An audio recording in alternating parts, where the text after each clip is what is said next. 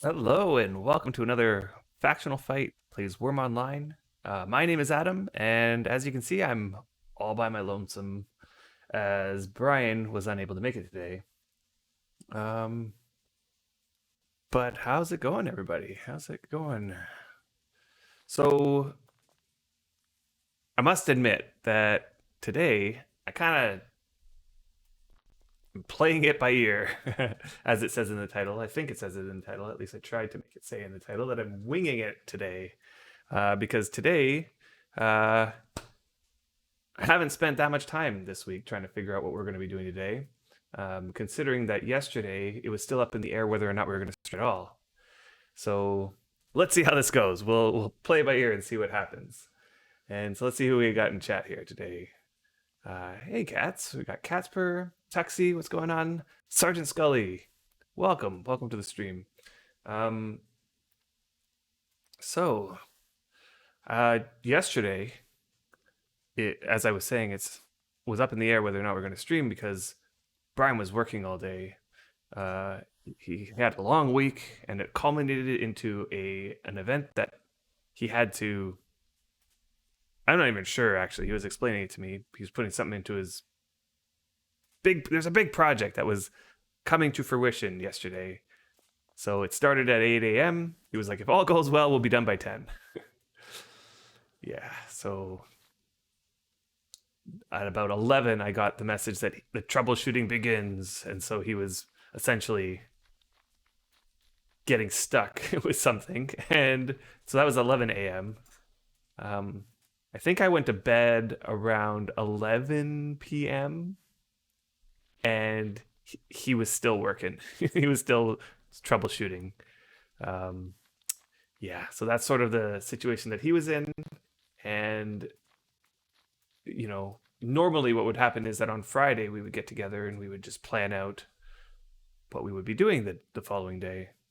And so we didn't get a chance to do that. All the while I was thinking, we'll just wing it. We'll just get together. We'll wing it in the morning. He wakes up in the morning. He's like, he's just spent. And so, yeah, that's where we're at. So I kind of just said, I'll just stream on my own and we'll see what happens. And hey, Du Jensen, what's going on? And Serene, welcome. Hat Goon, yeah, I know, long day. It's like super long day. Um, so yeah. Ooh, and you got new emotes. Nice. That's very cool. Are you guys making like when you say we are still working on them? Is that you and your daughters, Serene?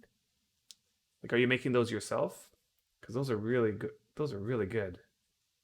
I love the laughing out loud one. You and your daughter, yeah, it's so good. That's very good.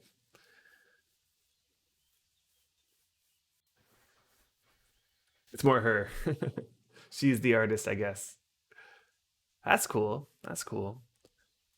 Well, normally we'll when we're getting to prepared for these streams, we'll discuss like what kind of topics we want to talk about, and along with what kind of things we want to be doing. So I must admit, on both fronts, I have nothing. I have no list prepared. I have no thing to do. So I was thinking, like, what would I normally do if I were to just get up and regular worm day? What would I normally do? And I thought I'd just do that.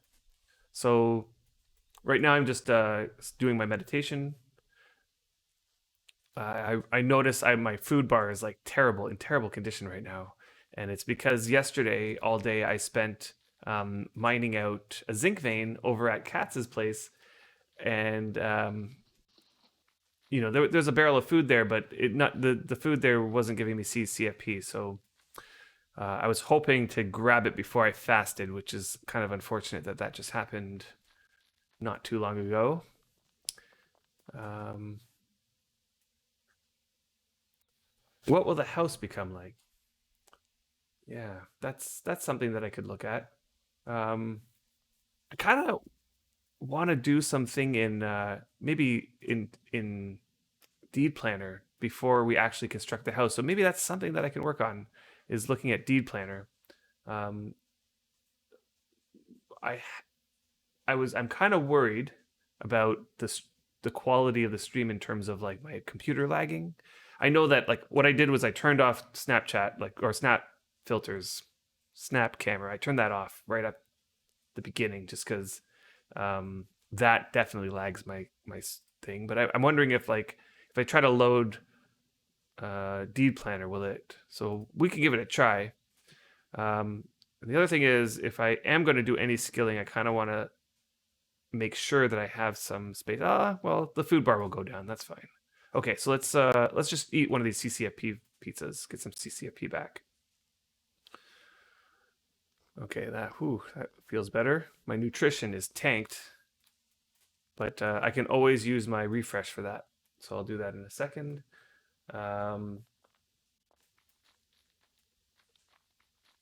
Yeah, you know what? How about this? I'm gonna go over to the token. I'll do a download of the current state of our deed and see what happens if we pop that into deed planner. And it looks like the farm needs a little bit of raking. Okay, how do we do this again? It's how do we get the plan to come up? How big is our deed currently? It's actually quite small. So the deed itself is 20 by 26. As we were mentioning in the last stream, this is like the smallest deed we've ever been on. And part of it has to do with the fact that the spot that we're in is kind of in a little nook that is only so large. It's surrounded by a massive hill over in this direction. Like it just goes straight up to a massive hill. And then it only goes out so far this way before before we hit another deed. So we're in this small little area. And since then, people have settled all around up on the top ridge there and up there as well. So there's not really much room to expand. We could expand out into the water a little bit if we want to extend that. We definitely have a boat mine over here that we want to work on. That's might take a look at that boat mine as something to do. And hey, John Wright. Thanks for watching. I've been watching you guys for years. My NFI tune is Critsmith. Hey, Critsmith, you've been in our area. Yeah, you took over Kerbest's spine top deed. Nice. Okay, so that's awesome to have somebody over there because I was worried that Kerbest over there wasn't he wasn't playing as often anymore, and then his deed fell, and that was a little bit worrisome for that area. But I'm glad that somebody's picked up that spot. I suppose you're gonna have to wait till those buildings fall before you can grab that spot. So let's see, does our deed go right out to here? It's not. So these two tiles are in the perimeter, so we could extend it out here and we can drop a whole whack load of dirt. This would be a lot of dirt. What we are doing over here, I'm not sure exactly, but my initial thought was that we'd be putting a boat dock building structure thing over here. All of that is on our deed, up to probably, a few tiles over there. And then Brian's suggesting we can extend the farm if we drop a whole whack load. Well, we would have to drop a ton of dirt to extend the farm. But yeah, I'm not sure if I'm willing to do that. We would have to go gather dirt or buy dirt from somewhere because we don't really have that much. There's not really that much dirt over here, honestly. Everything's very narrow. We're if you take a peek at the map, we're on this little peninsula over here. It's really skinny and tall area, and so there's not really much room here. Most of it is covered by deeds. So if one were to go over here and just try to gather a bunch of dirt, it would really show in the landscape. So to get dirt, we'd have to go somewhere down, maybe over here, or possibly in the step that's over here. But even that step that's close by is pretty small. Um, yeah. And hey, Drogos, welcome to the stream. Yeah, you talked to everyone over here before I deeded, and Kerbess has been gone for months. Apparently, he was really nice dude. Yeah, he was really nice. He had different playtimes than I did. I saw him every so often, probably on the weekends, but yeah, he was it looked like he was setting up a pretty nice spot there, and he had that hallway down the center that he was encouraging everybody to use as they traveled through there. Anyway, it's unfortunate, but it's sort of the stuff that's happening right now on the new servers where it's especially people. I have to admit that I kind of did this when Pristina Release started out. I made a new character on release and built up a little deed.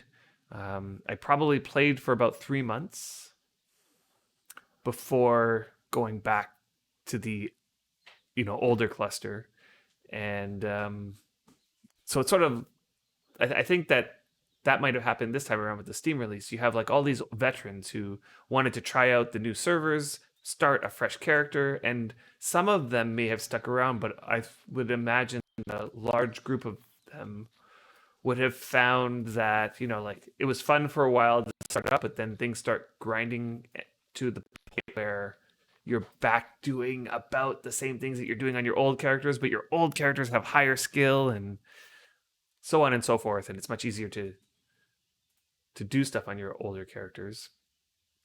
So you just go back, and it might give you inspiration to start working on your old deed again, and that might have been what happened.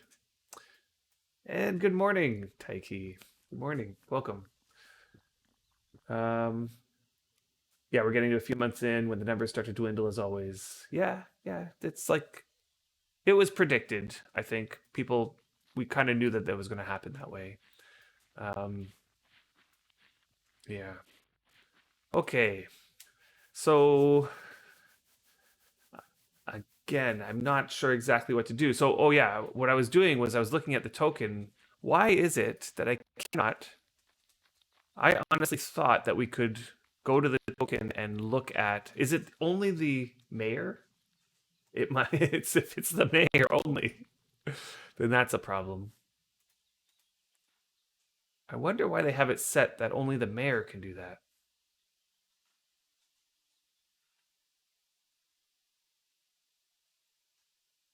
You were excited to see a friend start up recently and started playing on Cadence. She's loving it. Very cool. Very cool. And she's like brand new to the game. That's very cool. Yeah, brand new. It's always the best getting a friend, a real life friend, to play a game that you're playing. And Wurm is one of those ones that is really hard to convince people to start playing. I tried to convince all my friends to play this game when we first started. And what I found was it was really hard to explain precisely what it was that made this game so good that it was worth a try. Yeah, it was really hard. In the end, it was the main reason why we made these videos. Like we started like with this idea, like if we could just like convey what the reason that we love this game so much, we would record it in a video and we would showcase it and we would send it to all of our friends and maybe they would start playing, and it didn't really pan out. We did have a friend, my brother-in-law actually, so not a friend but a family member, who he's a gamer. I played WoW with him a lot. He's like,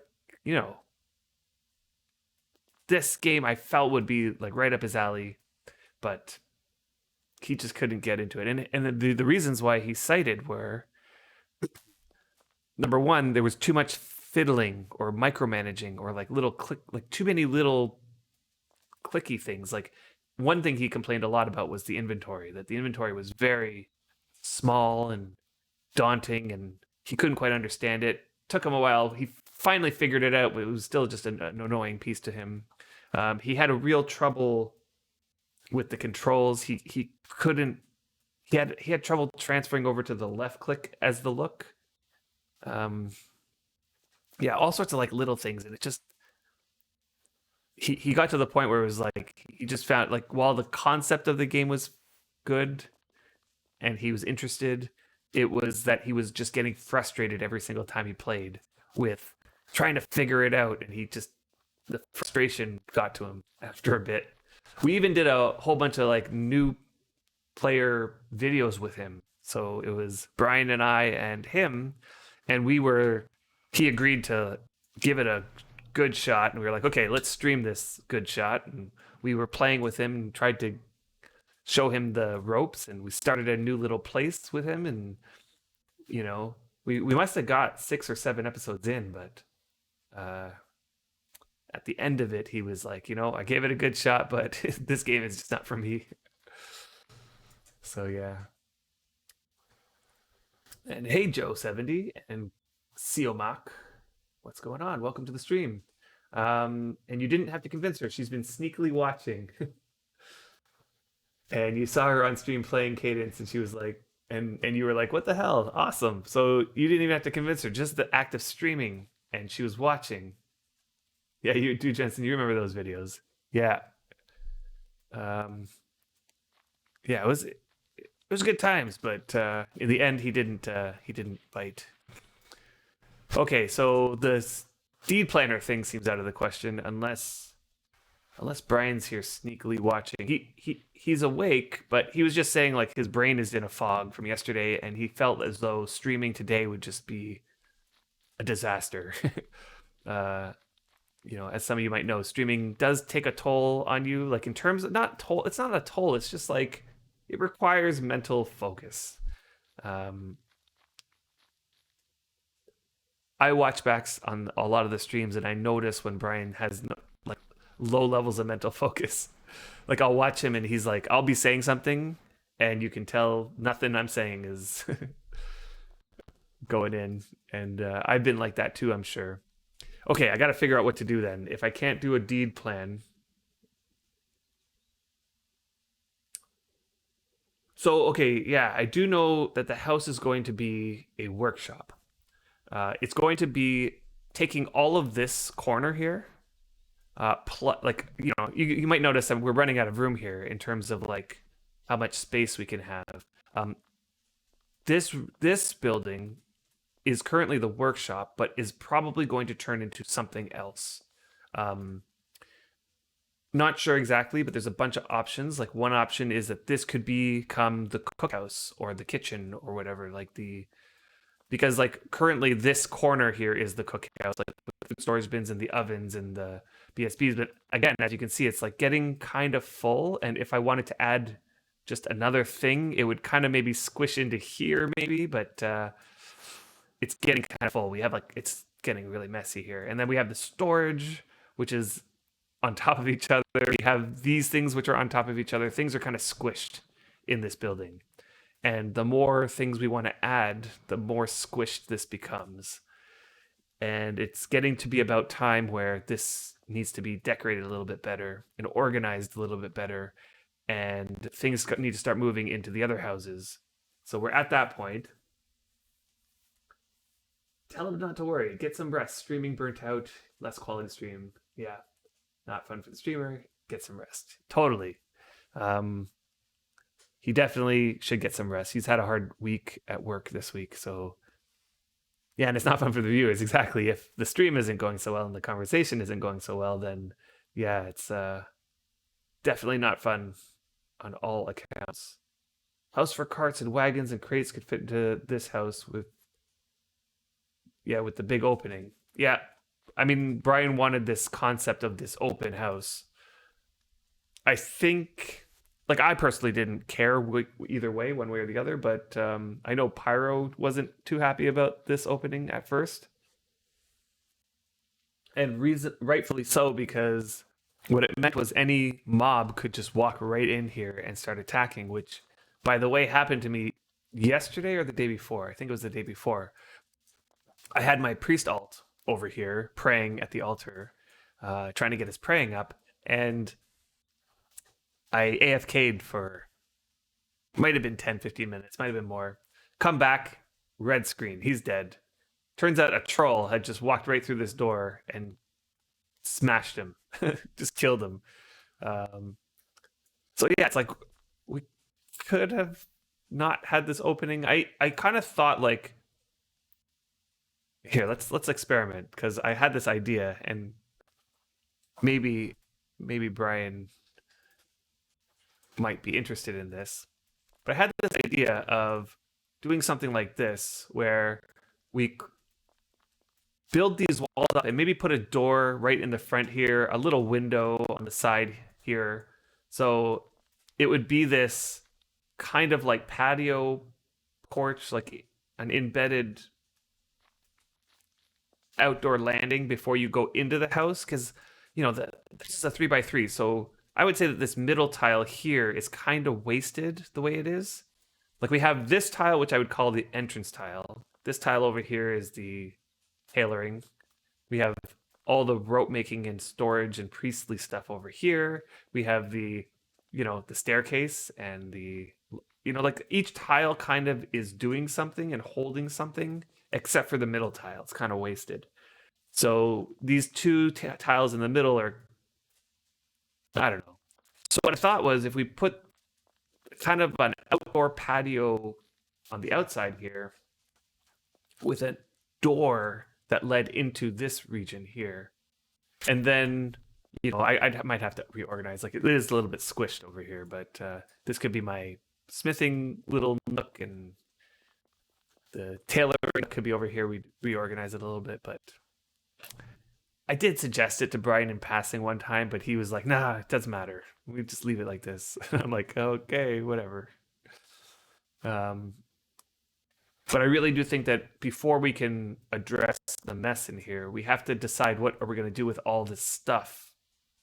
And for that, we need other buildings, which is what we're kind of working on right now. And it's going slowly, but surely. We intended for this to go slowly. I've seen people's deeds get built up so quickly. A lot of new players too, like, they would come in, and in the first month, it's like, I'm going to build my house till it's like perfect. And we came into this expecting not to do that, to go slowly and surely and build things up one piece at a time. Once that piece is built, and evaluate. And so we built the workshop as their first building. That was progressing. Brian built his cottage, which he should probably rename it to something, but that all of his leatherworking stuff got put into there, and it probably could use another thing or two that goes in there. Deathwind, what's going on? Thanks for the sub. And I didn't hear that. God.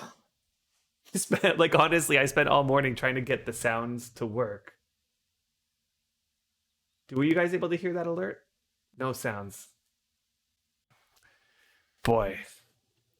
Honestly, I right before the stream, this was literally 5 minutes before I hit the stream, I finally got it working. And I tested it with a recording. I recorded it and listened back, and it was working. I'm so sorry. But the thing came up, I saw. Well, welcome, Deathwind. Thank you so much for the sub. Just give me a second. I got to respond to this. Okay. I don't know. I don't know if it's a bug. Because it has to sound the way I have my sound settings set up. I'm using something called RTX Voice, which is a NVIDIA software that consolidates all of your sound devices and gives you a little interface to quickly swap between them. And then it outputs it as Windows is just taking it from RTX Voice. Like, all sound stuff, like all my input and output is RTX Voice. And then I use RTX Voice to moderate the, manage the sound devices. But what I found was that the desktop audio, which is where the sound is coming through, is kind of funny with RTX Voice. So it took some moving around some stuff, but I finally got it working. But I don't know. You know what I'm going to do? I'm going to just give me 1 second. I'm just going to test. Normally I don't do this sort of stuff on stream where I'm like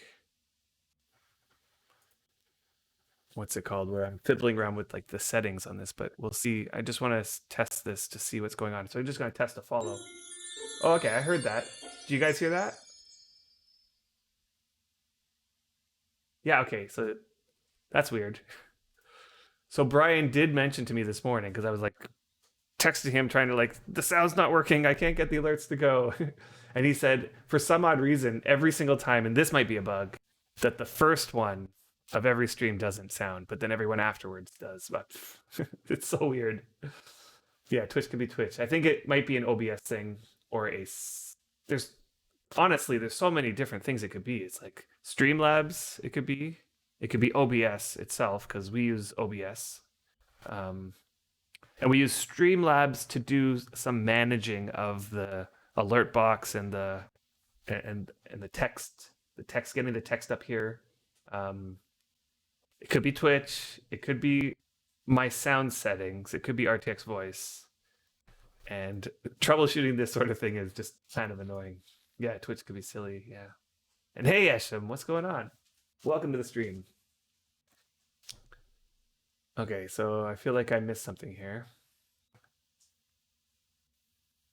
Okay, so Katz, you're saying, Griff, you know what? I got several subs yesterday. My notifications worked for followers, hots, but not for subs. Yeah, it's like exactly. It's like so finicky this system. Um, yeah, I, just put an iron fence on it. Well, let's see here. Oh, okay, iron fence on the front, and it'll still look open. Yeah, we could. We could. Hey, Raybarg, thanks for the cheer. Like, we could put like a fence here. I was thinking about that too, but part of me likes the look of just the open concept here, and I don't know. We'll have to play it by ear. You know, like one day we'll just decide. Let's just do something here. I think I might sneak that little fix in, but before I do that, I want to move out my stuff. John Wright 214, thank you so much for the sub, and welcome to the chat. Yeah, with the fence it'll look so good. It could. Yeah, maybe. I'll have to decide. And to follow. Wow. Sub before follow. That's very generous of you. Thank you very much. Okay, so I got to make a decision about what I'm going to do here because I'm not sure I want to build the house yet. I don't think I have the mats for it fully. Let's check the mats. Let's check the mats and see what we got. Because I could make some mats while we chat. I could do some skilling, so that's another thing that I am interested in doing. So I could pick one of my skills that I want to get up and just go to town on it. Hype train. Is there a hype train going on? I don't even know. I thought that we disabled that, but it could be. I don't see it in my interface here. So great tactics, factual fight to simulate the sound not working. It's clearly generating cheers. My sound is not working. Please test it for me. Yeah. Okay, you're just joking. Yeah. It's possible. I saw the hype train once and it just sort of like caught us by surprise. We're like, wow, there's a hype train thing going on. Don't even know what that is. Okay, so I was looking at mats. So I saw 500 mortar. That's a good amount of mortar. I think I would give about 25 walls or 30 walls almost. Not quite 30 walls, but we could probably make it. Why is my brain having a fart here? It's like 400 mortar would be 20 walls. 500 mortar would be 25 walls. Yeah, so not quite 30 walls. That's right. Stone bricks, we don't have quite enough. And then it comes down to like what wall type should I want? So I was looking at the wall types. Let's see. Do I have them here? Yes. So let's take a look at those together. I was looking at the wall types. And I was hoping for the first floor to be some kind of stone, like a brick. And then the upper floor is to be either timber or wood. I'm not sure. Depends on which bottom floor I pick. So, oh, why aren't these showing? That's weird. Okay, maybe they'll show now. So there's the plain stone walls. Yes, there we go. Um, those are okay. Um, let me just pick the ones that can use just the brick. So there's the rounded stone walls. These ones use regular brick, right? Stone brick, you can make rounded stone walls. Am I right about that? Pretty sure. These ones are lighter in color and might go nicer with the timber, let's say. Um, Hello, how are you? ooh, there's a hello, how are you? Let's see who that is.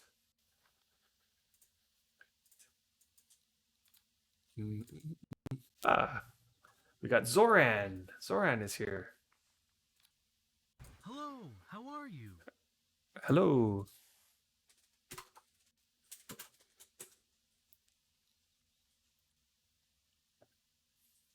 Stream sniped.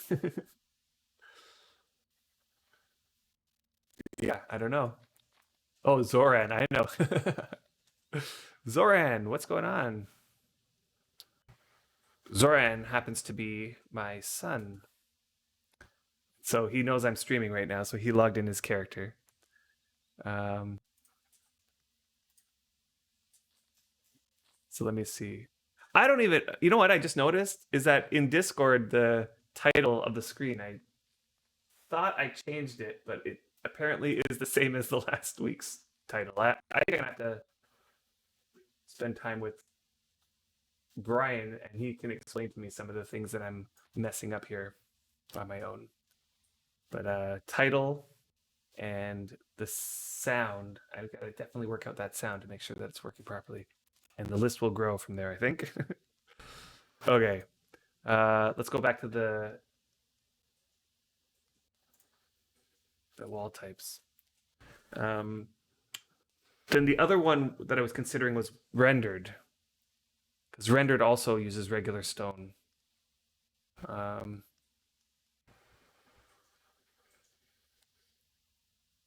I really should play around with this in Deed Planner. You know, there's a web version of Deed Planner now, right? Let's take a quick peek at that. I am a Deed Planner, for sure. I've done some work in Deed Planner. Okay, Deed Planner 3 browser version. Let's see what happens.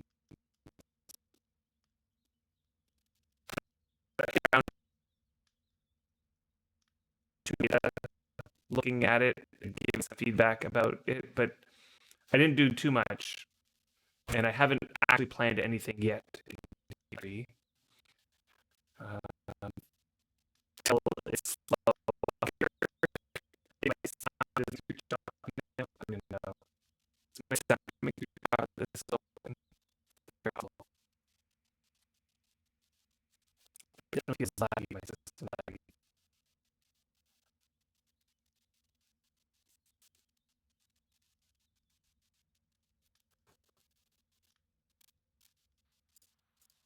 Okay, so we're gonna kibosh that again because yeah, it's definitely lagging my computer.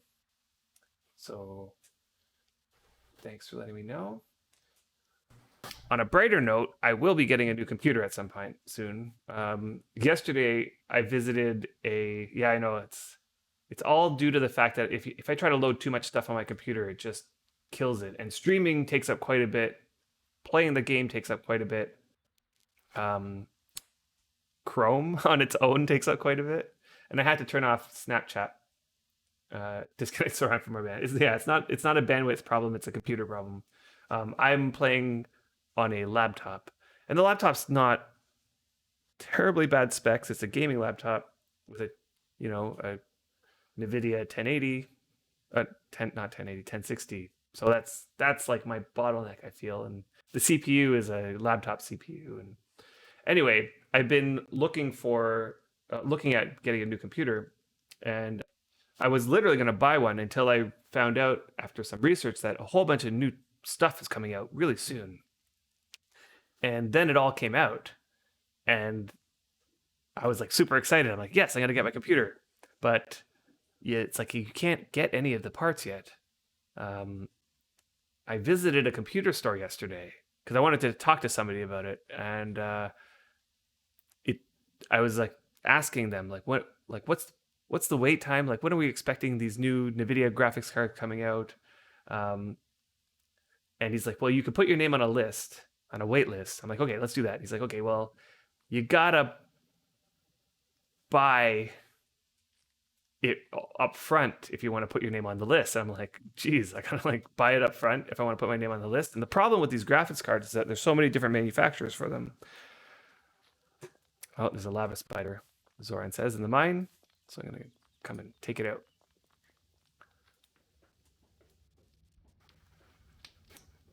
So AMD, I'll talk about that in just a second. But with the graphics cards, it's like I can put, like, you know how you can get a NVIDIA GeForce graphics card, but you can get lots of different there's lots of different options. You can get an Asus, you can get a what is it, EVA or EV whatever. You know, an MSI makes their version, and there's just like maybe 15 different companies making this graphics card. And if I put my name on a waitlist for one of them, like I'll buy the Asus one, for example. I put my money down and I wait for the Asus one to come in, and it might be that the other ones start coming in. There might be another one that I'm interested in getting. Like I'd be willing to get if it came in. Anyway, I wasn't really willing to put down, the money right now to wait for a specific one. I kind of want to wait till they're on the shelves. And Reganation, welcome to the stream. What's going on? Yeah, right now the Best Buy is a 2080 because it's still good for performance and available. Right, exactly. So my eye is set on the 3080. Yeah, I'm kind of interested in that one, and I've been saving up, and this extra time for saving up, like I was ready to buy it in maybe September, maybe the end of August. Like I was like, okay, going to go buy it. But then the announcement for the 3080 came out, and AMD had their announcement. So I'm actually really interested in the new AMD Ryzen. Is it Ryzen 9s? That those CPUs look like monsters. Like if I was Intel right now, I'd be super scared because honestly, those CPUs. See, the debate between AMD and Intel for the longest time was always like Intel if you want to game. So like for single-threaded items or single-threaded applications, like you just want to game or you want to run this one program that's like really strong. And AMD was great for multi-threaded applications such as video rendering, or if you wanted to do lots of different things at the same time, like for example, play a game while streaming, while watching videos, while da da da da. AMD was superior in that regard. But for gaming alone, like single-threaded gaming, Intel always won out. Turns out these new AMD graphic CPUs beat Intel on both accounts, and it's not by a slight margin either. It's like by a large margin at the same price point. And so it's really got me thinking about switching over to AMD for the CPU. Yeah, yeah, exactly. Raisins 9. Exactly. I know, like, if all I want to do is play Wurm, then sure, I can go with a more budget card. Um, However, Wurm is not the only thing that I want to do. And I definitely want to have a gaming rig that will be able to handle new games into the future. I'm also quite interested in the future the direction that VR is heading. So I definitely want something that can handle high level graphics, and I'm also interested in getting a screen that is a higher resolution. I haven't decided exactly whether I want a 4K screen or not, or whether I just would be happy with a 2K screen. But once you get to the point where you're like, okay, I want to play a new game that comes out. Let's say Elder Scrolls 6 comes out. That's definitely one I have on my eye on. and I want to put it on a 4K screen, and I want it to look pretty. Uh, I want a rig that can just handle that without me double thinking about it, you know, like without me having to like worry about the graphic settings. I want to be able to just crank all the settings to high and just enjoy and not have to think twice about it.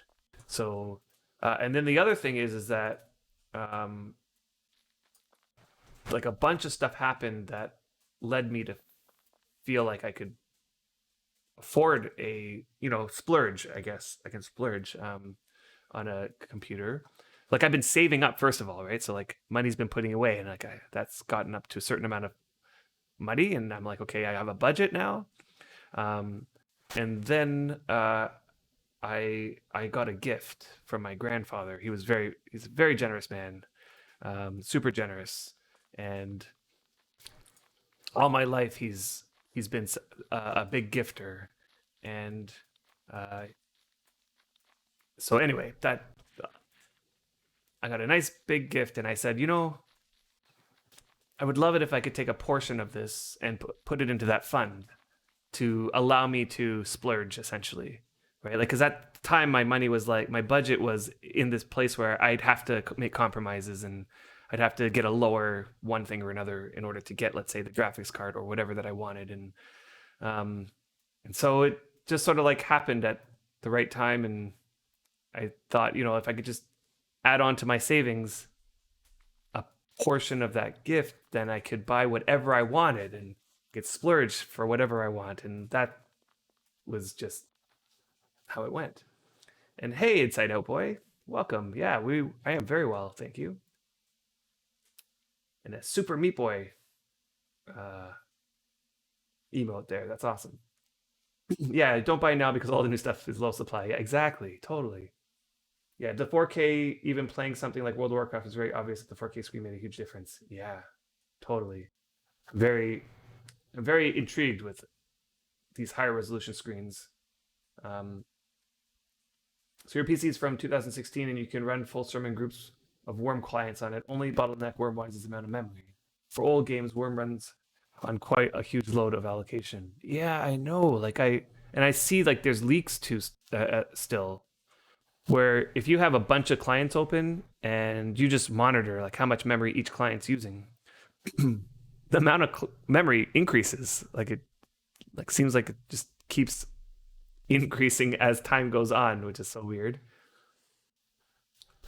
Yeah, and for resolutions higher than 1080p, yeah, you'll need at least a 2060. Exactly. Like, and that's not. I see. I don't want to be at that place where I'm at the very least spot. You know, Deathwind, with the big $20 donation. You, my man, are the man. Awesome. Thank you so much for that donation. Um, I don't know. I don't even know what to say. Thank you so much, Deathwind. Um, so yeah, I lost my train of thought here. Yeah, Worm runs on a potato. It's the other stuff you need performance for. Exactly. Yeah, I know. Yeah, and you don't only play Worm, you also use dplanner. Exactly. And dplanner is like running 3 Worm clients. It feels. Um, Instead of making a better CPU, Intel decided to invest in making its own GPU. Interesting. I didn't know that. Didn't know that. They tried to get into the GPU market, which might not have been a good plan. You know what I feel really killed Intel is that they weren't investing in better architectures, where AMD was putting all their money towards building a better and better architectures, and now they're down to 7 nanometer architectures, which is insane.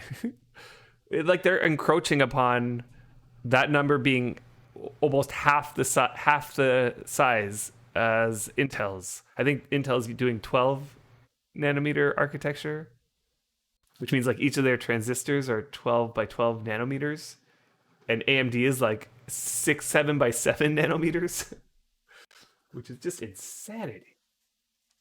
Insanity. Okay, so I feel like I was going backwards through chat there, so now I gotta go check what's happening down here. Yeah, you had to upgrade your memory to make Wurm stable even with one client. I know, like you can decrease the amount of memory if you run into a cave, and inside a cave they don't leak. Right, okay. Let's just go into a cave and just stay there. Don't move. Play inside a cave.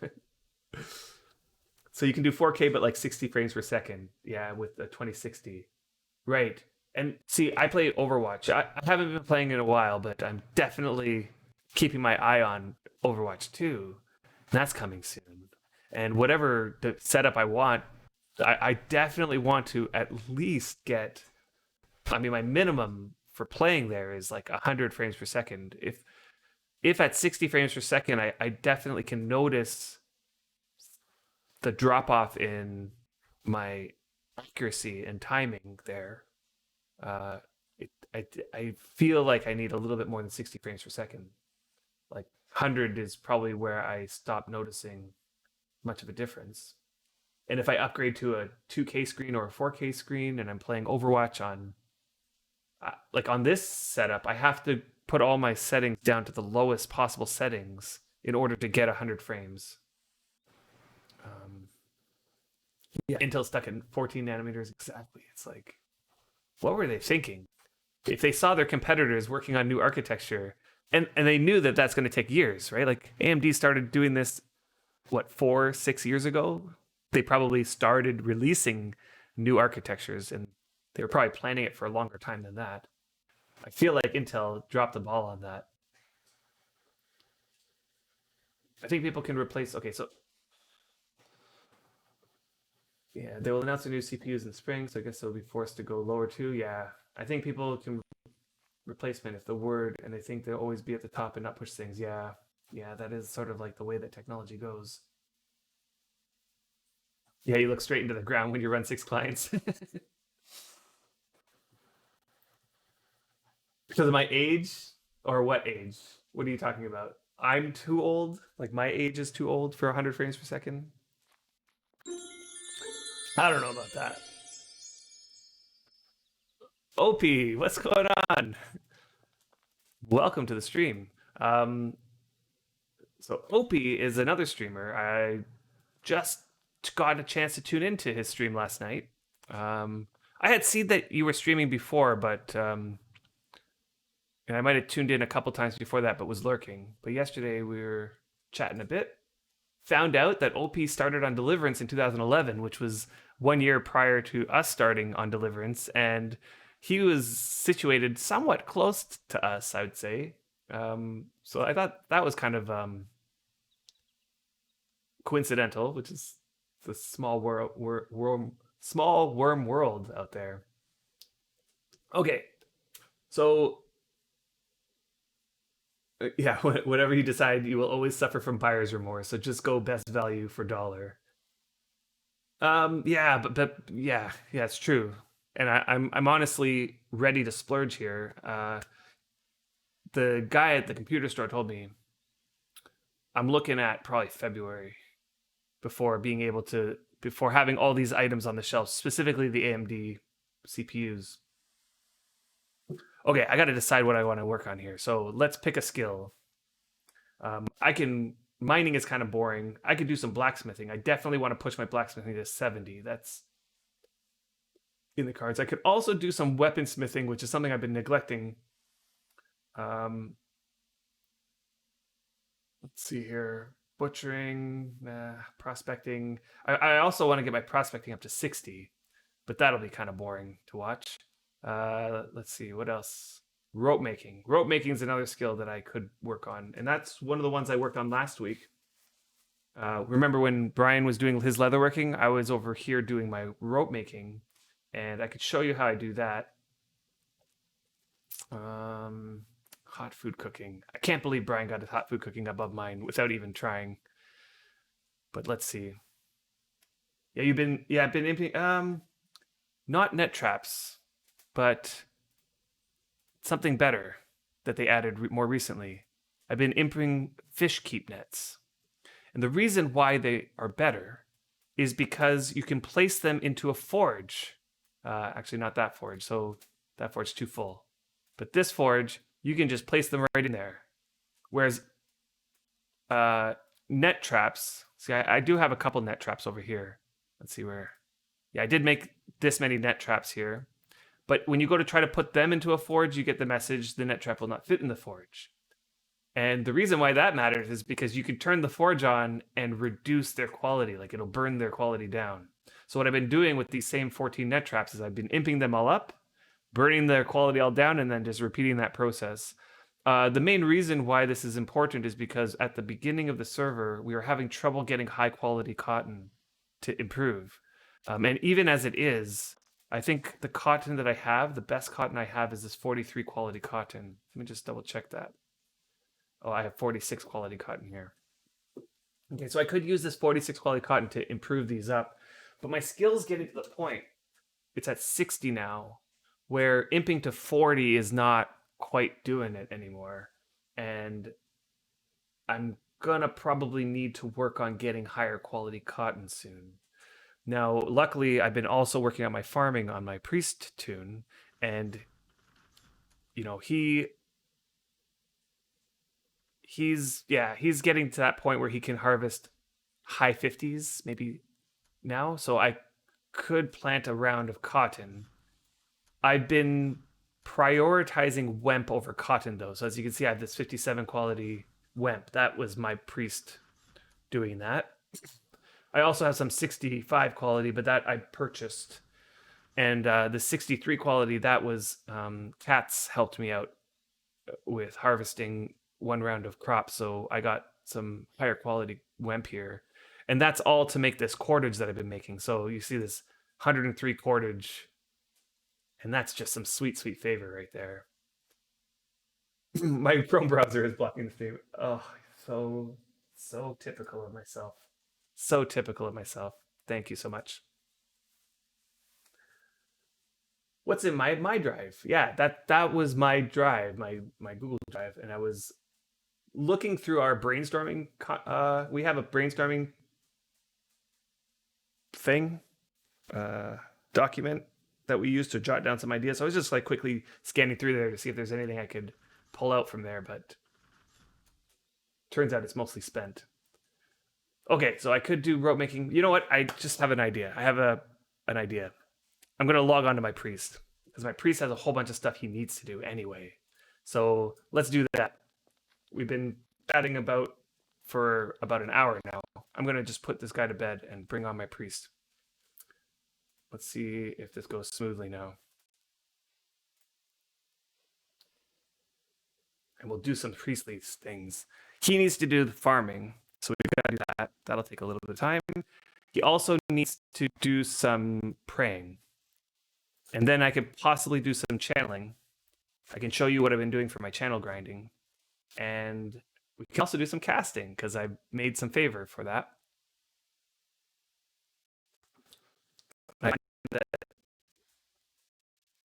Priest work is always somewhat engaging for people to watch, simply because it's not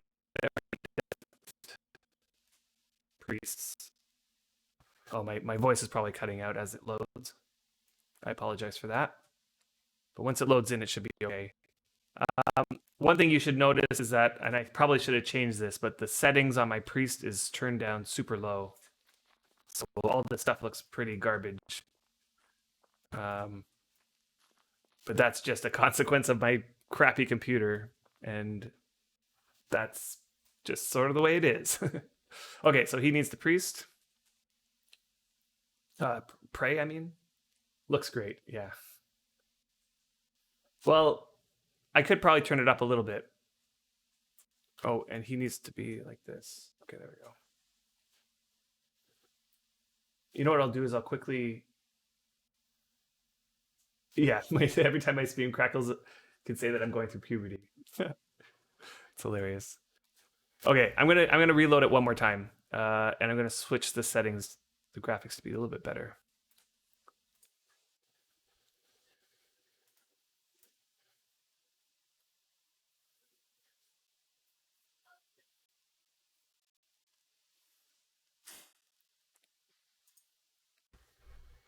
Okay, my voice is probably gonna crackle through this.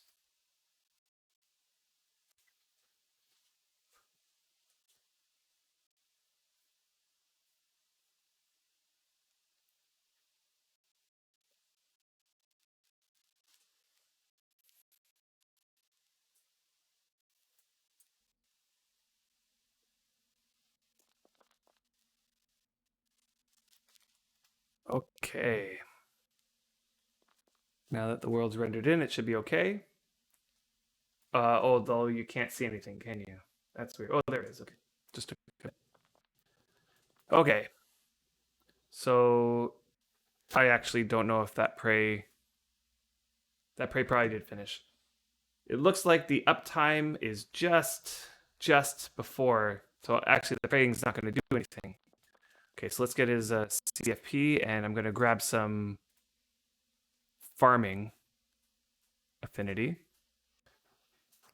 And before that's full, I'm also going to grab some channeling affinity. The farming food is far superior than the channeling because I made the channeling much earlier.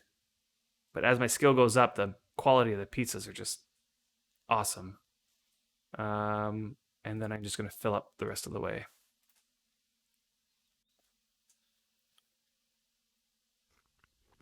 With my horse meals. Exorcism grinding. Honestly, I have no idea. I've never worked on my exorcism.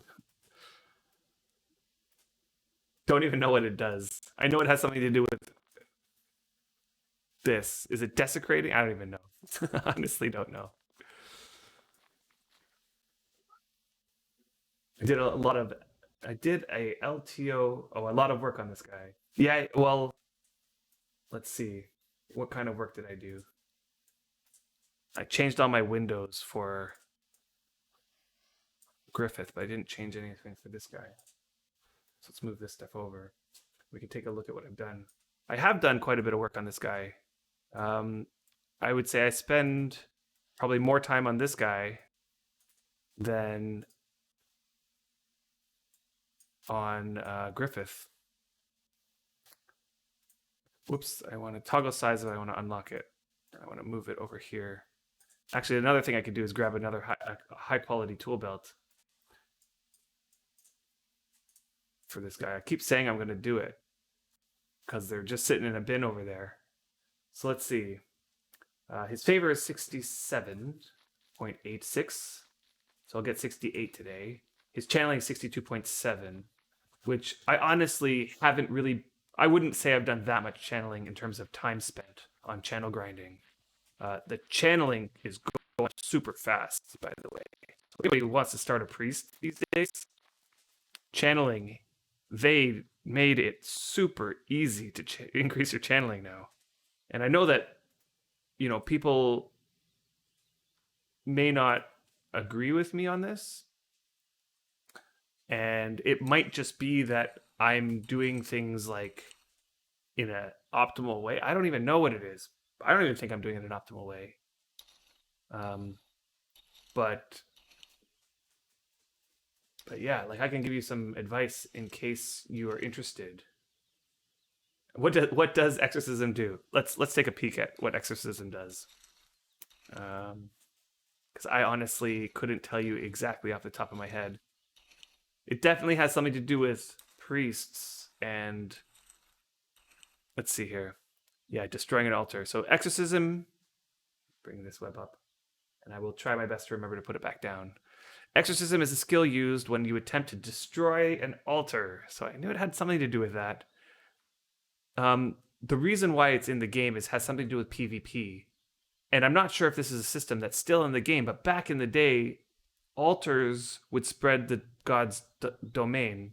And the god's domain influenced things such as being able to put guard towers down and expanding your kingdom's influence over the server. So the enemy kingdom would have to come in and try to destroy your altars to get rid of your domain. So altars were like kind of like a mechanism for a PvP mechanic. And exorcism was the skill required to destroy altars. And yeah, I don't know. This is an old system though. So I'm not sure if it matters anymore. Um, nice, Sipiku. Nice. Let's see, how many hours a week do I play? how many hours a week do I play? That's a good question. Um, my playtime is going to be a lot higher than what my actual playing time is, and the reason is because I AFK a lot. Like I'll get home from work, I'll turn my guy on, I'll hit the pray button, and I'll go make dinner. I'll come down, hit the pray button again, I'll go, you know, that sort of like. And then there'll be times where I play, good amount. Let's take a look. Playtime on this guy. Playtime is 27 days, and that's since the beginning of the server opening, 3 months. So you could probably average that out to figure out. Well, not 3 months, but yeah, 3 months. Let's see. I've been premium. No, no, no. When did I play? When did I walk in the portal? 120 days ago. And that's on this guy. I think Griffith is probably in that same vicinity. He might be at 30 something days. But you got to remember, I have them on both at the same times a lot, and I AFK a lot. But I probably get to play every day ish. I might miss a day here or there, and on the weekends I get to play a good amount, I'd say. Wow, Sipaku, you've been destroying those altars.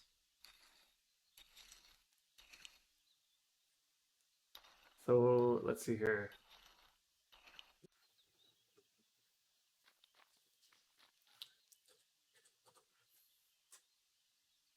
The optimal way to raise your channeling now using spells that didn't exist some years ago. Yeah, I know. Although, I'll be honest, I still like Vesseling. Vesseling is very, very good. Once you get to the point where you can use Vessel. So I'll put it this way.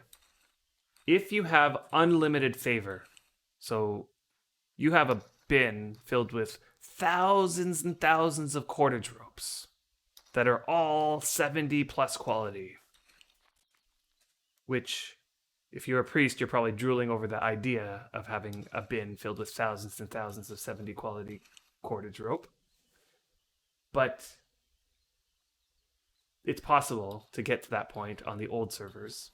In fact, I have a bin filled with thousands and thousands of 70 and 80 and 90. And if you're in that situation, then for sure, now is a better time than ever to skill your channeling by just sacrificing a whole bunch and just casting these spells over and over again, these high difficulty spells to get your skill up. But on the new servers, favor right now is the bottleneck. Getting a good stock of favor is hard. And in that situation, I still feel like Vessel, if you can get your hands on gems, Vessel's the best. I've been handing out enchants to the Alliance members, and in turn, they've been handing me their gems. And so I had a good amount of gems, and I literally spent them all by vesseling them. I would take all the high quality ones and vessel them until they were in the range of 1 to 10, and then I would pray and get all a bunch of extra gems and stuff. And then once you're at that point, you have like a ton of gems that are low quality. You can just vessel them over and over again, like unlimitedly, without ever stopping. And each vessel tick is much, much larger than any other channeling tick that I've seen anyway. Actually, Wild Growth also gave a good tick size similar to Vessel.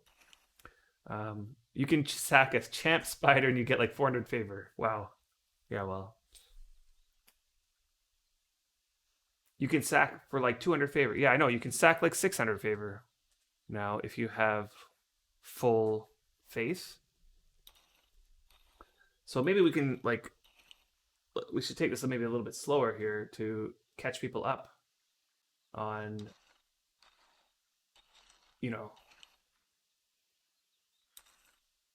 let's see here. So far it looks like the item you activate does not matter, but it takes the quality of it. So far I've been having the most success with high quality pickaxe.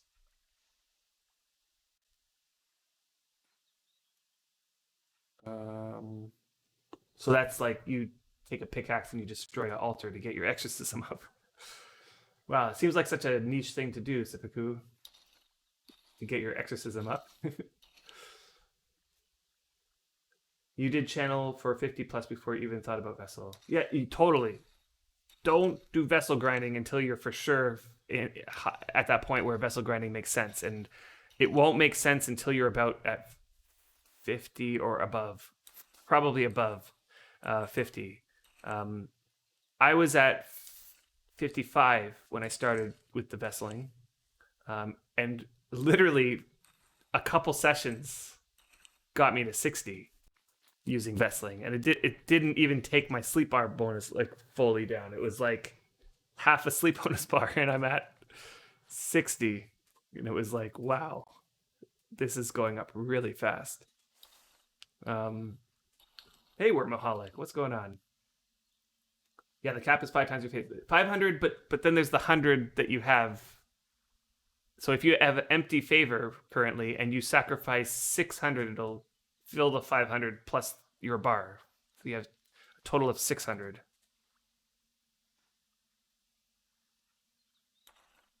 Yeah. So I honestly don't know if I'm ever really going to use that oversacking mechanism that they just added into the game. So far, when I'm doing my enchantments, I've been just sacrificing the amount that I need. And I would try to get to as close as 50 as possible. And I explain why and show you why. But the short answer to why I'm doing that is because when your favor is really low, you can regenerate favor really fast. So it pays off to, like, let's say, sacrifice so that you have 50 favor. And then right after you finish casting, it goes down to 0 favor. And you get a couple ticks there. By the time that you sacrifice again and cast again, you will have gained like 10 favor. So in my eyes, that's 10 free favor that I wouldn't have to sack. And I'm going to keep doing that until I actually have more favor than I know what to do with.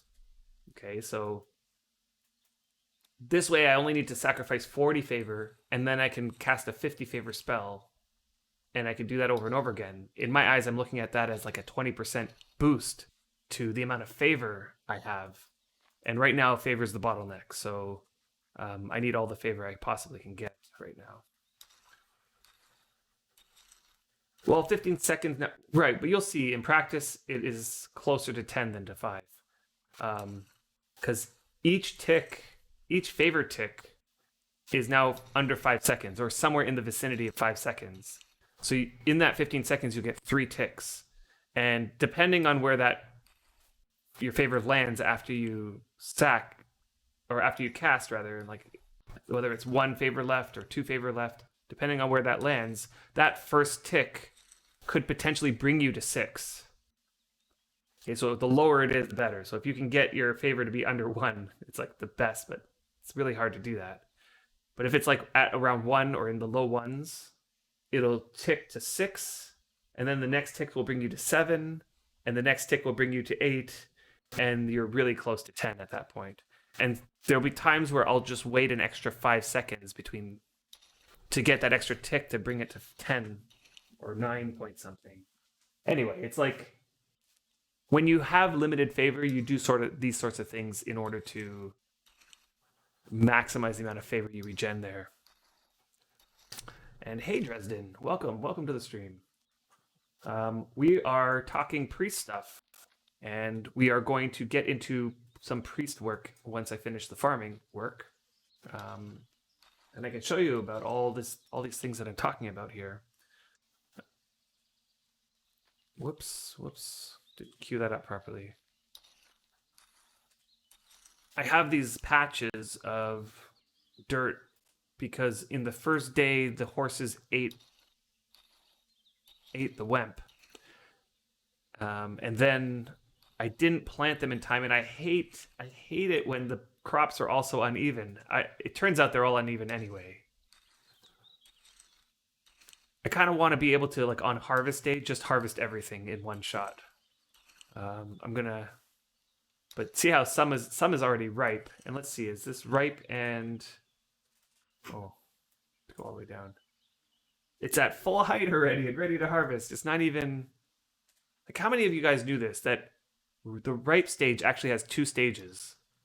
Currently, this one says the field is at full height and ready to harvest. That's the second of the 2 stages. The first one says like the the crops are steadily growing, but at the same time it's already ripe. Um, so I might have to actually harvest this one here. I'm gonna check the other ones too. Yeah, I know that never works out. I know. Well, it worked out the last round that I harvested. I think I only had to leave 1 or 2, but I'll see how it goes. This way you grind. Oh, hold on. Just mark convert to liberal and sack animals to get double favor and have 50% more XP in all religion subskills. And this way you grind fighting and get meat and 2 times favor. Yeah, yeah, and cute little horsies. These horsies I got as a gift from Casper. This one here, I'm really excited for him to grow up. Is it him? It's a him, yeah. I'm really excited for him to grow up so that I can ride him. He is a 3-speed, and I'm missing enough skill to see the 3rd speed, but I'm guessing it's a strong leg muscles, because that's the one that I can't see based on my skill. But he has strong body, carry more than average, and oh, is he missing lightning speed? So maybe that actually I was looking at the other one. The other one might have the lightning speed. So anyway, I think this guy is the one who's going to be faster. Let me take a peek at him. Lightning movement can carry more than average, and there's one more that I can't see, which I'm guessing is strong leg muscles. So the lightning movement and carry more than average together will give a 30% boost, and if it's the carry more than or strong leg muscles, I feel like that one might. Yeah, I got 2 exactly. Yeah, and there's another 3-speed. Faye might. So at some point or another, I'm debating on whether I'm going to replace the hell horses on our cart with actual horses that are geared. I want to make sure that we get the speed at least equivalent to the hell horses before I do that, because the advantage will be we won't have to worry about getting hit by the hell horses all the time. Tuxie says the different growth rates make it super hard to take a break from Wurm. Exactly. Because you're forever compelled to fill in the gaps. I know, which is why I didn't fill in those gaps, because I was like, I'm already like a day and a half late. And if I plant it now, then that means those crops are going to be potentially even longer than that after the harvest. And I'm like, forget it. Like, I wish that, like, I don't mind the variance. I just wish it wasn't such wide variance. Like, I honestly planted these at the same time, and look, some are ready and ripe in the second ripe stage, and some of them are like this in the halfway stage. And I think I might even saw one. Oh, this got untended.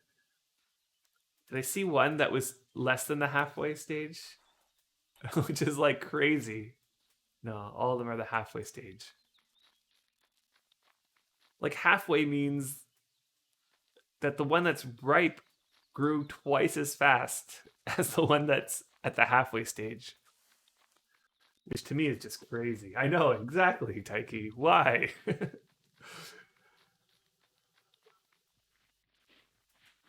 You even tried resisting harvesting and letting some get a little overripe, but still can never harvest all at once. Yeah, I know. It's quite frustrating, I must say. And the other thing I can't understand is the variance in the time it takes to become untended. So, like, every day I log in and it's like there's still a bunch of them that are fully tended. Whereas some become untended like an hour after you tend it. It's like just so frustrating how wide of a variance there is there. They age on a diagonal grid from northwest or something. I think I read that on the forum. Yeah. Brian looks like Adam today. I don't remember eating mushrooms today. Yeah, it's like a really advanced Snapchat filter we got where we can make one person look like another. No. Brian just, he's been spent. He's got he had a really hard day at work yesterday after a long week of work, and he just felt as if he were to stream today, it would all be come out foggy and hazy for him. So he's taking a break today. By the way, there's a pattern to how fields grow. With a very huge farm, you can notice the very clear pattern. Interesting. Interesting. I honestly wonder the person who coded this, and this might have been like a long time ago. What were they thinking? Like, what was their motivation for making it the way it is? They must have had some idea about what they were doing. They obviously didn't want it to grow perfectly in tune with each other, that they wanted some kind of variance. I do feel, though, that that variance could use some tweaking, you know?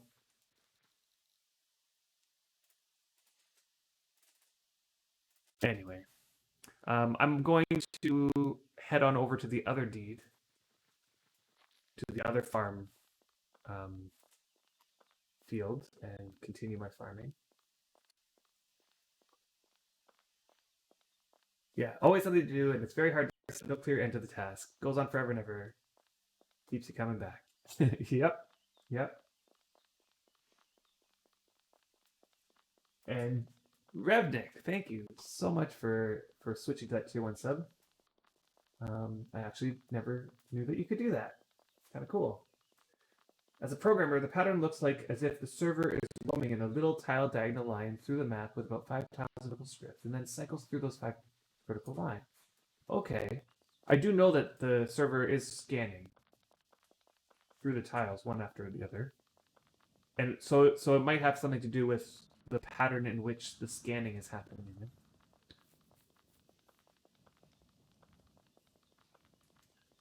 But I wonder, like, why would then,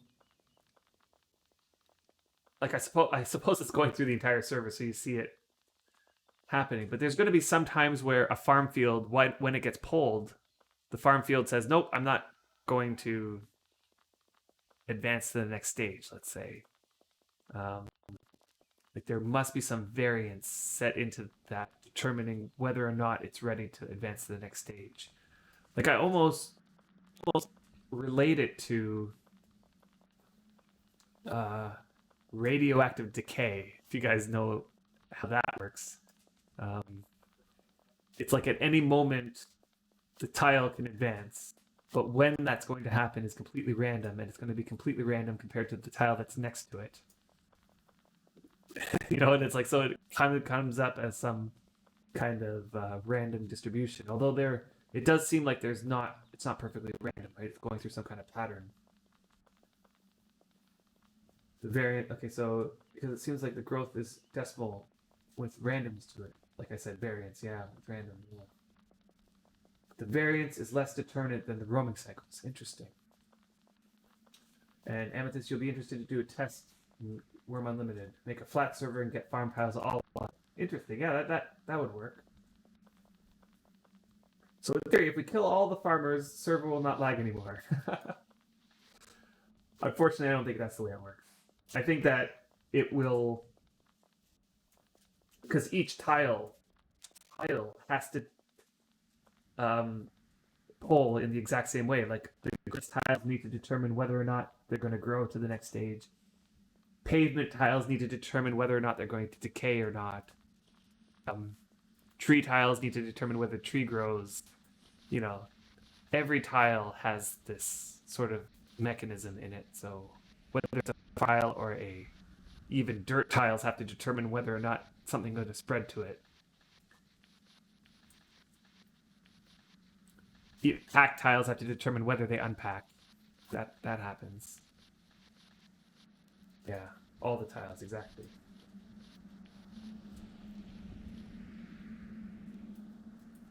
Okay, and I feel like it's about time for me to pray now. Let me see the uptime. Oh yeah, 20 minutes. So let's pray here. Here's our chessboard deed. See, the deeds aren't that far apart from each other. Like, it's a 3-minute ride, and as our horses get faster, it's going to get quicker. So I feel like it's a good distance away. It's not too far.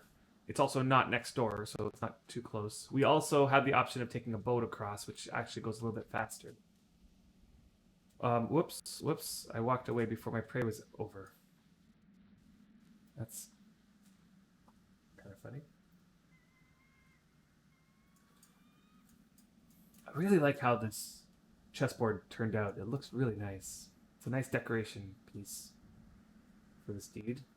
I did also spend some time building a house. I haven't finished it yet, but I got to the point where I can put a bed in there. So if ever I'm on this deed and just need to log out, I can log out on deed. I got a rooster and a wildcat sitting here. I'm gonna take that wildcat out. I might even take the rooster out as well. Let's take the rooster out before he runs away. Because he gives me some full meat. Oh boy. Oh boy. This rooster's harder than a hen, I'd say.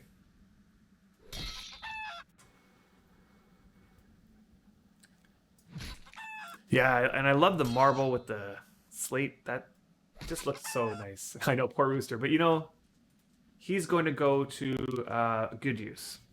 We definitely need some fowl meat. We're in short supply of that. Yeah, I was half debating whether or not we should start a coop, a chicken coop, because we haven't ever done that before, so we don't know what is involved or how much food they require. But yeah, missions are up. Missions are up now. Let's take a look at them.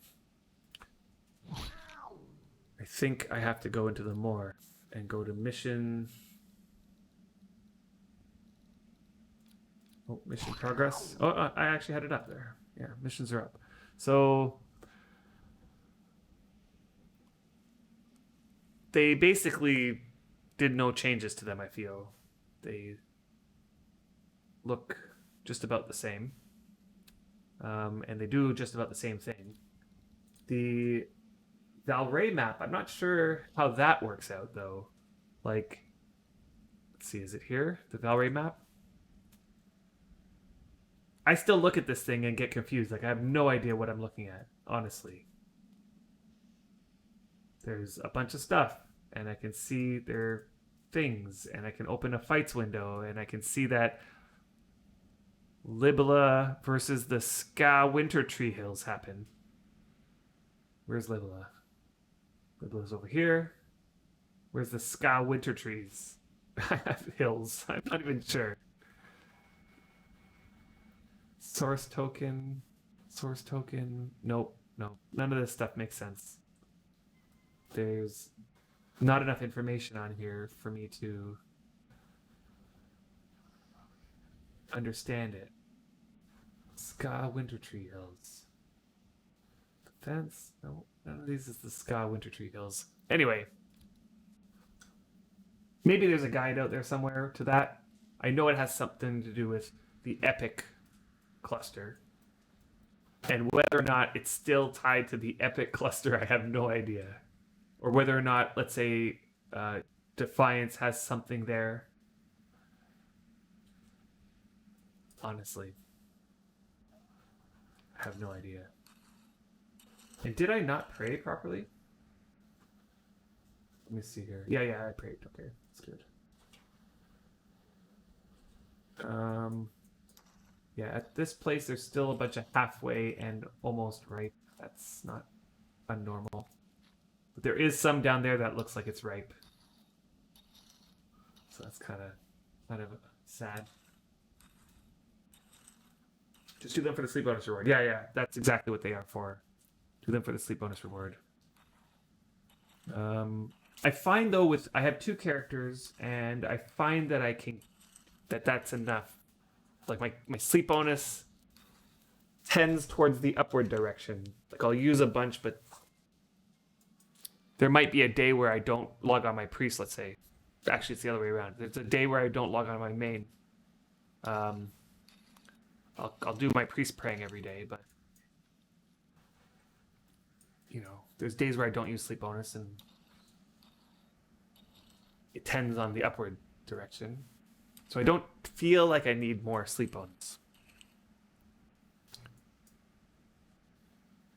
And we get sleep powders every time we premium, so I use those in a pinch in the event that I need.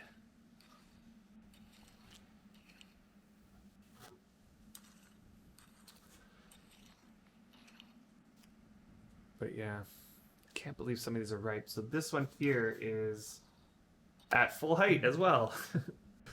It's on the second stage. I almost feel I need to harvest those. And I think I might just harvest them and leave them blank.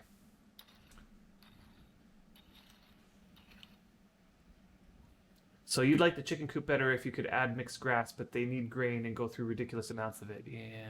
Yeah. I have heard that.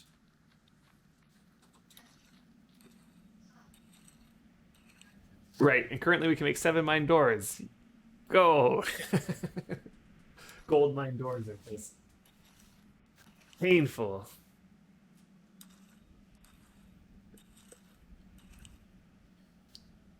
Yeah, I wonder if they use the server requirement, like the server population, to determine the requirements. There's stone ovens we can make. Where am I here? Okay, yeah.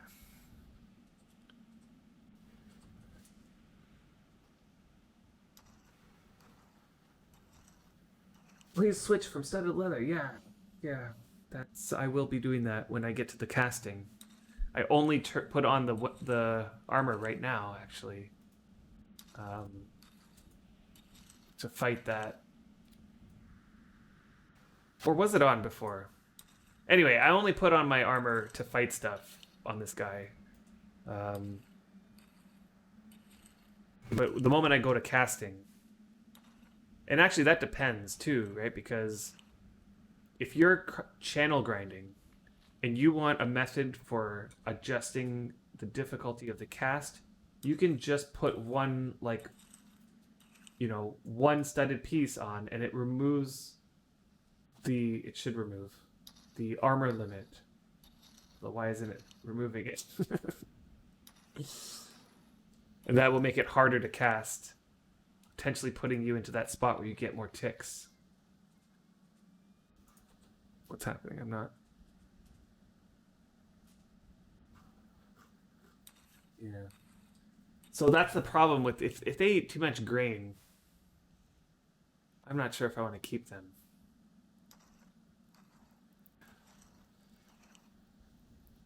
Oh, I see. So if you want, oh, I see. Is it that the studded leather doesn't remove this? Is that why? Yeah, you're right.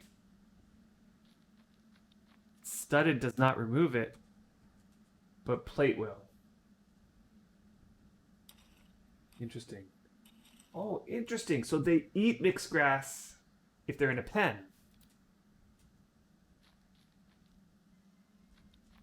That is interesting. That is kind of silly.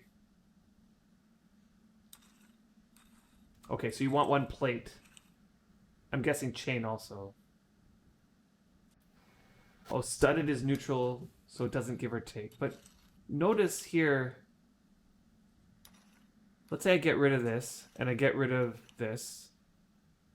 Okay, I get this armor limit, none. I get a 30% bonus to spellcasting and archery. Okay, so then when I go to put on a studded piece, I still get this 30% bonus. And if I put on the full set, oh, it's the full. That's interesting. It's like one piece doesn't do it. Okay, so how many pieces does it take? One, two pieces. That's so messed up. Okay, so 2 pieces will remove the bonus, and then putting this on gives you a 30%. No, it doesn't. Is it that helm doesn't count? The helm doesn't count, even though it's iron plate.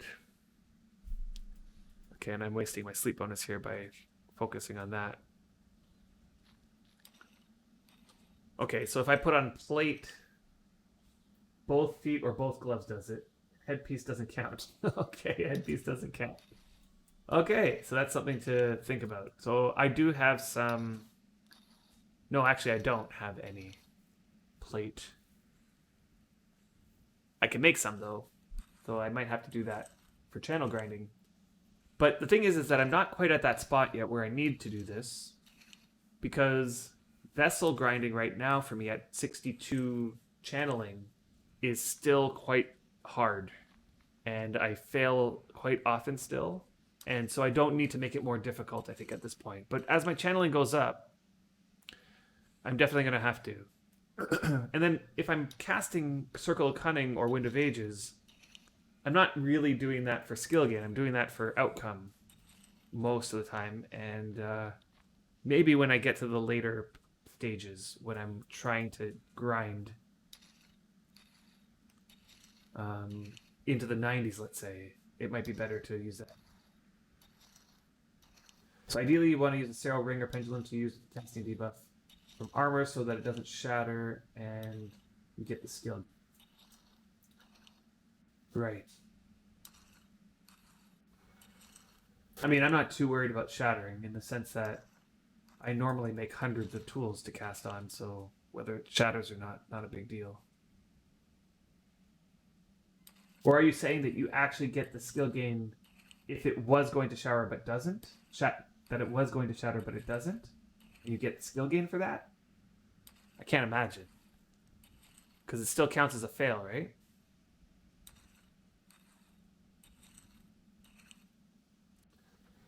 Okay, so let's see here. To grind farming, do you need a low quality rake? Or can you just use high quality? So if you want to grind farming, I would recommend at least to begin with a low quality rake. But it will depend on the actual tile that you're using or that you're planting. Okay, so different crops have different difficulties. So, and yeah, you should be able to post a wiki link here. And if you can, I'll unblock it. And I can show that wiki link that you're about to show too, because I think I know what you're going to do. So I'm going to just look up farming. Let me just get a couple actions queued up here. So farming, you scroll down into there's some table down here, right? And you see how each crop has a different difficulty.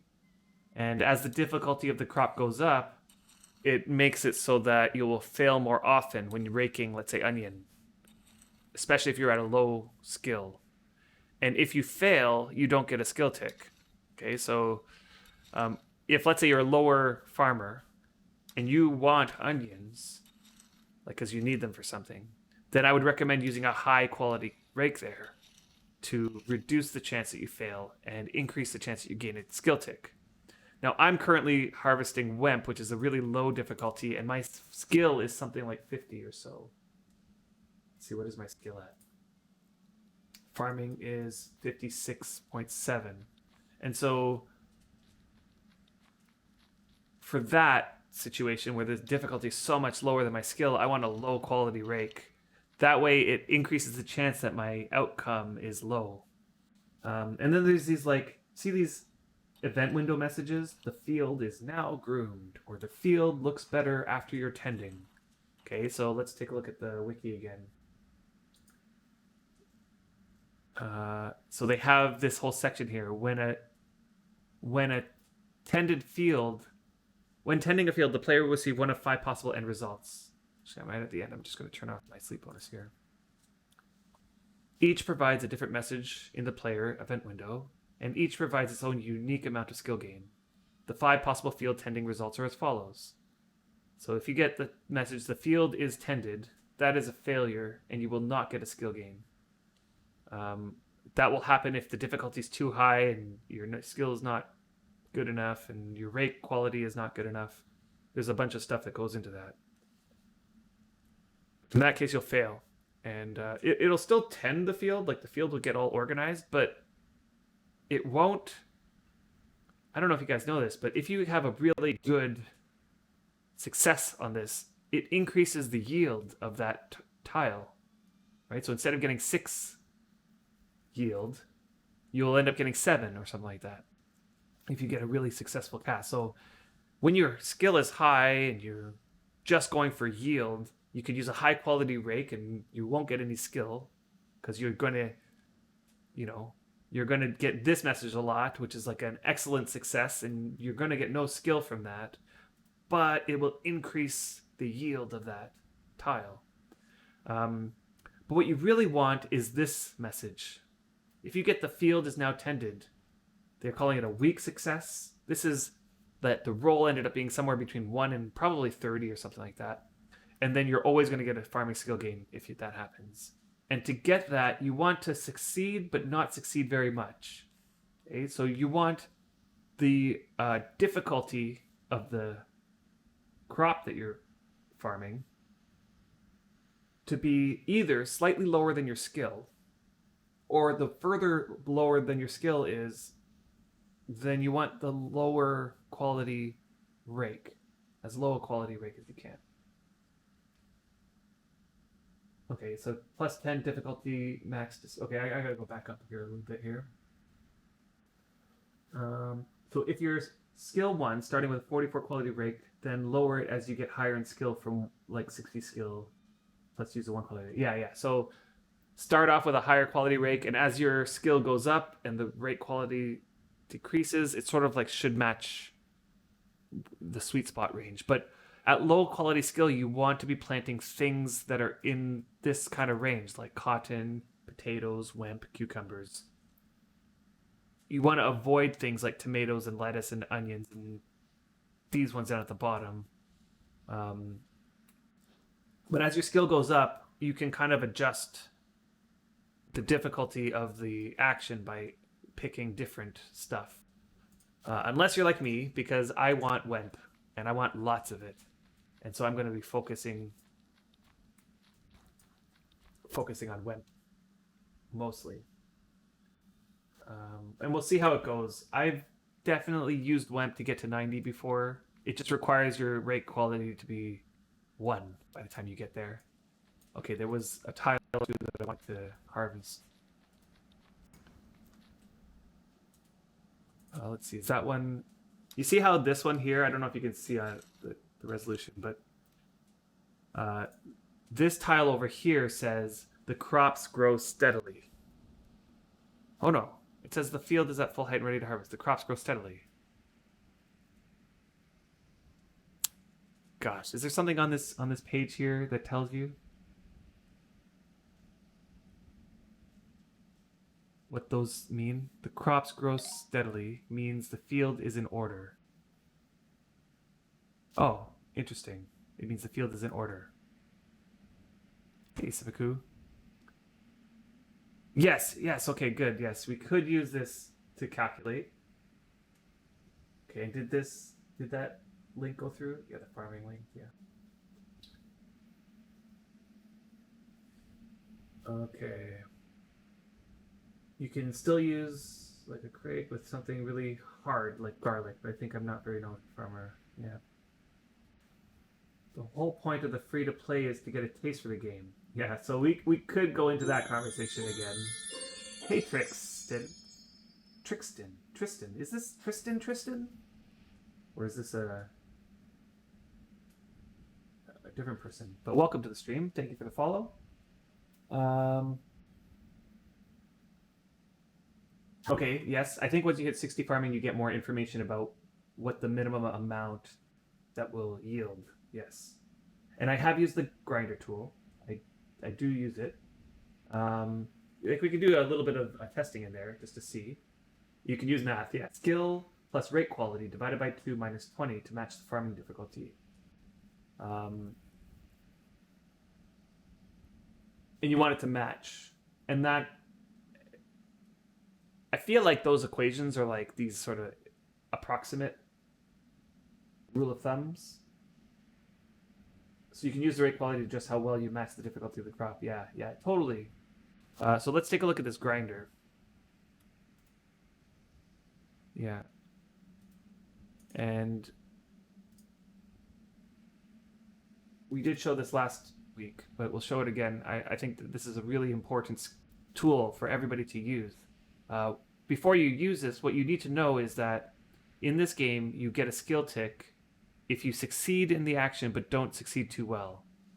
Every action you do has a roll associated with it, and the roll is a number between -100 and +100. It's a hidden roll, so you don't get to see it. But the outcome of that roll is swayed by lots of different factors. So it's like a loaded dice that rolls between -100 and +100. And factors that affect it are listed here. So if I pick farming, okay, the things that will affect that outcome of that roll are my farming skill, my nature skill, the crop difficulty, the rake quality, and your rake skill. So there's 5 different things that are going to affect the outcome of that roll. And that roll, you will only get a skill tick if that roll ends up between 1 and 40. Okay, anything below 1, you fail. And anything above 40, you succeed too well, and you won't get a skill tick. Now, it's currently set to simulate 50,000 actions. So it literally does 50,000 actions in a row, and it tallies up how many rolls were 1, how many rolls were 2, and so on and so forth. Okay, so let me just put in my information here. So my skill was 56. Let me see, is it 50? You can see it down here, 56.7. That doesn't matter really too much. My nature skill, what's my nature skill? Put that over here so you guys can see it. My nature skill is 29.66. So I'll just put that in as 30. The crop that I'm doing is Wemp. The rake quality that I have is 6. And my rake skill, what's my rake skill? 45.7. So let's put that as 46. And maybe let's put this as 57. I don't think it matters too much. One off is not going to make a difference. Okay, so then it gives you this bar chart, which basically tallies what percentage of the rolls, of the 50,000 rolls, what percentage of them landed at these values. Okay? And what it's going to do is it's going to tally up what percentage of them, what percentage of the rolls were in the skill gain range, which is between 1 and 40. And from my experience, you are kind of in an optimal space when this number is above 50. So Sipiku was saying 52 is where you want to be, but honestly, what's the difference between 52 and 51? It's like maybe a little bit. And there's no way that you can keep this constant, because as you farm, your rake skill goes down, your skill's going up, so everything's kind of slightly adjusting. So you're gonna have to do these micro adjustments along the way. I would say if you're above 50, you're in a good spot, right? Yeah, what's the difference between 50 and 52 and 52 is 1%. True, you got me. But in the long run, like as your skill goes up and this number slightly changes, it's like there's no way to get it perfect. But let's see. Let's do some adjustments. Let's say I brought this rake skill down to 1 quality. How would that adjust it? So I get a little bit of boost. It wasn't quite a 1% boost. So as my rake quality goes down, this is going to increase the number of ticks I'm going to get. But, like by that time, maybe my skill is 59, let's say, and let's see what that does. Okay, so then that brings back down to 51, right? So like there's always going to be this little give and take here. And the rake skill is going to be going up. Your nature skill is going to be up. Right, so what happens if, let's say my rake's, it depends on what is going up, right? But let's say I switch it out to a 50 quality rake, right? Let's say I change to a 50 quality rake. All of a sudden, my outcomes are much, much higher. I'm getting like lots more in the 60s and 70s and 80s. And you'll notice the percentage of my actions that actually give me skill goes down to 25%. And that's not good. Okay, so you definitely would suffer here. You're going to get half as much skill with a 50 quality rake. No, actually, you're going to even get less than half, because with a higher quality rake, the action timers are shorter. And so each tick that you get is going to be that much smaller, right? So it's even a worse effect than what this number might suggest. So yeah, so if I go down like right now at a 59 skill with a 1 quality rake, I'm kind of like at my best that I can do. As my skill goes up, like let's say I get to 90 farming and my rake skills also, like let's say it's at 80 and my nature skill is now in the 60s, I don't know, I'm just making it up. Okay? As this goes up, if I'm at 90 and I'm still farming Wemp, I'm not going to get as good of a skill gain. Um, so if I want to, like, let's say I'm gonna do a round of just skill gaining, I might have to change this to, let's say, lettuce, for example, and make some adjustments to my rate quality, let's say 10. Or maybe lettuce isn't so good there. Maybe corn, for example. Yeah, so that puts me back into the right spot again. Okay, so um, I will link this in the chat. You guys use this. This is something that works for every single skill in the game to help you with how to optimize your skill gain. So if you're finding that you're doing some actions and you're like, why isn't my skill going up? Like I have my sleep bonus on, and I'm grinding away at this stuff, but I'm not getting any skill gain. This tool will help you figure out what you need to adjust in order to optimize things. Okay, like if we take a look at mining, for example, mining power for skill gain is the option I'm picking here, and you, depending on what you know vein that you're on, and depending on what your mining skill is, pickaxe quality and pickaxe skill, this will all affect the outcomes. Okay. And what I've been told is that if your skill that you're interested in is not listed here, then just use the fixed bonus one. Right? Use the fixed bonus one. This is like a generic one, right? Where you put in this what skill it is, you'll have to kind of estimate the difficulty if you don't know it. Like one thing I would do this for is, let's say, rope making. And I'm not sure, let's say my skill is 60, I'm not sure what the difficulty of improving a fish keep net is. So I'm just going to like put that at, I don't know, I'm going to just randomly put it at 20. I'm not sure what this bonus means. In fact, I could probably put it at 0. And I have no idea what it means, honestly. I feel like bonus is hidden in the game to you. And the tool quality would be whatever tool quality that you're using. And let's just see. Yeah, 46. See, with imping, it's harder, right? With imping, there's not really much option. You kind of just your tool quality matters, right? So like the higher your tool, the better. But I almost feel like I might need a lower quality tool here to increase my skill gain. Anyway, so COC, Creepy Finger Guns, is asking about COC. How does COC affect all this? So COC gives you a percentage increase in your skill if you get a tick. Okay, so this grinder is going to determine what conditions you need to have in order to see a maximum amount of skill ticks. So like some actions will give a skill tick and some actions will not, depending on these numbers.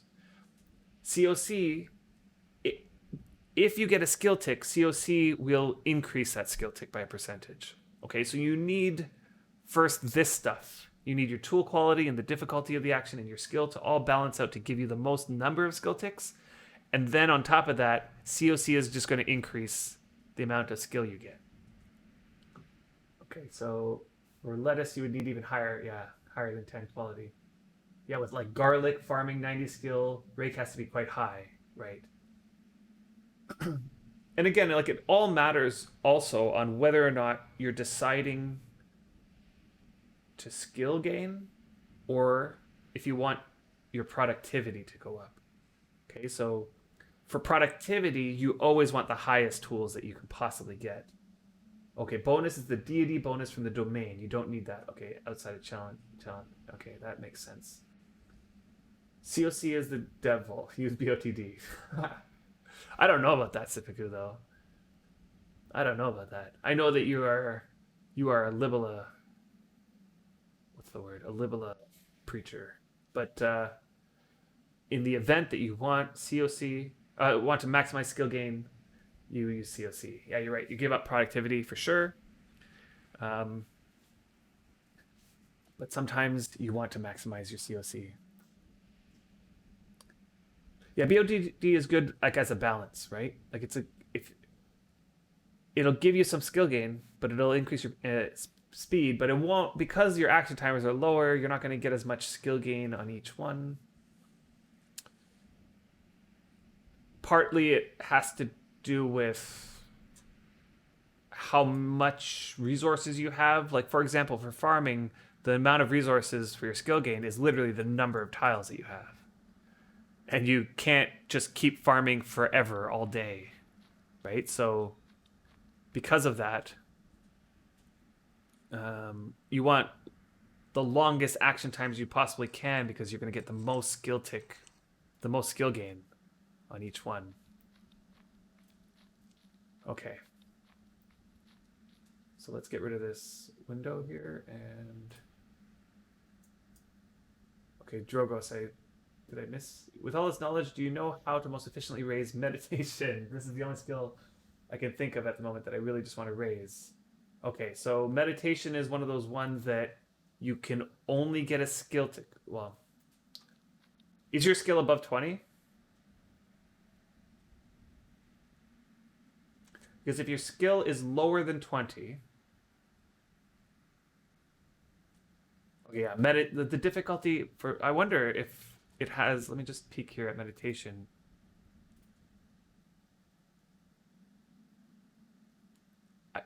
Does rug type matter? I don't think so. At least the grinder doesn't say it does. Special tile matters. Okay, let's do a little bit here. Yeah, 55 meditation is yeah, okay, so right. So if you want to get meditation up from that point, right, and you must know that you only get 5 well, you can meditate once every half hour and get a skill tick. Okay, so you have to wait that half hour. Up to 5 times in a day. That's a server day. And by server day, I mean if you type in uptime. Right now we're 2 days and 54 minutes. So that 2 days, when that flips over to 3 days, you get it, the server resets. And then after that 5th one, you can actually continue to get medication skill ticks once every 3 hours. Yeah, then every 3 hours, exactly. Until the day's up, and then it resets. Okay, so you know that part. That's okay. So then if we want to maximize the chance that we're getting a skill tick, let's use yours, Drogos. Let's say you're 39 meditation. We'll move the rug quality. Let's say your nature is, I'm going to guess, around 50, and you're on path level. You're probably on path level 7 or 8, let's say. You can maybe update me, or you can put it in on your own. Has level up cooldown? I wonder if that makes a difference. That's interesting. And is a special tile. That also is interesting, that if it would make a difference. Let's do this. Okay, so a 5 quality rug seems to give me 53% chance. Okay, 8 is 40. Okay, so let's put that to 7. Let's see if that even makes a difference. No, it doesn't make much of a difference. Has level up cooldown? Didn't really make a difference. Is a special tile? Actually, is a special tile lowered it, so I bet you the special tile increases the difficulty a little bit. It's also important to know the meditation rug rarity gives XP bonus, so a rare has a 10%, supreme 20. Interesting. I remember they did make that change, so you can get a better XP bonus with a rare rug. Since alcohol is supposed to make crafting more difficult, would that affect it? It's a good question. What I actually don't know about alcohol and its exact effects. Okay, so Sipaku, you're at 76 meditation, and your secret is you have a 1 quality med rug with high BOTP in your inventory, and I start meditation every time I need to go take pee. Okay, so special tile will proc question and won't get XP from that meditation, and no pop up if on cooldown. Oh, okay, so it sounds like you don't want to be skilling up on a special tile now.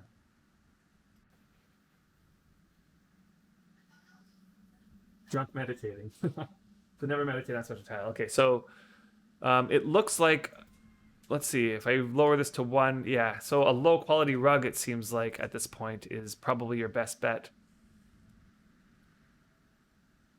Yeah, and alternate through them. Right.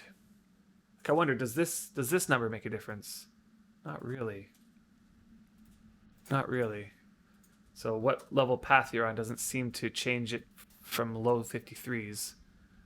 Um, so yeah, honestly, I know 50% chance of getting a skill tick on a met when you only get 5 chances, sometimes feels like it's just horrible. Like there's a very good chance that you're only going to get one, right? Like if I toss a coin 5 times, there's a good likelihood that I get only one head and 4 tails. You know what I mean? Like that's an outcome that we wouldn't bat an eye if that happened. We're like, oh, okay, that 4 heads in a row, or let's say a head, then a tail, then 3 more heads in a row. That's common, I'd say. So at times it might feel like you're not getting a skill tick, even though you still have a 50+% chance. Yeah, yeah, high rug for the questions. I've also heard the better versions, like the exquisite meditation rug, has a better chance at getting a question. Right. You've never gotten 5 meditation ticks a day. Yeah. It's getting, like, again, it's like the same as like flipping a coin. Like even if you have the optimal setup, like you spent the time figuring out what exactly skill rug quality you need for the optimal skill gain, and you've like have a 50% chance, flipping a coin 5 times, it might be possible to get 5 heads in a row, but it's going to be rare that happens. So it might be rare that you get all 5, but it's not impossible. It might happen. Your best ticks per row is 11. That's crazy. During Halloween, you got 8. Yeah, that's crazy. That's awesome. Okay, so I should get rid of this thing. Okay, so let's do some priest things now.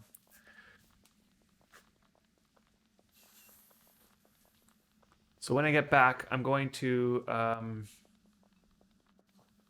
pray a bit. I want to talk about that because that's a little gripe I have right now, and I know it's a lot of people's gripes. I want to do some tests on how praying skill gain happens. Like what's a skill gain like for praying? Um, hmm. I'm gonna go back to the other deed. Actually, it's a little bit of a waste of time, but I just realized that the altar that's at the factional fight deed got improved to 30 quality, and I wanted to do a little bit of a testing here on a lower quality altar, and I have one already at this deed. Do I use Worm Assistant? I normally don't, but I will use it for some things. So I use it to track skill gain per hour sometimes. And I use it sometimes if I'm multitasking and I want a little notification when my queue is done. So I have it set up so that it'll like beep when, let's say my alt's let's say digging, for example, clay, and so I'm on my main doing some imping, and it'll beep at me when the alt finished his digging actions. So I use it for that. Um, yeah, I just use these timers for those sorts of things. I know I could probably use Worm Assistant for the timers, but part of me just doesn't want to have to load it up every single time. And if I can do something in game,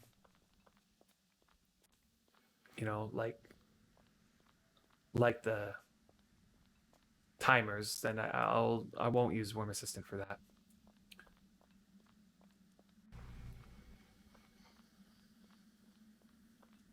Okay, so the reason why you switch to Worm Assistant is because it's taking into account the server reset timer.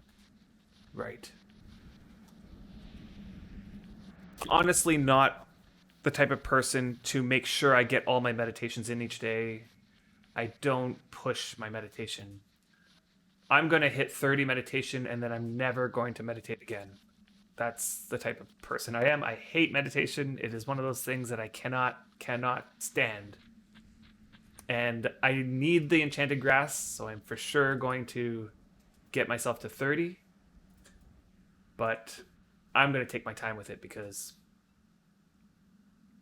I honestly don't know if I could manage, you know, trying to get, yeah, you know what I mean. Just my meditation just sucks, in my opinion. Right. Yeah, the custom timer will miss that. Unless you're keeping track of it on your own, which is, I would probably be able to keep track of that on my own. Okay, so let's talk about praying. So there's this thing in the journal here. When you're a priest, you become a priest, you get some extra journal entries. The first one is dedication. And, as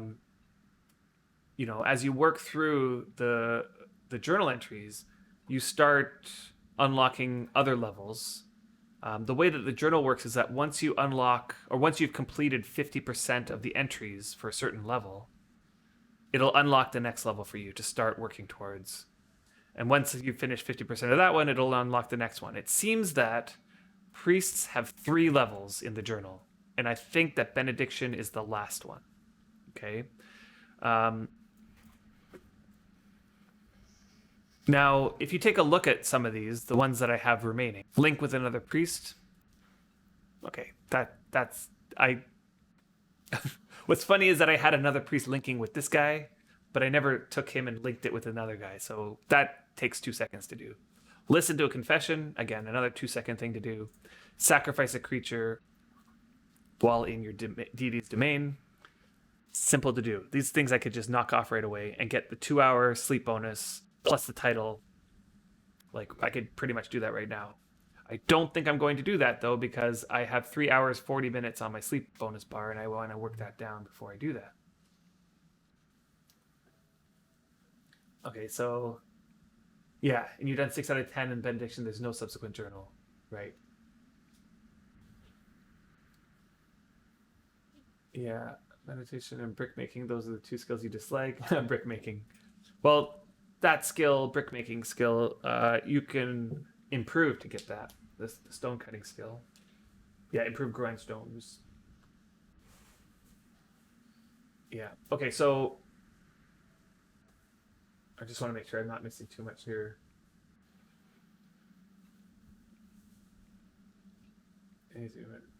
I need meditation on a path of knowledge anymore than I could throw my regular part. Yeah, exactly. Exactly. I hate meditation.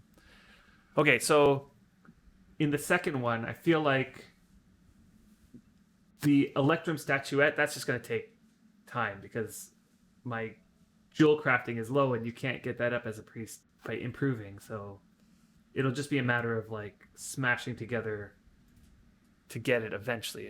I think I'll have a 6% chance. Recover 50 favor from a vessel gem. I'm actually surprised I didn't do that yet because I accidentally poured all of my favor bar, which was probably at halfway. So half my favor bar I poured into a gem by accident, and I used it. I would have guessed that it would give me 50 favor, but anyway, not hard to do. I could probably do that really quickly. It'll just be a sacrifice of a gem. Did all those fully align with your deity? That's going to happen soon. I've been purposely trying to keep my alignment down to increase the difficulty of casts so that I get better skill gain. But despite my best efforts at keeping it down, my alignment is, where's my alignment? It's up here. Is at 87, right? So it's like, I was like, at one point, I'm trying to keep it below 60. Let's just keep it below 60. Nope. And it just kept going up. Because random things you do just give you an alignment gain. So that's going to hit 100 very soon. Reach 70 faith. That's going to happen soon.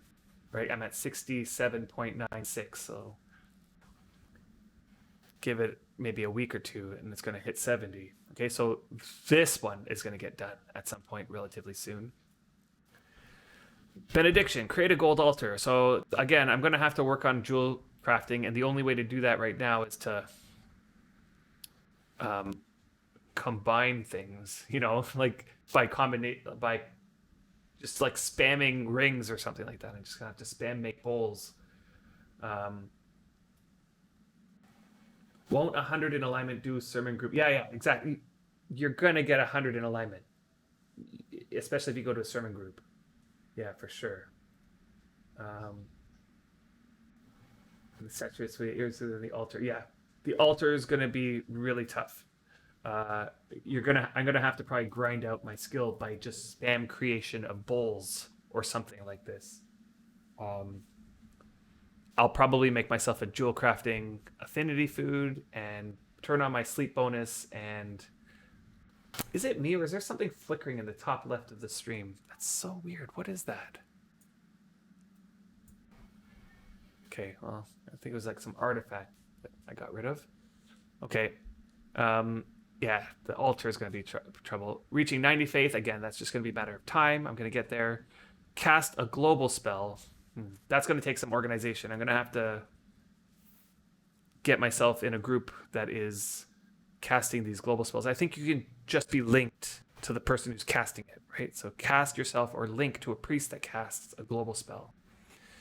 Again, this is like a one-off thing. I'll just have to get it organized and participate in that, and I'll get it. Sacrifice a champion creature. Okay, again, I just have to kill a champion creature and or not kill it, but sacrifice it. It's a one-off thing. Spend 1,000 favor, 100,000 favor, which I'm on the I'm already halfway done that one, so that's gonna happen.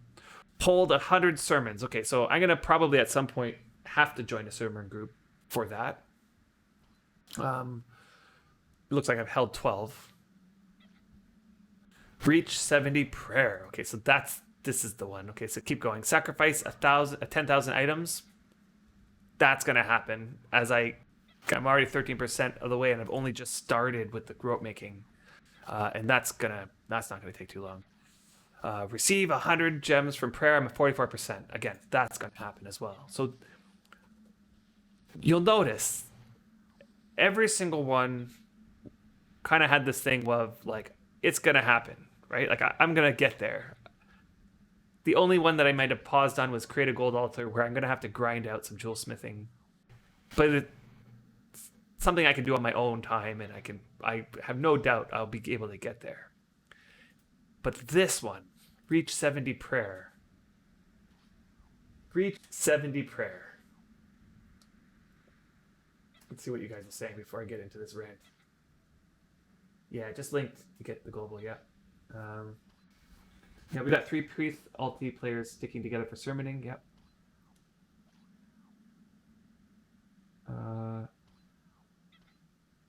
Let's see. As a rule of thumb, grind the sub skill or a skill to get ticks in both. But important to know the tool enchants will only affect the primary of the item. So if you imp a bow, you will get Bowery skill and carpentry, but only Bowery skill ticks will benefit from COC on the tool. Interesting. I did not know that. So only the skill that you're working on. So like, let's say you are imping rhinestones, then the COC on your tool will not give you will not affect the masonry skill gain. I never knew that. It's interesting.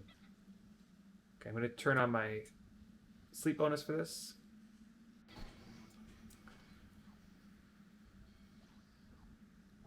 Okay, I'll watch my skill tick.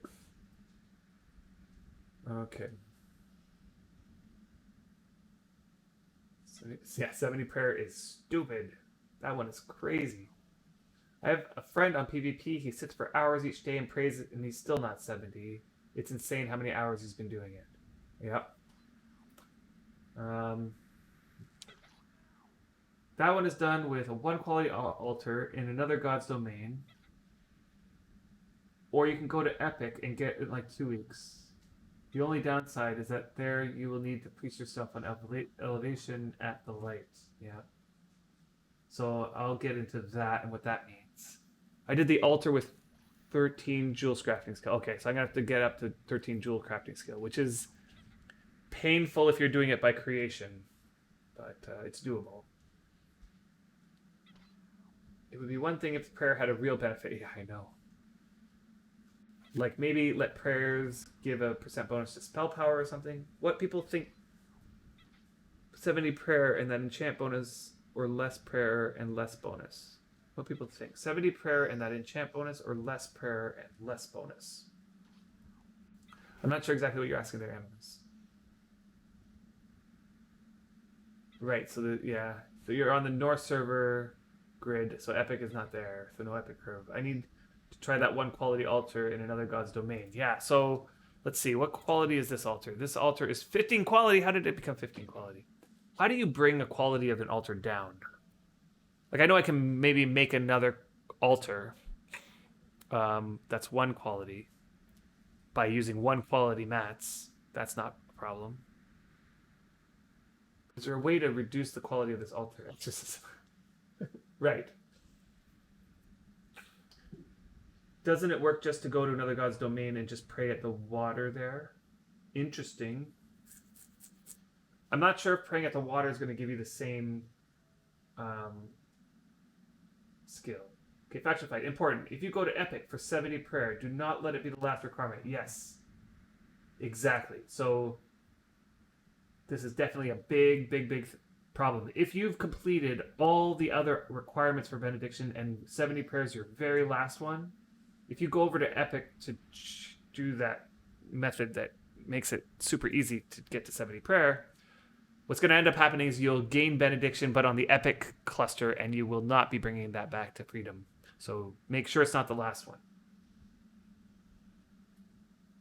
Would it be better if you would need less prayer skill for the journal, but it receives less enchant bonus? It's, oh, I see. I don't think people would like that, especially those people who finished the 70 prayer already. Can altars be bashed and repaired to bring the quality down? Yes. However, if I bash this altar as a priest, so if I use my priest to do that, I'm going to lose faith, which I don't want to do. So I will probably do I will probably do that with my other character or whatever. Okay, so I'm praying here, and my prayer is not going up that slow right now. It's like at 0.07. I've been doing this though a little bit each day, so I'll pray and pray with my sleep bonus on. I might get 0.3 or something like that, and I stop. But from what I'm hearing, this goes down substantially as your skill goes up, right? Like when you get to about 50 or 60 prayer, this process takes forever. Oh, I see. If you use a low quality silver or gold, got it. So when I go and make that gold altar, I can use that because it'll be low quality. And I can just plop it right down next to that faux altar over there, for example. And I'll be in a faux domain. I wonder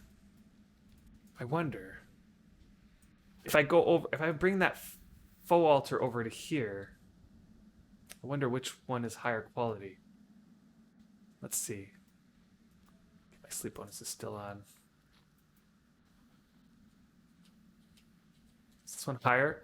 It's just a little bit lower. Okay, so let's try something. I have an idea.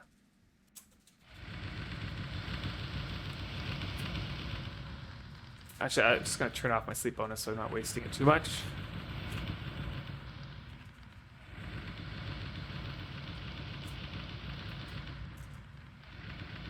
Okay.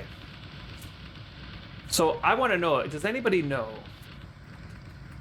So I know that the epic trick, like if you're on the Southern Freedom Isles and you go to epic, because of the epic curve, it makes it easier to get your prayer skill up. Here, hold on. Let's pull this over here. Okay. So I think by doing this, I've made this. I'm still getting my influence. That's so weird. I wonder if this takes time to update. But I'm trying to get into make this a faux domain. Let's see.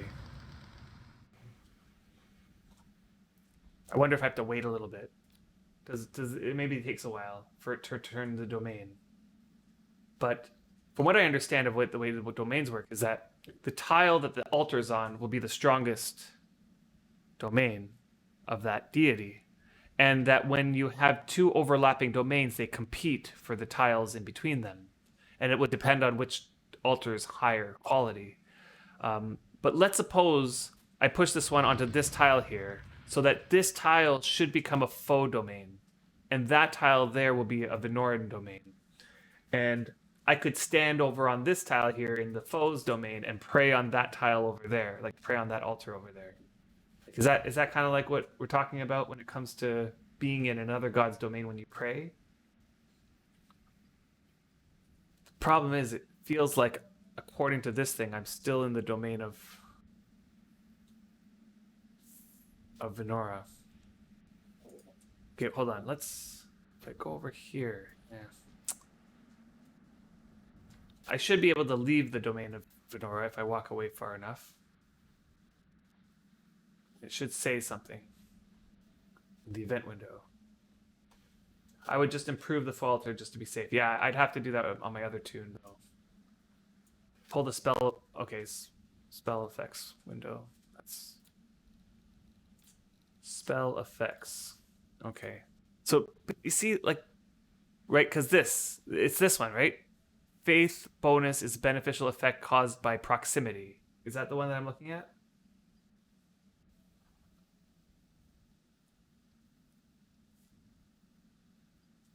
Right? Like, I feel like that doesn't update well. Like, it takes a while to update. Like, I'm standing out here where I should be in a place with I no longer. Oh, there it is. I no longer feel the presence of Venora. Okay, and if I go in here, I feel the presence of Venora. Okay, I see. So it is updating. Yeah, they have. Okay, so I feel the presence of Venora, so I'm in the domain of Venora due to that altar being there. But what about this faux altar? Is that faux altar not exerting its domain simply because the Venora altar is higher quality than it?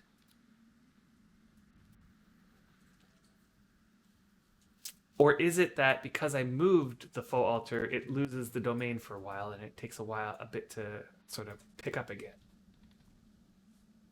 The Fin overpowers the foe. But see, I have this memory of a Wurmpedia page.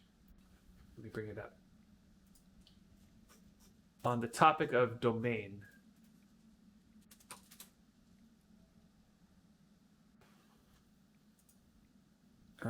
And that's taking a little bit of time to load for some reason. How's my internet? Saw it flash yellow for a second. Hopefully the stream is good.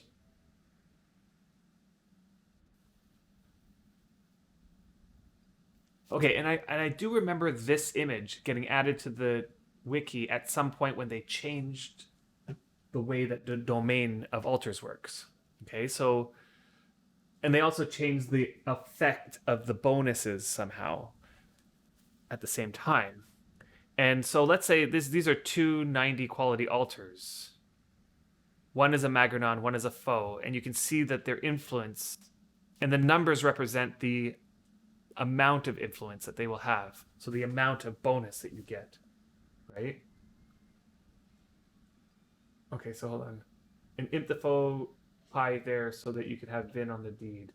Yeah, and cast on surface for high enchant and go into the mine for prayer and grind. I see.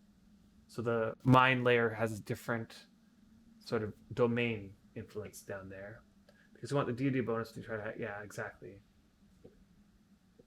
So in Steam server, in Cave, we played around altars and managed to make them about 4 tiles from one another, having the domains change in between the altars. Okay, yeah. So like kind of like this diagram is showing, where the faux altar and the Magrenon altar are kind of like next to each other, and then the area in between, kind of, they're fighting over the domain. And it really depends on the number, right? Whichever one has the higher number at that tile there. will win out. And the number is dependent on the quality of the altar. So what I'm hoping is that if you have two altars that are not equal, that they're still fighting in this way. These bonuses vary between gods. The strength of the bonus is affected by many variables, such as the follower's faith and alignment, the distance from the altar. See, the distance from the altar matters when determining the strength of the bonus and the altar's quality. The material type of the altar has no effect, okay? The distance or influence for a domain depends entirely on the quality of nearby altars. The highest quality and therefore the most influential will control the domain of the area. In the example below, an altar of foe and altar of Magredon are within 4 tiles of each other. The resulting domain influences for each tile is pictured. Right, and it might be hard to make them at praying range to stand on different domains.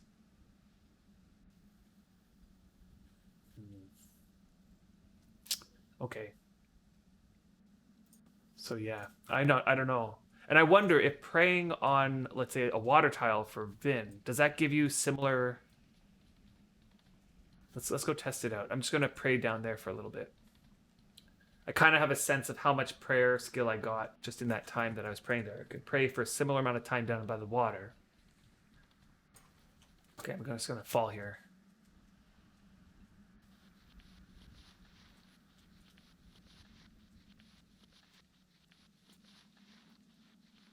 And now I'm not in the domain of Vinora.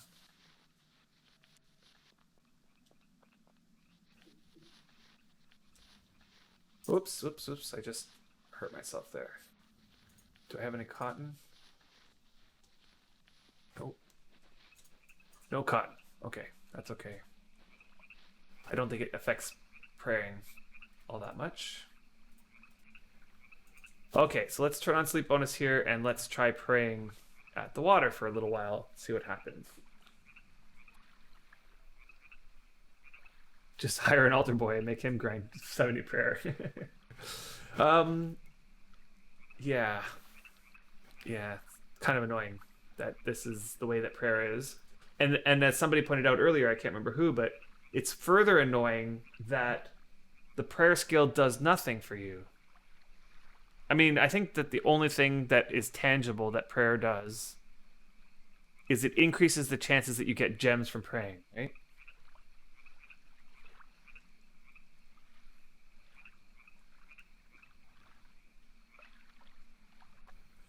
Right. So, in Raybarg, you're saying the quality of the altar has an impact on the praying timer. I know what has more of an impact is your skill. So as your faith goes up, you get lower timers.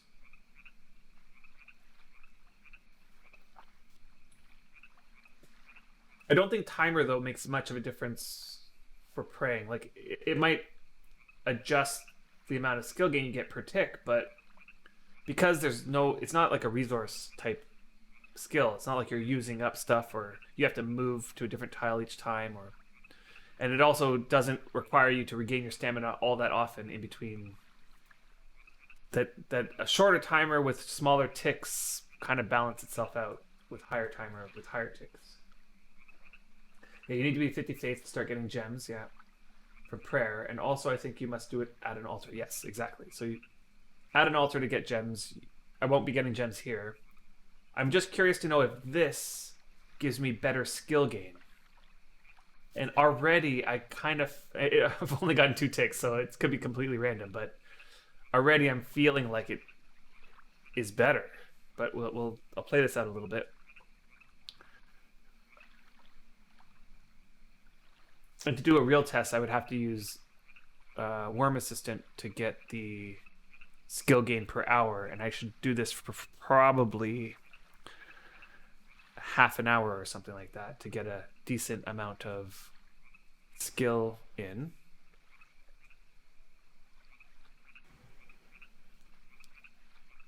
Okay, there's another tick. So that's actually pretty good. I got 3 ticks so far in probably 5 prayers, which is a good percentage, I'd say. I'll keep going and just keep an eye on it. Again, this is definitely not a definitive test or anything like that. It's more going on feeling. But I know when I'm praying at an altar like I was before, the ticks are infrequent. Like, I'm definitely getting nowhere near 50% of the time. There, I got another tick. That's 4 skill ticks in about 6 praise.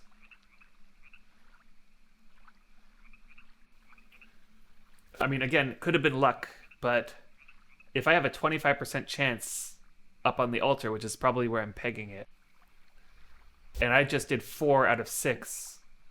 Okay, there's 4 out of 7. Yeah, exactly. My praying is still so low. But again, it's you're right. And as your skill goes up, the chance of getting ticks is going to go down. But what I'm trying to compare is what percentage of ticks I'm going to get at an altar versus water.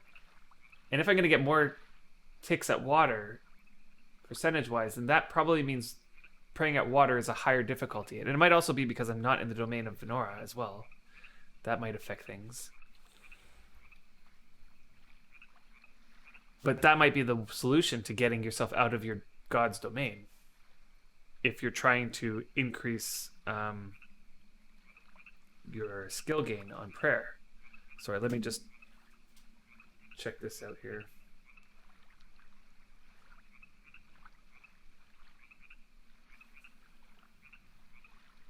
Okay, I just need to reply to this.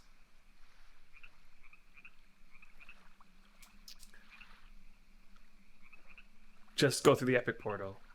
Can I go through the epic portal? Is epic connected to the Northern Freedom Isles? I don't think so. That's just a guess, though. Yeah, no. Yeah, so I can't. I'm on the Northern Freedom Isles, so that doesn't seem like an option. I definitely can make a portal. It's just not an epic portal. It'll be a Defiance portal. Restart on the old cluster, yeah. Been there, done that. And on the old cluster, all of the journal stuff happened after I leveled up all my priests, and I never really got to the journals. Honestly, I never did any of the journal work. Okay, so I've gone a bunch now without getting a prayer tick, so that's sort of squashed my theory there.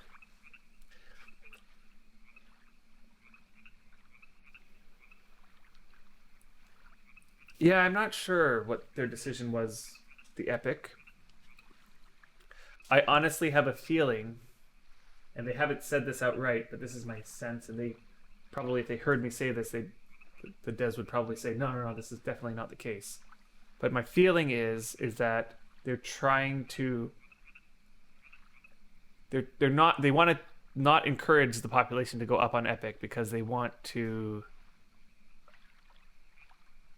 sort of see, epic was a thing where they were developing it and pushing for its development, and it was supposed to be something different than the main experience of the game, and it got to the point where it was like, well, it's not kind of working. The population's dwindling there, and it's not worth spending the dev time on epic and freedom separately. So I would honestly say they probably have stopped developing.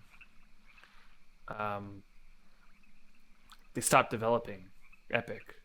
I just got a gem from preying on the water, so that defeats that theory.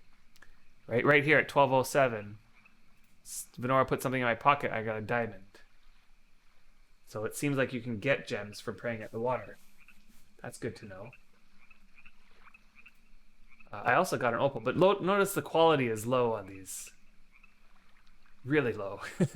So maybe the gem quality is going to be lower on the water, but you can still get them.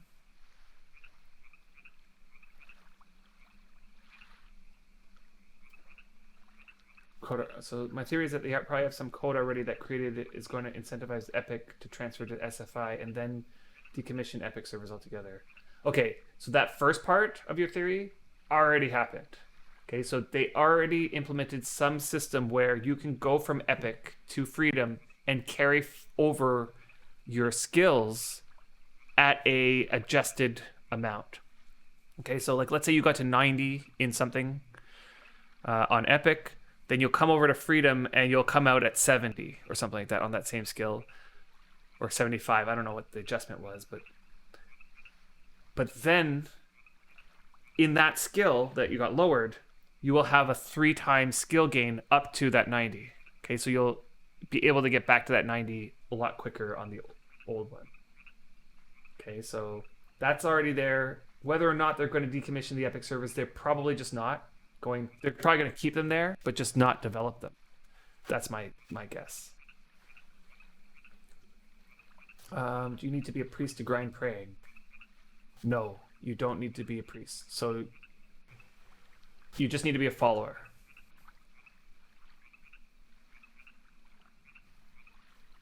Oh yeah, you need to be a priest to unlock the priest journal, but you can grind it all the way to like 6. I even feel like you can grind it to 70. That would be silly if they didn't allow this, because like let's say you were a regular player, not a priest. You grinded all the way to 70 prayer, and then you become a priest after that. When you unlock benediction, my feeling is that you will automatically have completed that one, right?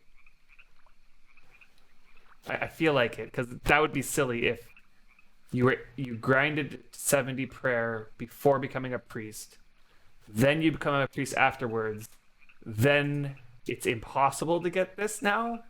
I don't think that that's the way it should be, although I'm sure nobody's tested that yet.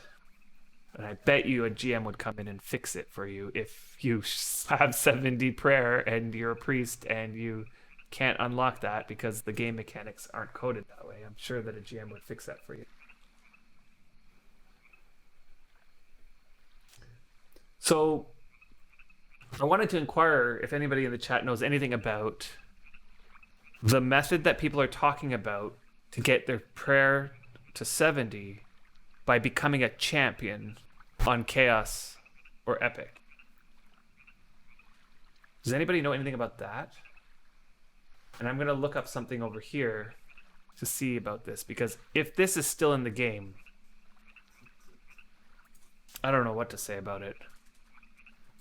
So let's say champion player. Okay, so let's see here. Champion points. Blah, blah, blah. So this is how you become a champion. You gain points or whatever. To become a champion, you need to be a priest with 50 faith. If you're a follower... Okay, so there's some requirements to becoming a champion. You visit the altar to become a champion. To trigger championhood, you must right-click the altar and press the alternative real death. Interesting, that's weird. Okay, and that there's a maximum number of champions. So let's see the bonuses. The bonus is +5 to all characteristic skills. Faith is set to 99.99. 50 is added to all the skills. Praying, channeling, exorcism. So there it is. What the?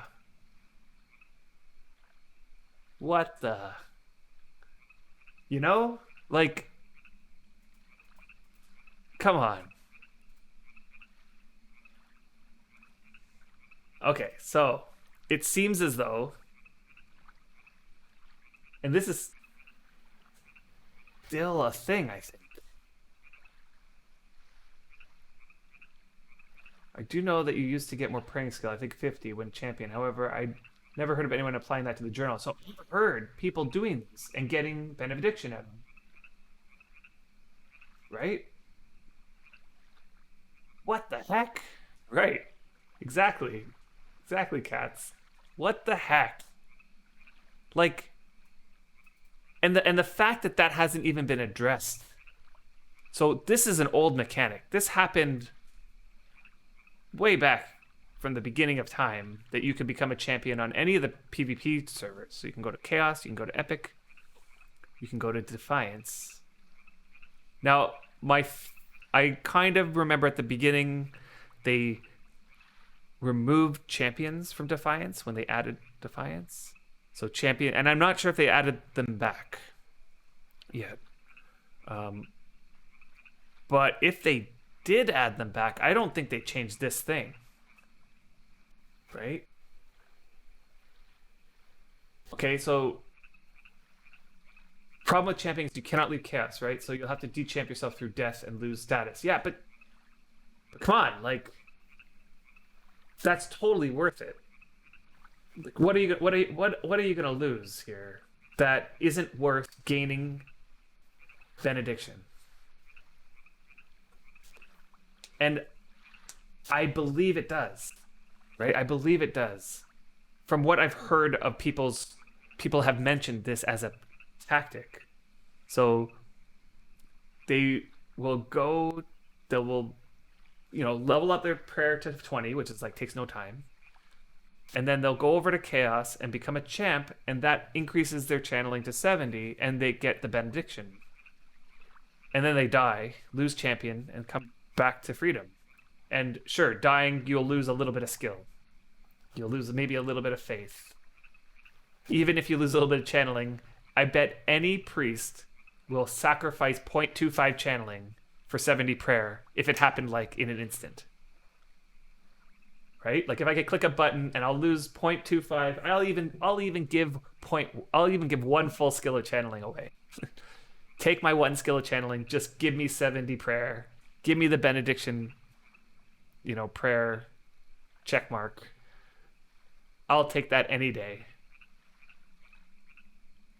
Like I just can't believe that that's a thing, right?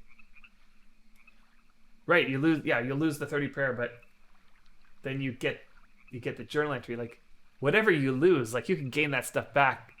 And having benediction is a huge thing. +5 power to cast. +5 power. So every cast that you do gives you an extra 5 power. That is super, super valuable.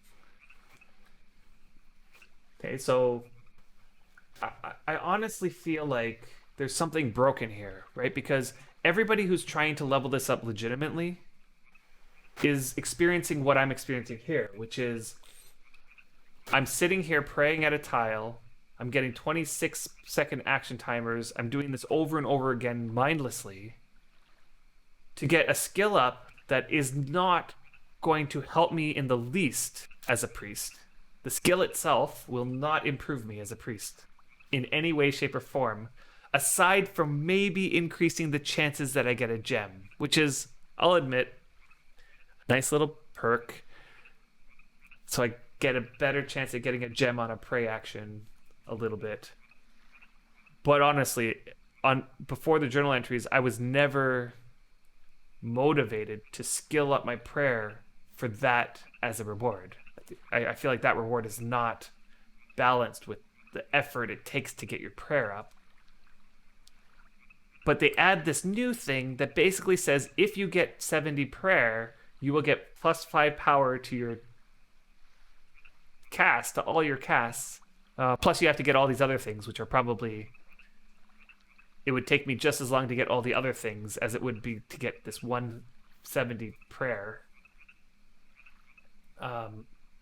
And then there's this cheese mechanic that if you know about it, you can go over to the Epic and just champ, and by a click of a button, you can get 70 prayer and get that thing. There is something... I've just... I don't even know what to say about that. It just seems broken. Yeah, you're starting to rethink having a priest. Right.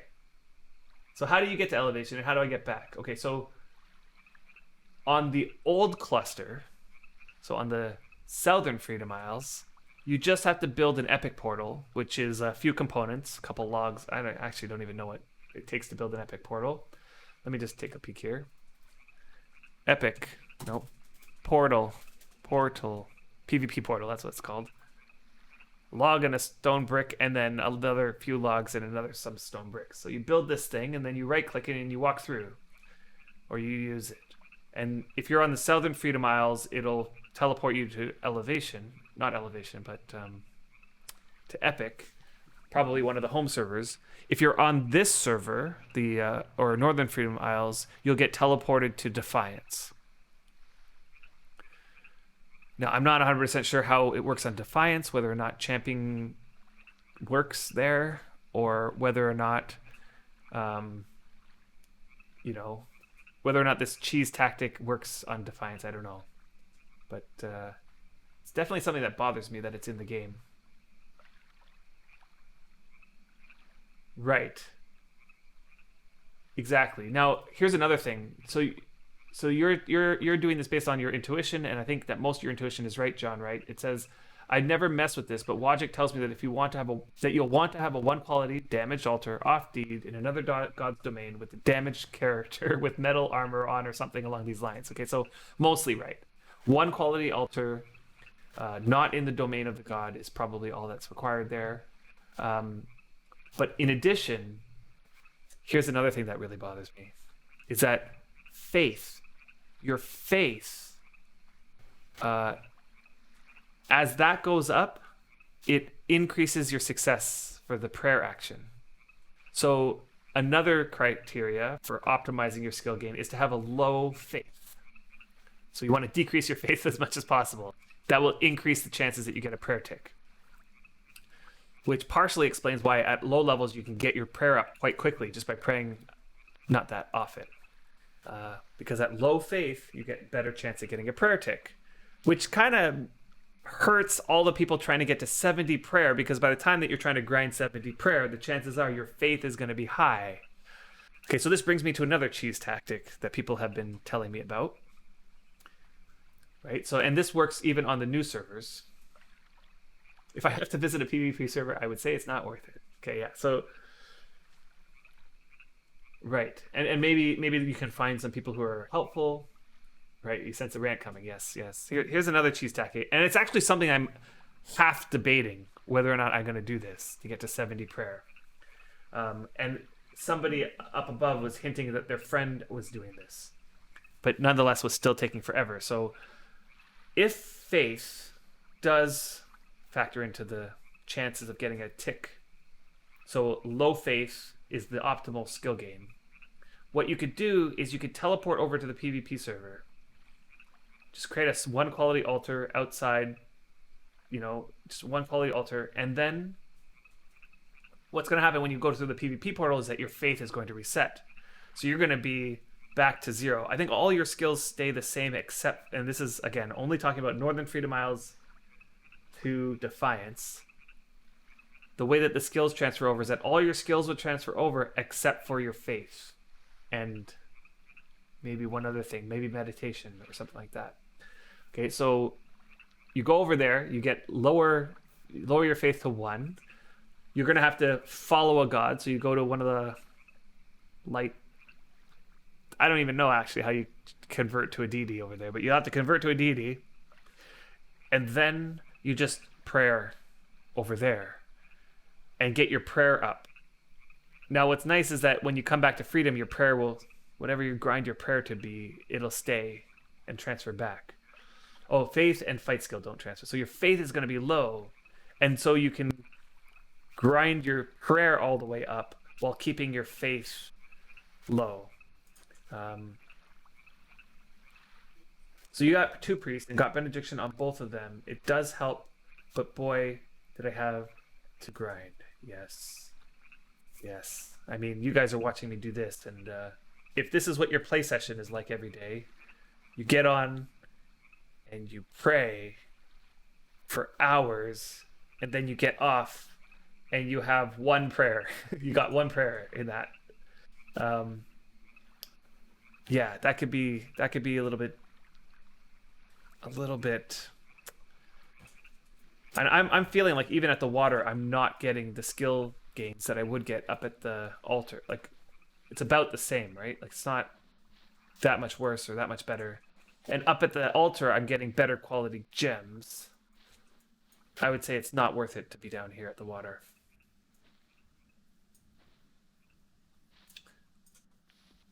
So anyway, I feel like something needs to be done. I'm not sure what needs to be done, but something.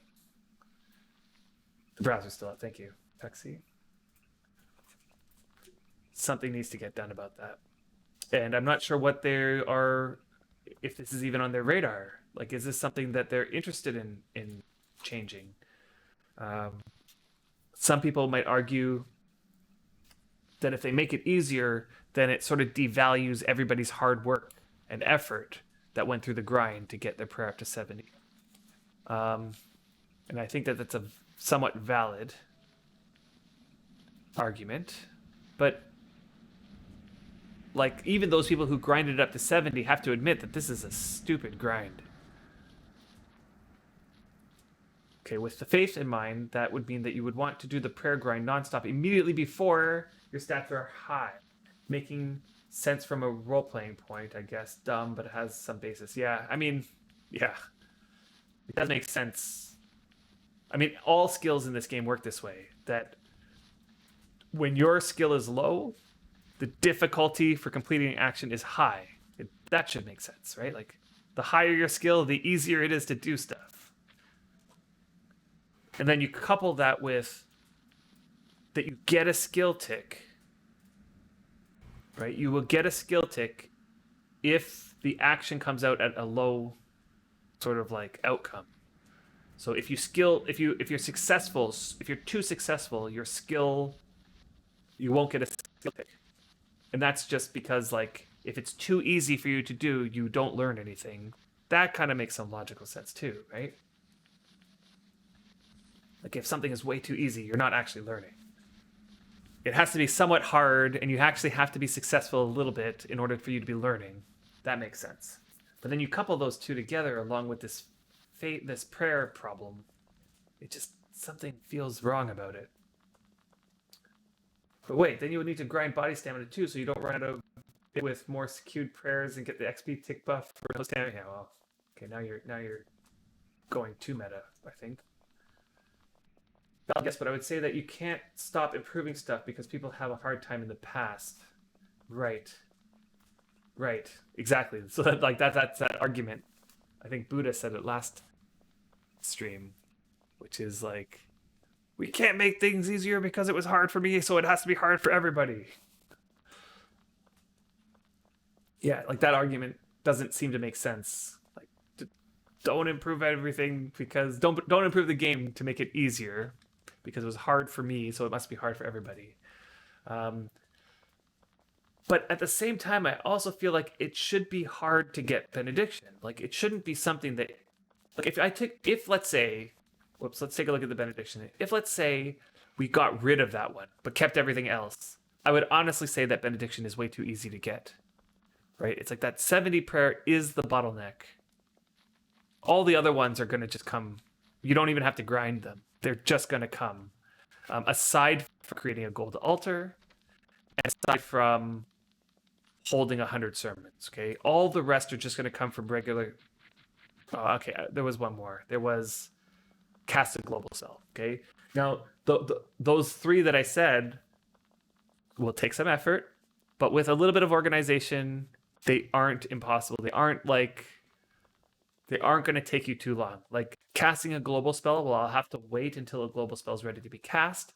I'll have to contact the people who are planning on casting it and say, hey, can I just come with my priest and link?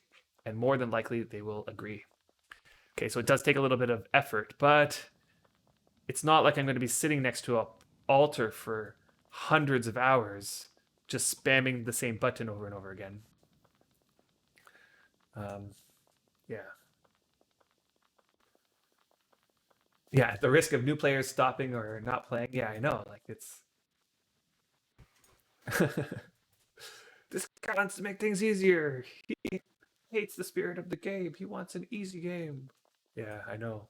I honestly don't want an easier game. What I want is an equally challenging,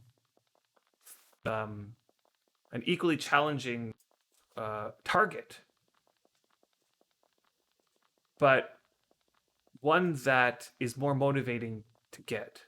Like, for example, if they replace the Reach 70 prayer with Reach 90 channeling, even Reach 95 channeling, I would be totally up for that. Even if channeling takes more actions, like if it takes more actions to get to 90 channeling and more time to get to 90 channeling, I'll take the 90 channeling over the 70 prayer any day, because I know that channeling is going to benefit me in the long run, and I'm already motivated to level up my channeling, right? So it's not necessarily about how ridiculous it is to get to 70 prayer. It's that how ridiculously useless prayer is as a skill, and now you're asking me to level it up for something else. I don't know. Okay, so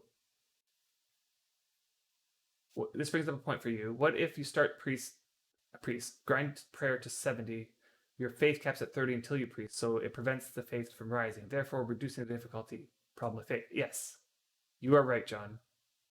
This is one mechanic that you can use to help increase your prayer. So that is to say, grind your prayer to 70 before becoming a priest.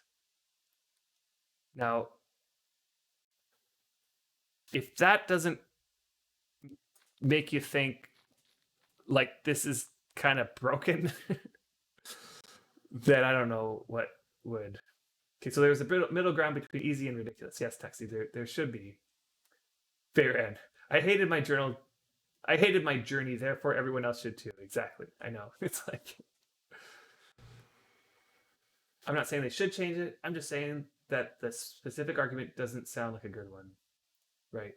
This might just be me, but I feel like you shouldn't balance things based off of people who will play for 16 hours a day grinding to get benediction. Right. Like balance it in so that the people who play 16 hours a day are balanced. But then what about those people who play only a couple hours a day? Yeah. So I'm just going to skip through some of these, but I'm reading them. Um, right. You don't want to make benediction too easy because then everybody gets benediction, and then it sort of devalues that. But I don't know. Yeah. So you felt that instead of having 70 prayer, add so that you have to successfully cast 50 power spells on tools, weapons, something like 500 items with 50 power on them. I mean, I think there is something like that already, right? Like, what was it? Maybe it wasn't. But honestly, if you're going to replace the 70 prayer with casting 50 plus power on items X number of times, that most people look at that and say that that's super easy. Like, just that's going to happen super not, yeah, that wouldn't take very long at all to get to that point. Like, in the same way as like spend 100,000 favor, that's in my eyes super easy. Like, I haven't done anything as this priest practically, and I'm at 54% of that. Like, that would be almost the equivalent. Like, eventually you're going to get there. I would say that the fix is to make it count multi-tune slots. Okay, it sounds like that's coming though. They're gonna reorganize how the account system works.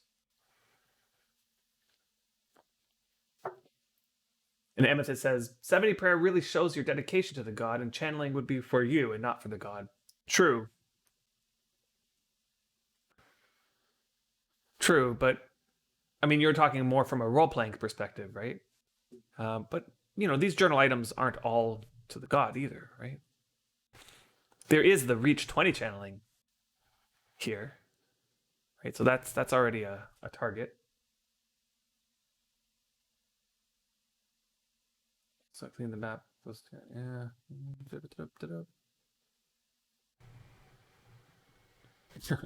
So you talked to a guy on Cadence, just did it a few days ago. He was already a priest, but created a new one just to pray for many weeks. My God. I mean,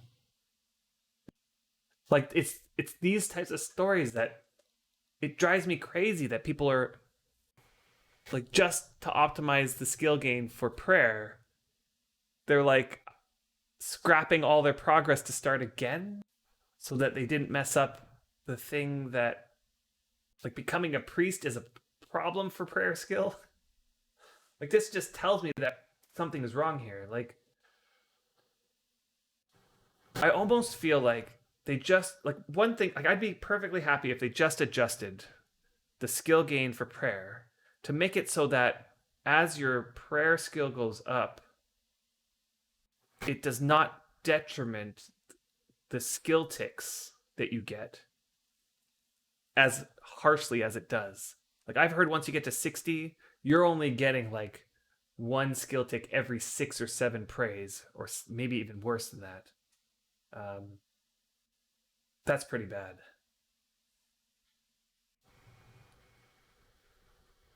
Yeah. Make a reason to grind prayer, and voila, you have a reason. So that's a possibility. Yeah. If like prayer skill actually does something in addition to increasing the chance that you get gems, totally. I think that that would increase the motivation for prayer. By the time that you pray to 70 on freedom, a 90 power COC would cost like 80 copper. Yeah, totally. Now, you say that, but I also know that there's people who have gotten benediction on the new servers already. I saw somebody saying that they got benediction 1 month after the server opened. So I don't know what they did to get to 70 prayer, but they probably optimized it. They knew exactly how to do it. So yeah, you got 65 plus prayer and can spam 6 actions. I've done so 3 full queues and no tick. Right. So 18 actions, no prayer tick. That to me is just hurts me inside a little bit. Veteran secrets here. Mm-hmm. But honestly, the veteran secrets, I've just laid them all out. So what I'm guessing is that what they did was they knew not to priest. They kept themselves as a follower and grinded it first on PvP. They probably did the whole thing with the low quality altar. They found a way to get into another god's domain. And then they played 16-hour days. That's what they did. And they did that for a month. So, 10 hours of praying every day for a month, that'll probably do it.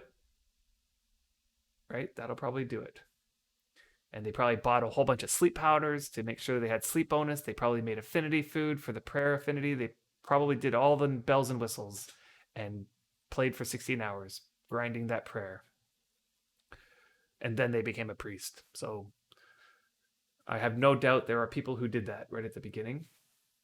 And the question is that an exploit? I would say that that's not necessarily an exploit. I would go so far as calling the championing, like using the champ method, that's probably borderlining exploit. I feel like they should have the all that the devs needed to do to fix that is just make prayer not one of the skills that go up to 50, or not go up by 50 rather.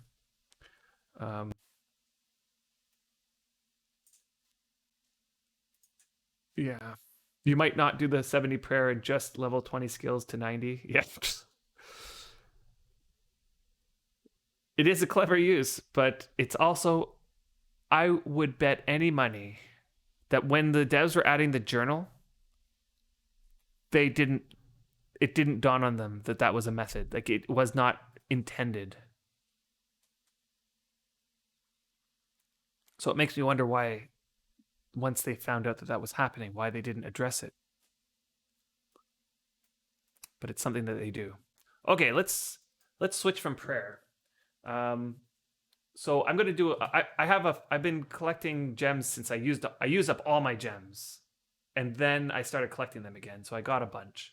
So I'm gonna show you a couple things. There was a while ago that I created a video on how to vessel grind, and since then, a lot has changed. So the way you vessel grind now is different.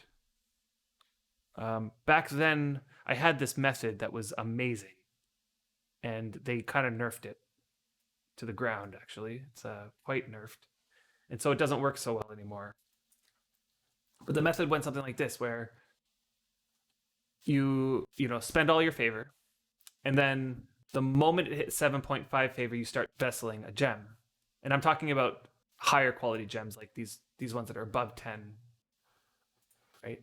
Like a 22 quality gem. And what happens is when you vessel successfully, it fills the gem with your favor. So whatever favor you have, all that favor goes into the gem, and then you can use the gem, and it will immediately give you that favor. It gives you twice the amount of favor back. So if I put in 7 favor into the gem and I use it, it will give me 14 favor back. Okay, now it won't store all the favor. There's a certain amount of favor that you have that won't go in there. So I got it down to an art form where if you can keep your favor super low and you vessel the gem, then the smallest amount of favor that can go in there is 3.5 favor. And then when you use it, it gives you 7 favor back. Okay, so I would vessel, get 3.5 in there, use it immediately before I got a tick, a favor tick, and that bumps my favor back up to 7. And then I get another, then a favor tick happens, so I'm at 7.5 or above, and I start another vessel. So the cycle goes vessel, the timer goes up, it charges the gem, you use it and vessel again. Use it and vessel again, and you just go like this over and over again. So every time that the 30-second timer is up for the vessel, it ends. Instantly, you use and vessel again. So every 30 seconds, you're getting a potential a skill tick. That system is gone. You can no longer do that. And the reason is because they buffed the rate at which favor regens. So now there's no way to get 3.5 favor into the gem. Now your favor regens too fast, so by the time that the vessel cast happens, you end up storing way too much favor in there, so that when you use it, your favor jumps up way too high, and you don't want to vessel a gem when your favor is high, because all of that favor is going to go into the gem, and when you use it, it just bumps your favor up higher, and so one thing I didn't mention was that the amount of favor that gets stored and used in a gem increases the amount of quality that you lose. So for example, I could fill this opal up with 22 favor. When I use it, it will give me 44 favor back, but then it'll destroy the gem. And we don't want to destroy the gems as much as we possibly can, because gems are rare and we don't want to use them all up. We want to get as many casts on this 22 quality as possible. Okay, so let's see what you guys are saying to all that. Yeah. Perfect topic. I want to learn this. Okay. But the vessel cast is so long, you regen tons of favor past that. Exactly. So that's the problem now, is that because the vessel casts 30 seconds, in that 30 seconds, you're gaining so much favor. Whereas when I was doing this, favor regen was probably about 1/5 of what it is now. I'm estimating, but 1/5 is where I think it was, because first off, there's several changes that increased favored regen. So it's like they literally buffed it and buffed it and buffed it again, and now it's like 5 times as fast as it was before. The way they buffed it was, one, they reduced the time between ticks. When I was on Xanadu and I was doing this back in the day, the time between favor regen ticks was approximately 12 to 15 seconds. And the reason why there was such variance was because of server lag. This was early on in Xanadu, and so like there was a lag, like all the timers were longer. But if you went over to Deliverance or something like that, back then the ticks were about 10 seconds. Okay. So they cut that in half. So now it's more like every 5 seconds, and sometimes I'm even noticing it's quicker than 5 seconds, like 4.5 seconds or something like that. So every 5 seconds or so, you're getting a skill tick. So that right there doubles the amount of skill, or the amount of favor that you regen. There was another change, and I'm not sure if they happened at the same time or if they happened separate from each other. but they changed it so the amount of favor you gain per tick is increased. And this wasn't a small increase. This was a big increase. Like I remember when I was doing this strategy, I would get my favor to 7.5, right? And the cast is 30 seconds long. So I might get two favor ticks in that time, right? Like, so it would be 7.5 or 7.6 or something like that. I get my favor to. And then over the course of the cast, I would get 2 or 3, depending on where I was, favor regens. And when I landed the cast, my favor was somewhere in the low 8s. Okay, somewhere in the low 8s. So 2 ticks gave me from 7.6 to like 8.2 or something like that. And if your favor was less than 8.5, that was the sweet spot. You needed your favor to be less than 8.5 to get the 3.5 to go in, right? And so then it was like 5 favor gets lost. Anything above 5 favor gets stored in the gem. So if it was 8.5 favor, or maybe it was just above 8.5, I can't remember. But anyway, it was like 3, that would give you the 3.5. Oh, yes, I remember what it was. That you could actually get it, if it was below 8.5, you can get only 6 favor would go into the gem. And that was possible. So if you were doing it perfectly optimally, your favor was less than 8.5. Now, I want to show you this now. So let's take a look at how favor regens now. So to do this, I'm going to grab a tool and cast on it to bleed my favor. Let's do horseshoes. Let's do horseshoes. I got a bunch of horseshoes ready to go. So let's see, do any of these have WA? Okay, this one has 4 on it, which is great because 4. You see how this horseshoe here has 4 WA on it?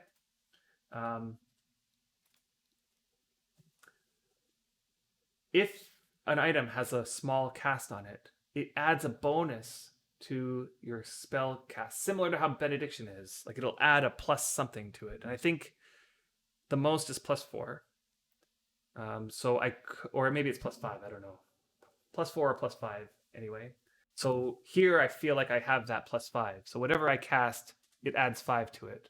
So let's do that.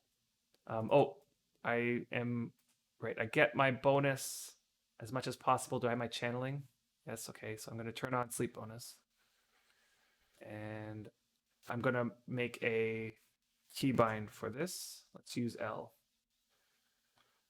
And I have Shift K. Let me just see. Shift K is for vessel. I'm just going to change that to K. Okay, there we go. So L. Okay, and I'm also going to grab a pieces of food. Let's see. What do I have lots of? I have lots of basil, and I have way more over somewhere else. So I'll just grab some basil. I succeed in improving. Let's grab some basil, and I'm just going to cast some opulence on this. Spells, opulence. And let's make that keybind. Let's make that Shift K. Okay, so what I'm trying to do here is bleed my favor, so it goes down. And it's just about to tick to 20. So I'll be able to cast opulence and then cast opulence again. Boy, opulence takes forever. Maybe I won't use opulence. Maybe I'll use bless. Yeah, that's much better. Okay, I'm not expecting any skill ticks here. Oh, and I forgot to turn on sleep bonus. Yeah, I'll get to the under 10 quality gems. Okay, so let's watch my favor now. So my favor is right on the top bar here. It's at 1.6 and it ticks to 5. Okay. Let's watch again. Ticks to 6. Okay, you'll notice how quickly these ticks are happening. Like, it's not 12 seconds between each tick. It's like 5 seconds. Okay, now I'll be able to cast Vessel. I'm just gonna let it bleed though. I'm just gonna let it go. 1 tick brings me to 8.5 or 8.6. Another tick brings me to 9.2. And these are happening fast, right? Like in a 30-second time, in a 30-second cast time, I'm gonna be above 10 before the cast goes off. Right? There's 10. Like, I wish I had a video showing how favor regened before back in the day. Because after this amount of time, I would still be at like 8 or something like that.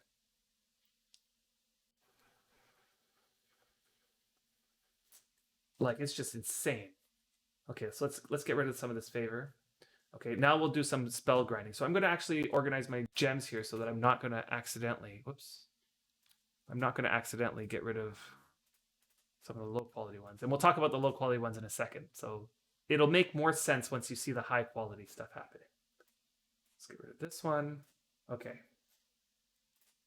Let's put all the gems together. Oops. Let's get myself going. So I'm at, okay, I'm going to have to do one more cycle of this. Do I have all my high quality gems? I got a ruby. Okay. Not too many of them, but let's start with these diamonds, okay? Because they're low quality. So I'm gonna bless the basil, lead my favor, and then the moment I can, I'm gonna cast vessel, which I think I put on K. Yeah. Okay.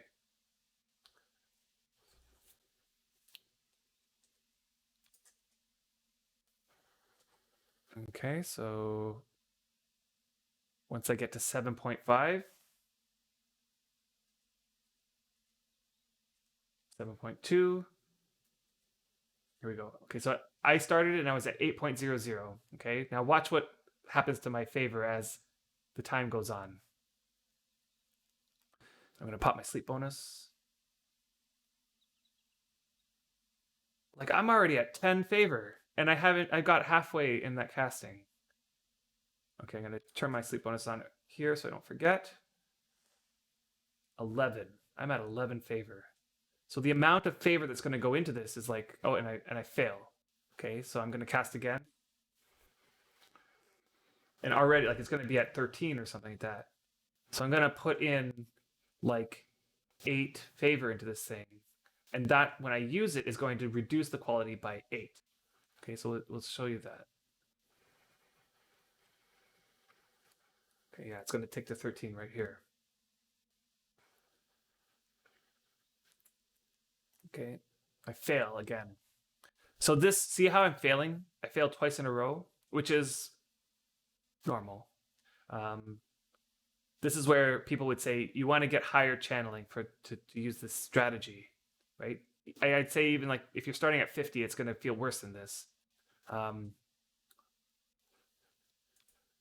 But this guy can get into a groove where he can get like a few off in a row and it's not that bad. But you kind of want to reserve this for when you get to 70. There we go. I got it. Filled the gem. Okay, so I'm going to wait till my favor gets up to 7.5 and I'm going to cast on the next one.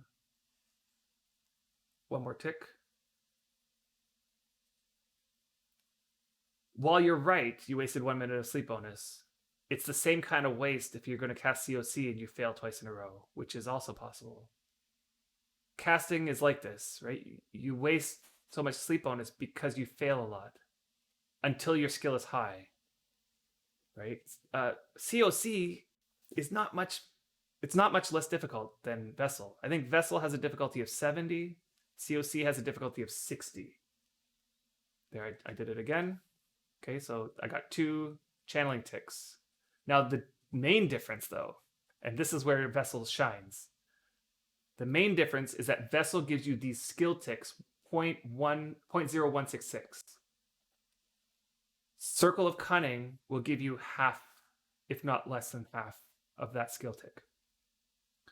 Okay, so Vessel gives you a very large skill tick when it succeeds and gives you a skill. Okay, so sure, you're wasting some time, but every time it's successful, you make up for that time because it gives you this massive skill tick. Okay, I got 3 in a row, right? So that's not bad. And 3 skill ticks in a row. Look, I already got point. Wait, did I get a skill tick there? No, I actually didn't get a skill tick there. Sorry. So I was successful, but too successful on that one. Right. You're right, but I don't know if you've ever, like, when you say spam cast Aesop, do you mean sacrifice a whole bunch of favor and then just cast Aesop and then sacrifice a whole bunch of favor again and then, right? Because if that's the case, I can't do that because I don't have unlimited favor. Right now, I have maybe 1,000 favor built up into here, maybe 2,000, somewhere in there. That might go for 15 minutes of doing what you're describing. So I can skill gain for 15 minutes, and it took me a few hours to make that amount of favor. So the bottleneck there is favor. What makes vessel grinding so appealing to me right now is I don't need any favor. I'm not sacrificing or wasting any favor. I get these massive skill ticks each time, right? Like already my channeling is up by 0.05 almost. And I haven't really started. And you're right, gems are more rare, but of course as you play, you gain gems, so you're right. Like there's like a balance here. Um this is the reason why priests will do enchantments in exchange for their services, right? Like, and it's also why gems are so valuable because priests are doing this. Why am I not pressing the wrong button? Okay, I'm gonna bleed my favor because I'm not paying attention here. Okay, so this diamond, you see it says glittering diamond, it emits some power. That emits some power is indicating that um, it's filled with some favor. Okay, I'm gonna wait for 7.5 again. Right, and while it does feel like you're wasting sleep bonus, believe me when I say that you compare this channeling skill gain to, let's say, favor sacking casting, favor sacking casting. Um, this skill gain is better. Like it'll go up faster this way.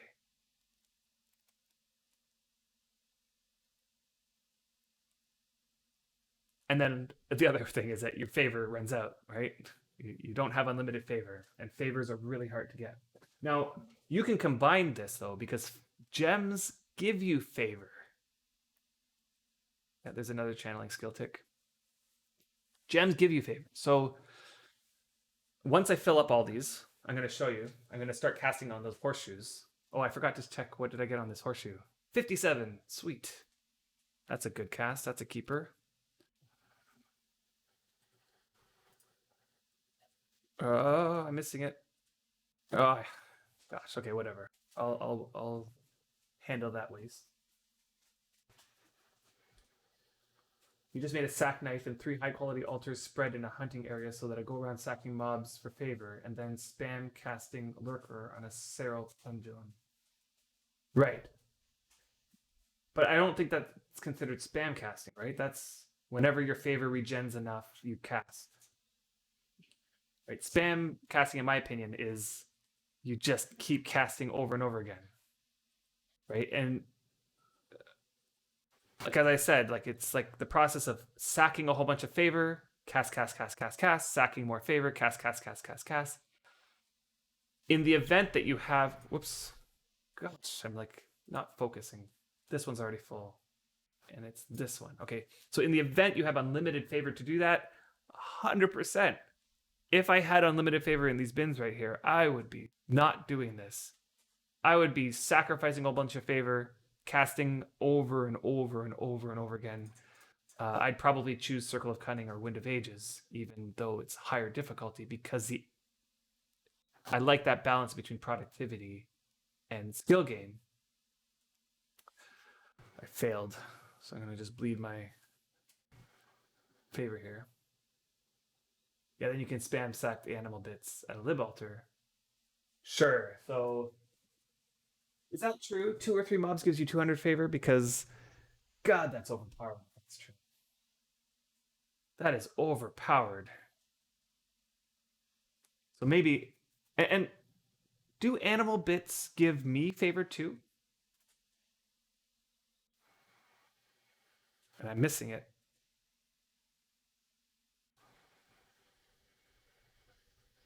Right, but do animal bits give me favor too? Like, and it's like Libela gets double favor, or is it that only Libela uses animal bits?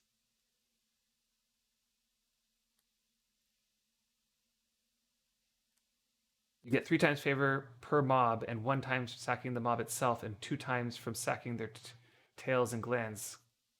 Right. Yeah, it gives me but only 1 times.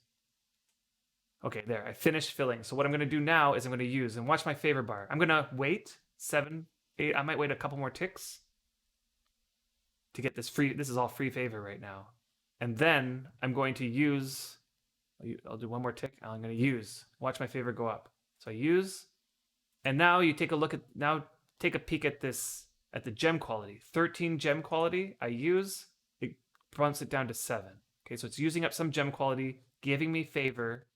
And notice that extra 8 favor that I waited for the regen paid off because now I'm at exactly 51.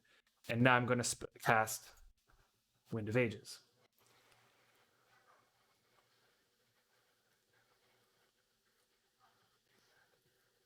So still, yeah.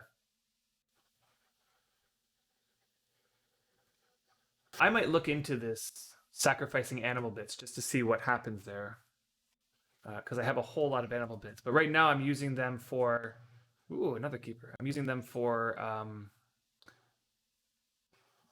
natural substances grinding. As you can see, my natural substances down here is at 27, and I'm continually working on that. I'm going to wait for one more skill tick, and I'm going to fill up my gems, or fill up my favor bar again. Use, and one more should do it. And Wind of Ages. So this one was 52. I'm getting lucky with these casts. I don't normally get 50s right off the bat twice in a row.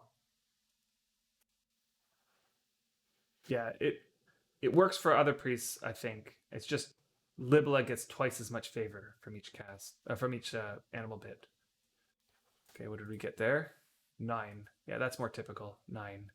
And all I have is this one ruby left. Okay, so these gems all got put down to less than 10. So I'm going to put those in the container with my lower than 10 quality gems. And I'm going to recast Vessel here. And check out my channeling. It is now flying right now. I already got 0.1.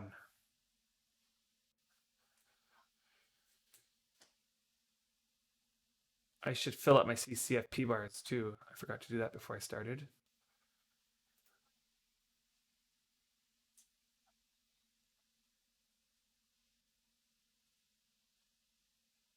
Okay, that one did it. One more tick.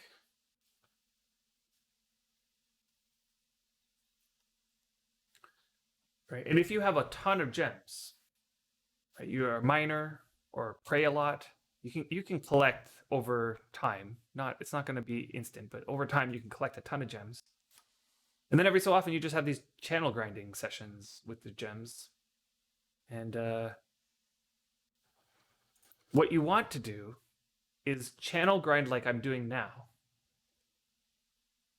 until all your gems are in the 1 to 10 or 0 to 10 quality range.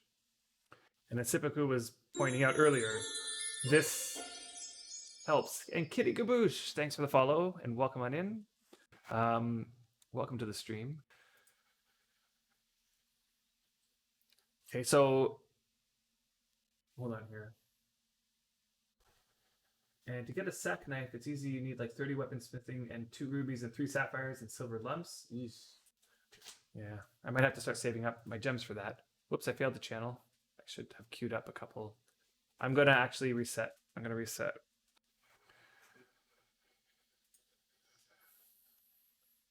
Cast some bless on the basil to get my faith down. And I think it's on this one I still need, yep. And it's K.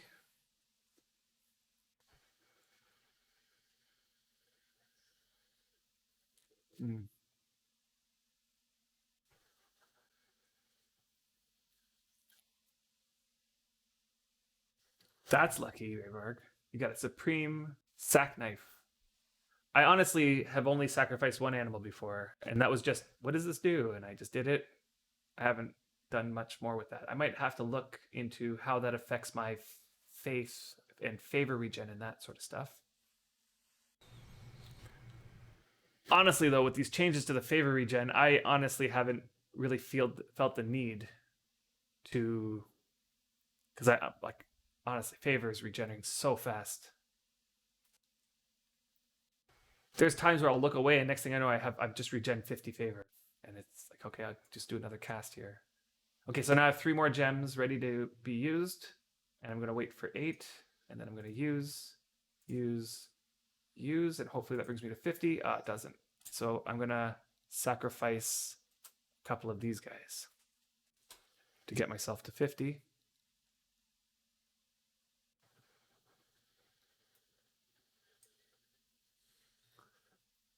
Okay, and I still have this ruby, which I'm just gonna put away for now. And I'm gonna take all my low quality gems now, and I'm gonna show you why low quality gems are so valuable. Okay, I'm gonna just cast my Wind of Ages here. And you know what? I'll just use them all up. There's not too many here. These are the ones I've just collected over the last few days from praying and mining and whoops, put them in here. I want them to go here. Goodness.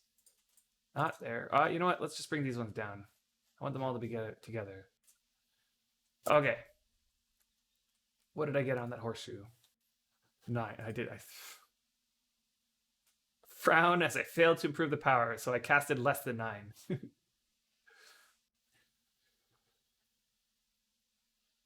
Okay. Yeah. Your method sounds great, Sipiku. Okay, so let's now show you what happens here. So I'm gonna get just a little bit more faith here, but favor, but I think it's good. So watch what happens now if I cast Vessel on this opal here. Okay, when the gem is less than 10 quality, instead of storing your favor into the gem, it'll say something like the gem is too low quality to store favor into it. What will happen is that the gem quality will be reduced by 3. None of your faith or favor will be stored into the gem, but you'll use, I think, 5. I think it'll lower this by 5, which is okay because it'll lower it by 5, and it says the gem is too low quality to store anymore. And look at that. Because of the rate at which favor regens, you regen enough to cast Vessel right again. So here, there's no fiddling with favor. No waiting to cast. No Vessel to use. You just literally cast on these things over and over again. And each time it's successful, it'll lower the gem quality by 3. It'll use up a little bit of your faith. And what I do is I'll just cast it on this top one. And it'll queue up 3 casting actions. And I just sit back and relax. And I don't even have to pay attention to it. And this is really where Vessel grinding shines. If the gem has less than 3 quality, then you will cast it on it and it will destroy the gem, but you still get the cast and you still get the skill tick. It'll happen on this one over here. Actually, it just happened on the one that was first in line there.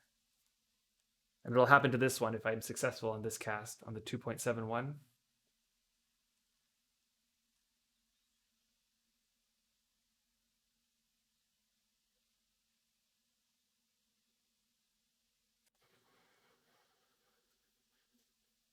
There it is. Oh no, that was on the 8. Okay, so let's do it again. Okay. Like, I think if I'm successful on the Vessel too many times in a row, it does drop below the 7.5 favor required to cast it. So, but that's okay. It takes like 1 tick of waiting before it gets back up there. And let's take a look at my channeling skill gain. 0.17. That's just awesome. I'm going to get to 63 here, I think. Okay. Yeah, there it used it. I did lower it below my 7.5, but 1 tick brought me back up. And it destroyed the gem. Oh, that money. I know. It is, but see, you got to remember the reason why it's all that money is because gems are useful for channel grinding, so people are willing to spend money on getting gems, right? Like when you sell gems to a priest, the reason why they're so valuable is literally because of this. This is what they're doing with the gems. Um, I'm debating on whether I should sack some favor or should I just wait? I don't know. I think I should just wait. Yeah, to a player who's not a priest, I can imagine this is like you're looking at this going, oh, this is so much of a waste of gems. But you just got to remember that this is what gems are. It would be like you mined a whole bunch of iron and you're watching a blacksmith use all that iron and you're going, oh, that's just such a waste of iron. But no, it's what the iron is useful for in the first place. There is no other use for gems in this game, by the way. Aside from making sacrificial knives, and what else can you use a gem for? The star gems. So this is why I'm not using this star gem here. This star gem is useful for making the staff. What do they call them? Those wizard staffs, the karma staffs. Yeah, for the star diamonds or the star gems. But the other gems, they're not really useful. Like you make a sacrificial knife with them, that's it. And then the other reason why you use them is for this: storing favor or using it to vessel grind.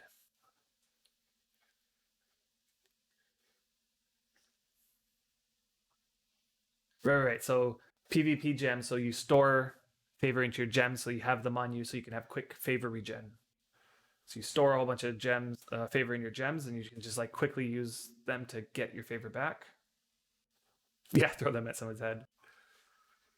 But honestly, if somebody's buying gems, they're not buying them for the PvP purpose. Most of those guys are gonna get their own gems.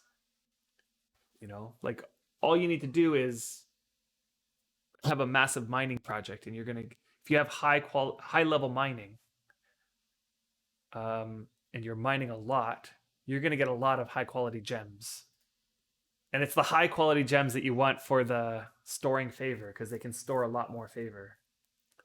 Let's say I have a 90 quality gem and I have 90 favor in my bar, or like 100 favor in my bar, and I store all the 90 quality, like the favor in my gem, it just stores so much favor.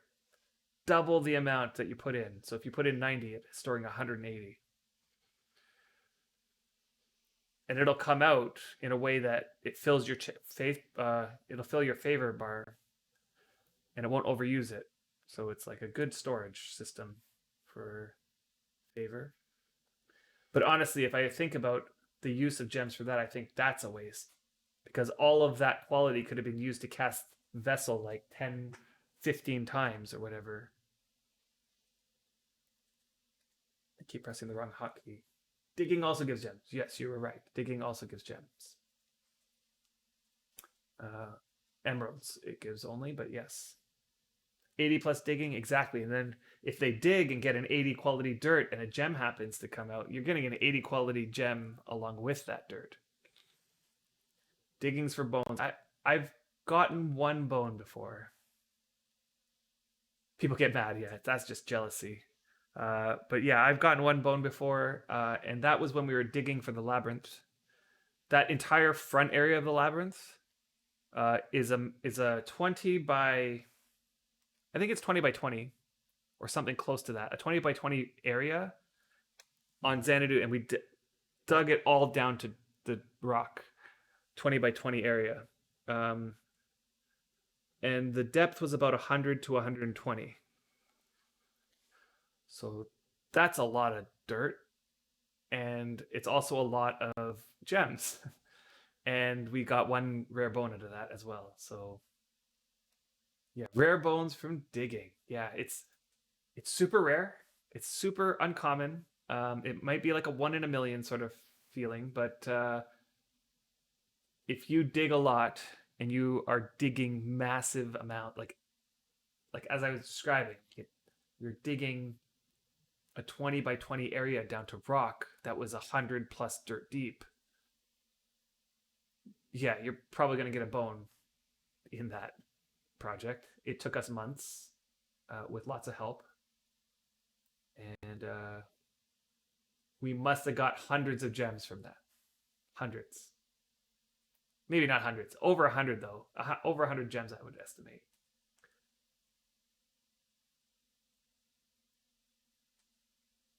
They don't drop from clay, peat, or tar. Yeah, only from dirt, and only if that dirt is like going down when you're digging it.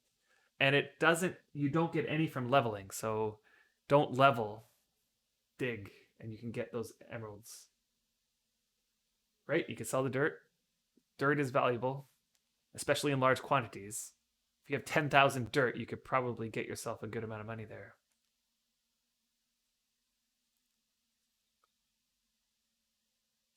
Right? Like look at my channeling. 0.25 already. I got 0.25. Like anybody watching, like I know that it doesn't seem like it's going that fast if you're not used to how skills go in the 60s. But like if I was mining, let's say, like next side by side, here I'm channel grinding, over there I'm mining, right? And I have an optimal setup for mining, right? I'm on the right vein and everything like that with the right quality pickaxe and everything like that. If I got 0.25 skill gain in mining by doing the amount of time that I just did here, that would make me super ecstatic. You know, like that's a lot of skill gain in that time. Right. You get really good gains with this strategy, especially on the low quality gems. Right? If you have a lot of low quality gems, this is good time. A good amount of skill gain in the time that I've spent. And sure, I'm not going to get a skill gain every tick, so that one I think I missed out on. But these skill ticks are large, like 0.165. That's a big skill tick at this level, right? Like you go and like any of you who have a skill in the 60s ish, go do an action for that skill and just tell me like what kind of skill gain are you getting there? Like keep in mind I have sleep bonus on and I have affinity food. My channeling affinity food. Um, so those in combination are giving me good amount of skill boost. But even in that situation, my mining skill ticks are even with sleep bonus on and mining affinity food, my skill ticks in mining are about half of this, like 0.007, something like that, or 0.008.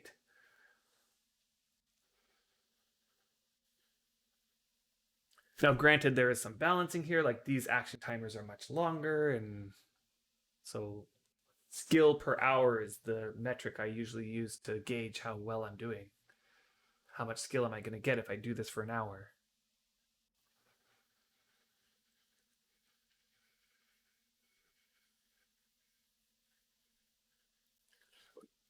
Okay, you guys are talking about dig to pile now.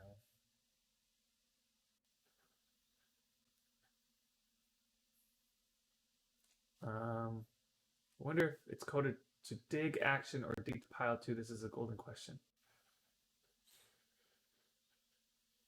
If they're the same, just dig to pile. Also adds, yeah. So I've gotten them when I had dig to pile turned on, the gems. So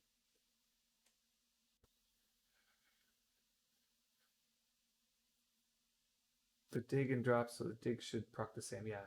So the dig to pile definitely gives you gems for sure. Right. And if you have 100 items on the tile and you try to dig to pile, it'll automatically go into your inventory. I've also seen if you're standing in an awkward spot and it doesn't know where to put the dirt, it sometimes goes into your inventory, even if there's no full pile nearby. Oh, you wonder about the bone drop? Yeah, bone drop as well. Dig to pile should also give you the chance to get the bone. I think the chance to get the bone is the same sort of mechanism as the chance to get the emerald. Obviously, a lot lower chance for the bone, but I think it works under the same kind of roll chance. Yeah, exactly. It's like the bone is on the same table, like on a similar table, just a much smaller chance. Exactly. Okay, I'm about to hit 63 here. And once I finish with these gems, I'll switch over to doing sack casting. I'll grab a bunch of tools that I have ready to cast on, and I'll just do some sack casting and show you what I do there.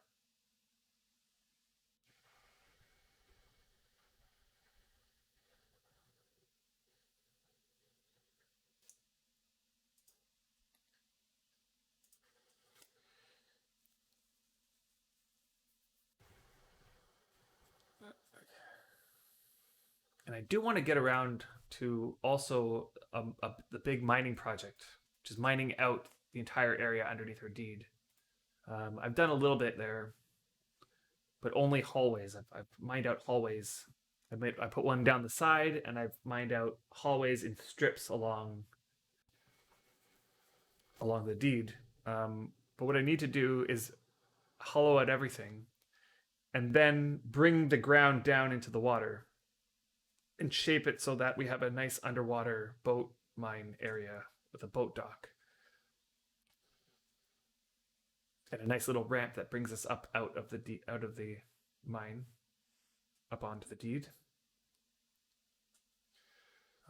And my hope is that that project gives me a whole bunch of gems.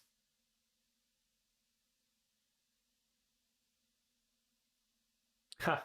Yeah, mines for 3 years to make the labyrinth, then takes a break and comes back to mine some more. Everybody need Adam. I know. I was like helping Cats over there mining out some of the zinc vein that she has there, and I'm like, I'm getting that same feeling that I always get when I mine, which is just like, this is great. I could sit here and mine this zinc vein for entire sessions, and the whole time I'm just like engaged and happy to do it. It's something that just one of the few things in this, well, I shouldn't say few things, but one of those things in this game that I just super love to do. And maybe I should say few things, because there's things I like doing and things I am willing to do for the benefit that it gives, but then there's those things that I could just sink into, and just I'm enjoying it for the sake of the act of doing it rather than the outcome that I get from it. So mining is definitely that one of those things.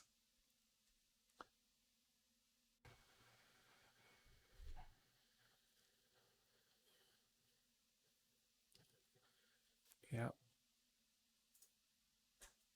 These gems last a good amount of time. Like the ones that are above 6 quality, like the 7 quality here. So that one will give me 3 casts on it, 3 successful casts, right? So, and then the ones that are above 3 will give me 2 successful casts. Even this one here, the 3.5, when I get a successful cast on it, it'll bring it down to 0.5, and then I'll get another cast on it to bring it down to 0. You didn't kneel before three 10K sandstone veins at Scar. We put them in BSBs.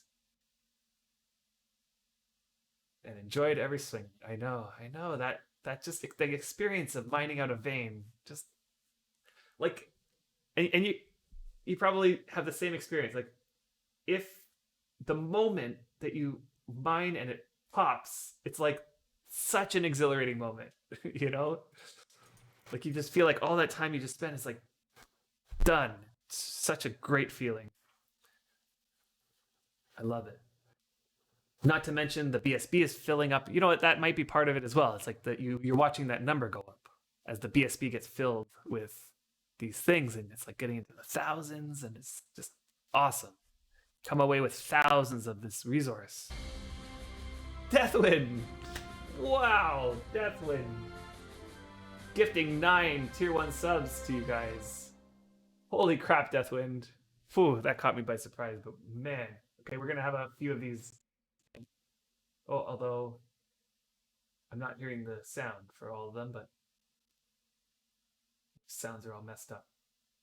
But let's see who we got here. Okay, there it is. Cave Surfer, Nice Guy for LC, Limewood, Creepifier Guns, Tiger Claw, Leodimus, Boogard, Socrates.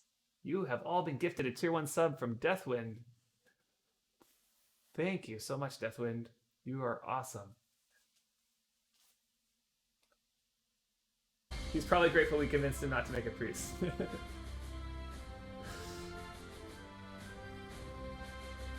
Yeah, awesome, awesome.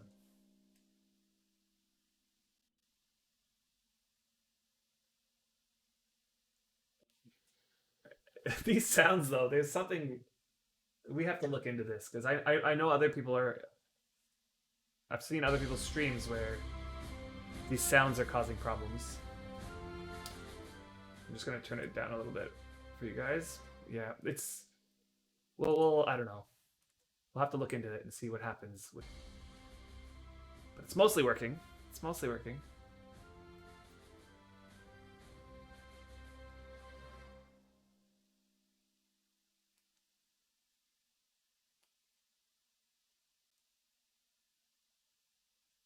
That one didn't work. At least I can't hear it.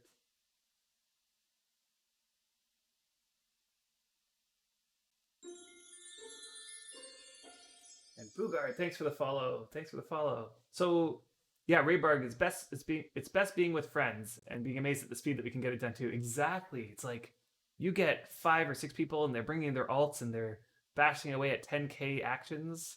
It can go real fast, especially if you have a few people in there with some high skill and high quality pickaxes and stuff. You can knock out 10k actions in a go, like in a single session. It's a lot of fun, and you can be socializing during that time.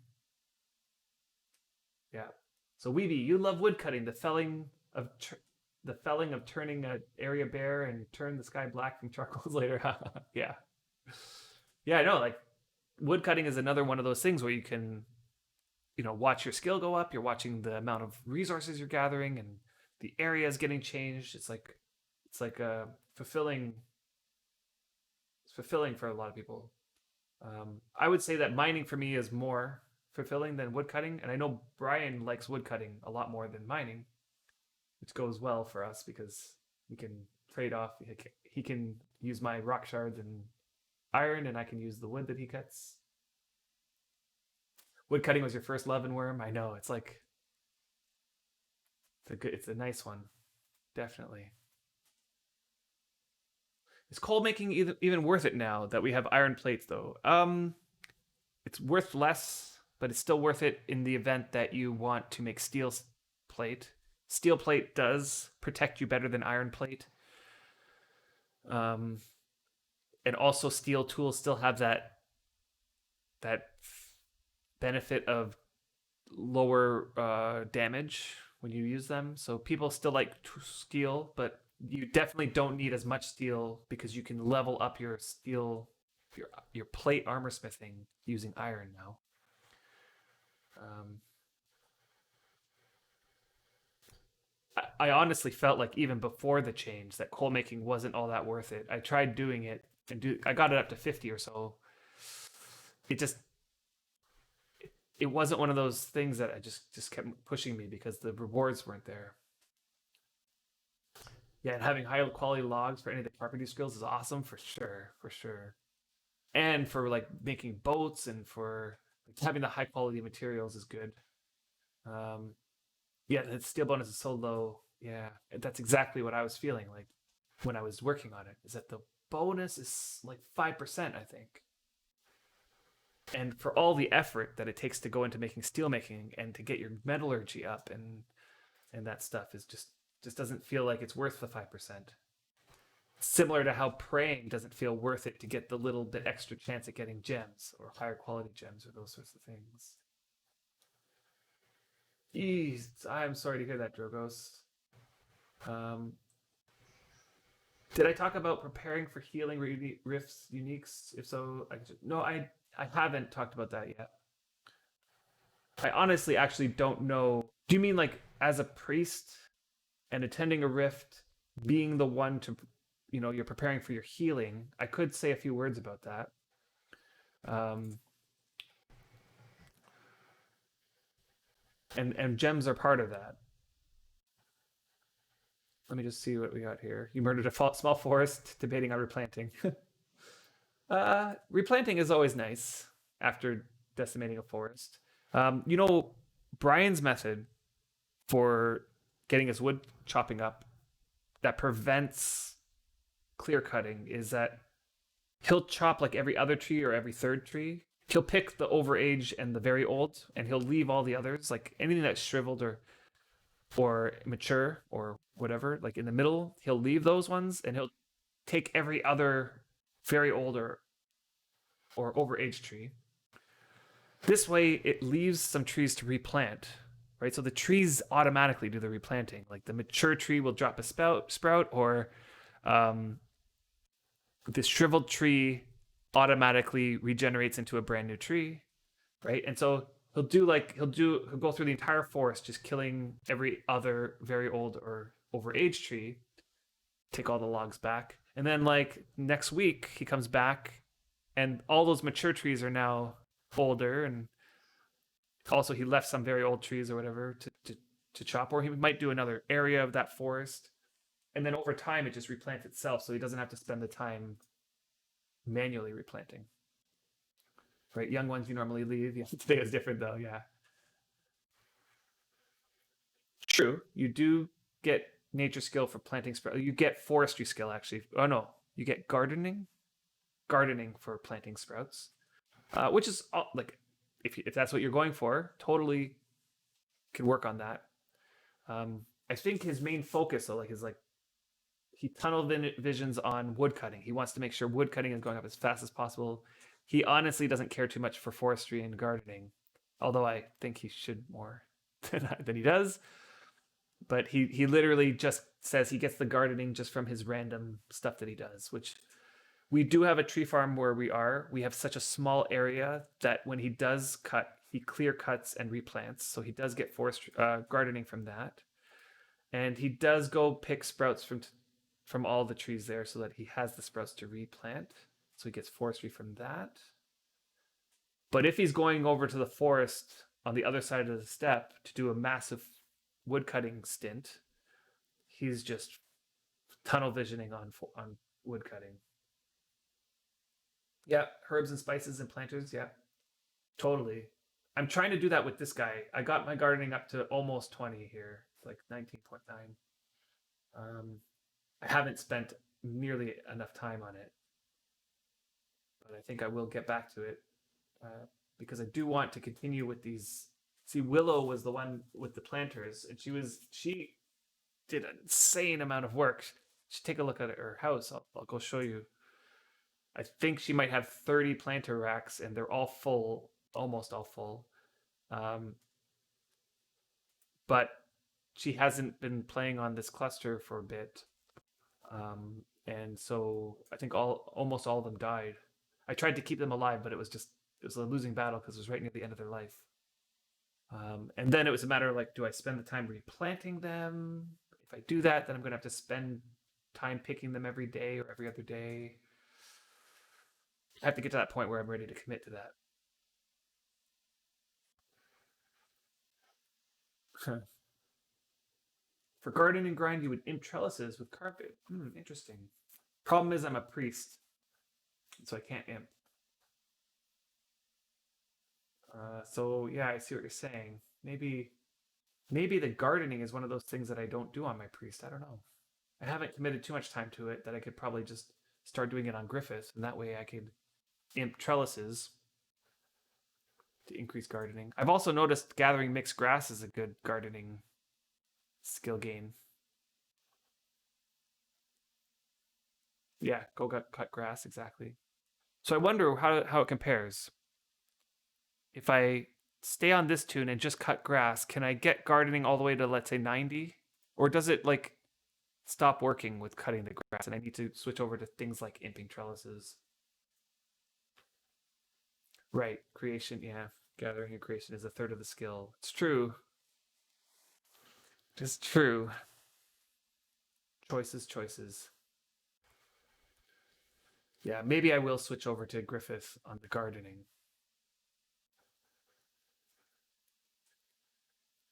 Yep, you can use the grass for taming.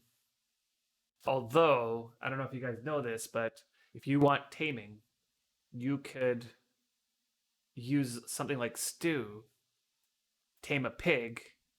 Um, Pigs are somewhere in the middle.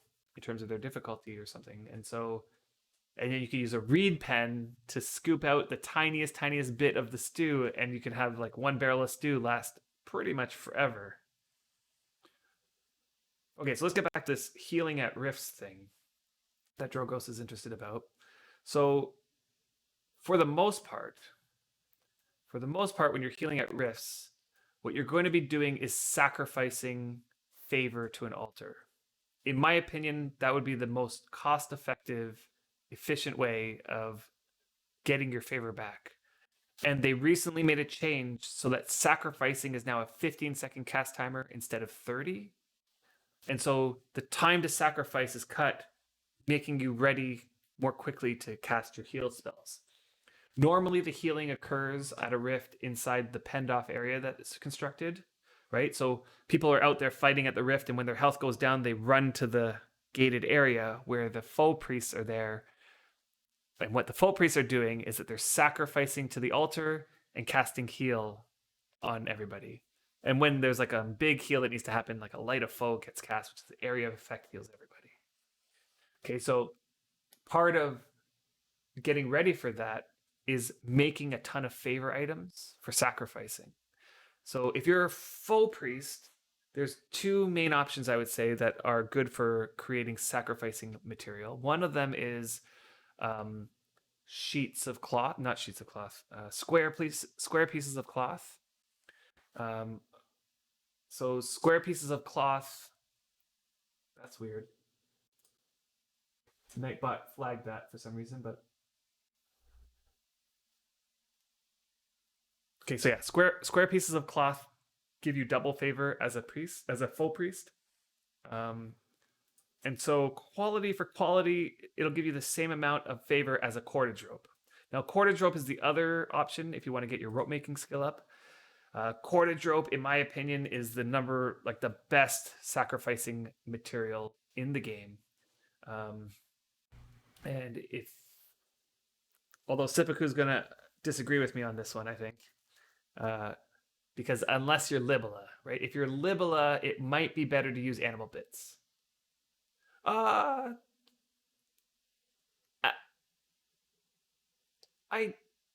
almost guarantee you that at every rift there will be an altar. And if there's not an altar, I would recommend bringing materials to create an altar. Okay, so it's worth it to have an altar there, to sacrifice material, because, and while you're right, gems are good, they are way more valuable than favor items. So that's the first thing. They're way more valuable. So to collect enough gems to be prepared is hard. Plus, when you use gems for storing favor to use in a battle situation, it uses almost the whole gem in one shot. And so like a high quality gem, which like let's say you have a 90 quality gem, if you did the strategy I showed you, you could actually get like 15 or 16 casts, potentially 15 or 16, or even more skill ticks from that one gem, and that's valuable. Whereas if you go to store a massive amount of favor into that gem, you're going to use it all in one shot, right? You're going to use the gem, it's going to completely destroy, and you've lost the ability to channel grind on it now. And while it's maybe in a pinch, like somebody is going to die if I don't cast heal on them right now and I don't have favor, regenning your favor with a gem and casting might save that person's life. Sure. But if you have a setup where you have lots of favor items and an altar sitting there, it takes 15 seconds to sacrifice to get that favor. So it's not instant, but it's 15 seconds. But you're using the favor items you were prepared, which are much lower in value, right? Like, I'll show you what it takes, like how many of these ropes it takes to fill your bar. It's not many. It might be, of the higher quality ones I've made, I might put in 4 cordage ropes, right? So compare the value of 4 cordage ropes to a 90 quality gem. Right? So you would use the gem in a pinch if you're willing to, that value, like you're willing to use up that value that's in the gem hat. Like, a 90 quality gem, you could sell it to somebody for a good amount of money, right? Like, if you get market value, which is approximately 1.5 copper per quality, you're getting like 1.5 silver almost from that thing. Like that's the value of that 1.5 silver. Whereas I'd probably put 1 silver per 1,000 favor in sacrificing materials on the old servers, or maybe a little bit less than that, but somewhere in that vicinity.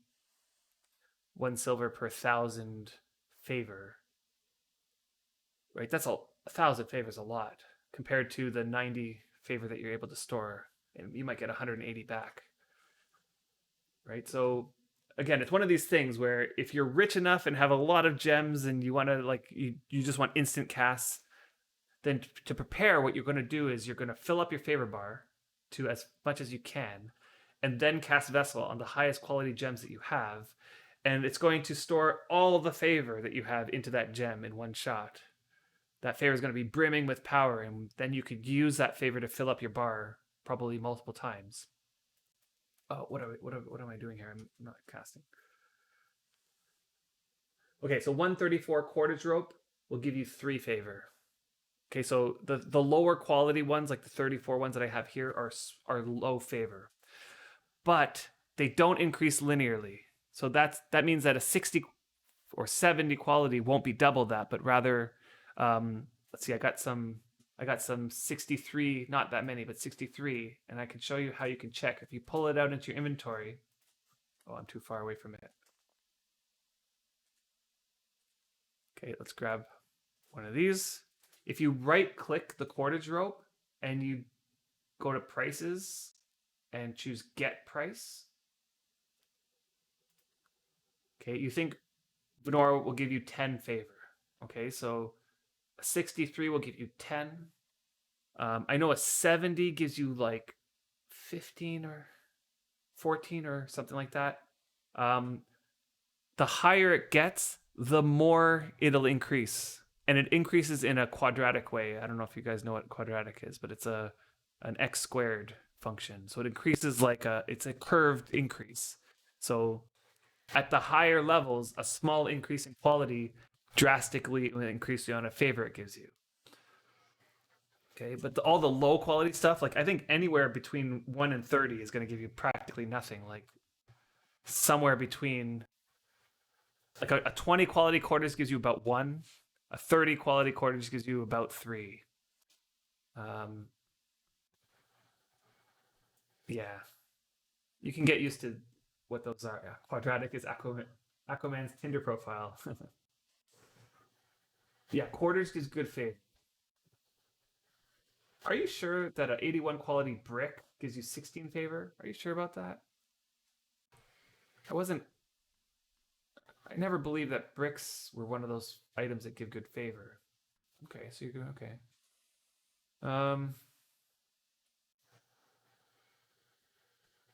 Is that for a mag priest? Or is that for any priest?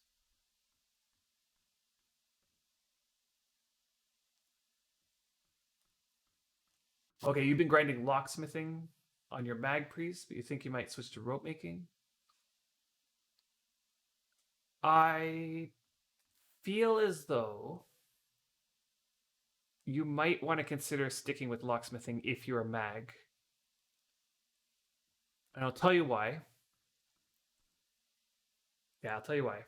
Lock making is one of those things that is close to. Okay, so I never told you why I think Portage is really the best. It's not because of the amount of favor it gives you, it's because of the amount of work it takes to make a cordage rope. Okay, so let's compare this with square pieces of cloth, which is what would be for foes double. And we can then compare it to locks for mags. Okay, because all of these quality for quality will give you the same amount of favor. So a 70 quality lock will give the same amount of favor to a mag priest as a 70 quality cordage rope. Okay, so that quality for quality, it's the same. Because mags get double favor from the locks, from any metal item. And cordage kind of is that special thing that gives double favor for everybody. It's like just embedded in the fact that it's cordage, gives double favor. Okay, and then cloth items are double favor for foe. Okay, so if quality for quality it gives you the same favor, then there's a few things to consider when choosing what is the right favor item for you. Okay, the number one, in my opinion, the number one thing that you should be thinking about is how hard it is it for me to get those items. Like how much effort is it to get a 60 quality cordage versus getting a 60 quality lock.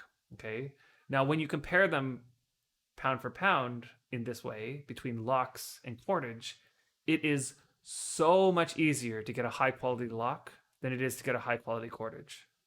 Cordage has a really high difficulty associated with it, so it requires you to have really high rope making skill in order to get decent quality ropes. Okay, so I'm going to just open up my bins here and I'm going to show you what I mean by this. Okay, so I spend a lot of time just pumping through ropes. Okay, and here's the distribution. So I did a massive rope making session just the other day, and I had empty bins on the 50 quality ones. Let's just cordage. Okay, so in my 50 quality bin, I had 0. Okay, so I basically spammed 50 quality WEMP into ropes until I got 150 quality ropes. Now the 40 quality ropes went up to 90, so that was also at 0, so it went from 0 to 90. And the 30 quality ones, I think I had some in there. I might have had 50 or something like that in there. And then this bin had maybe 200. So I got 500 cordage ropes that were like literally useless. Like if you take a look at how much favor this gives, a 14 quality rope, get price.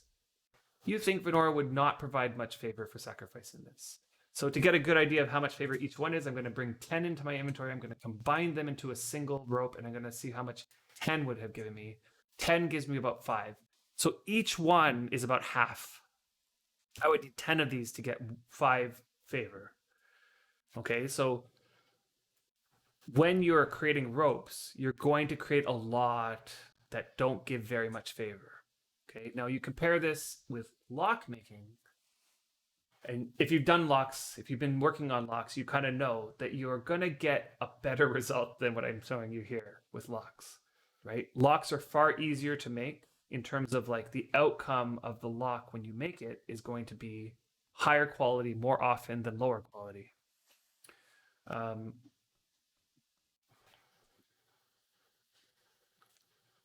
Yeah, so but Sipiku, it's not exactly that way because a cordage rope gives double that of a door lock. Right? So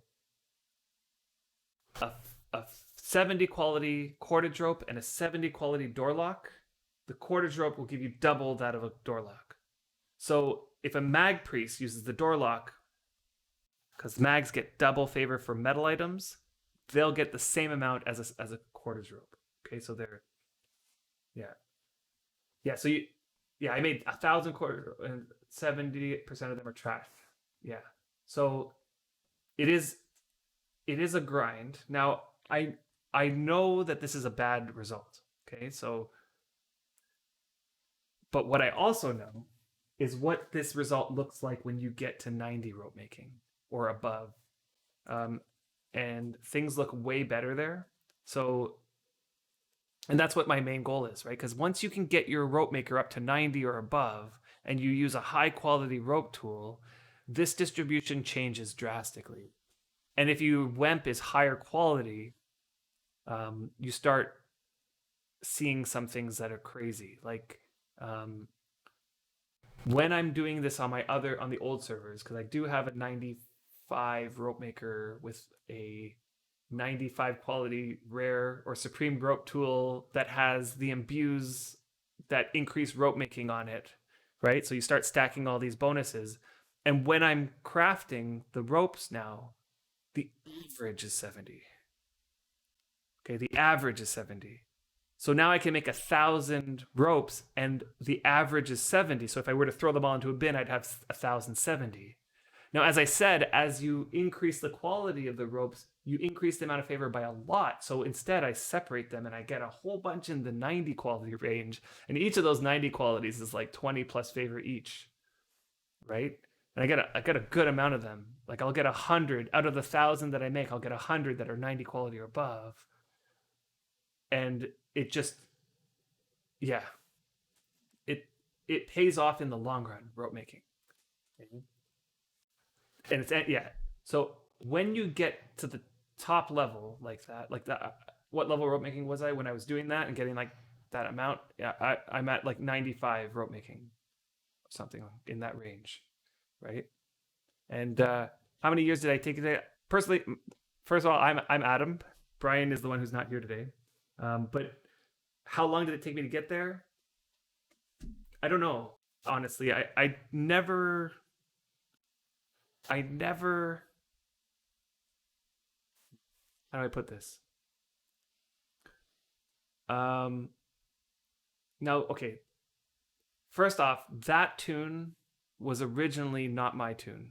Um it was somebody's who I was playing with and I knew in real life, so it was a real life friend. And that person quit the game.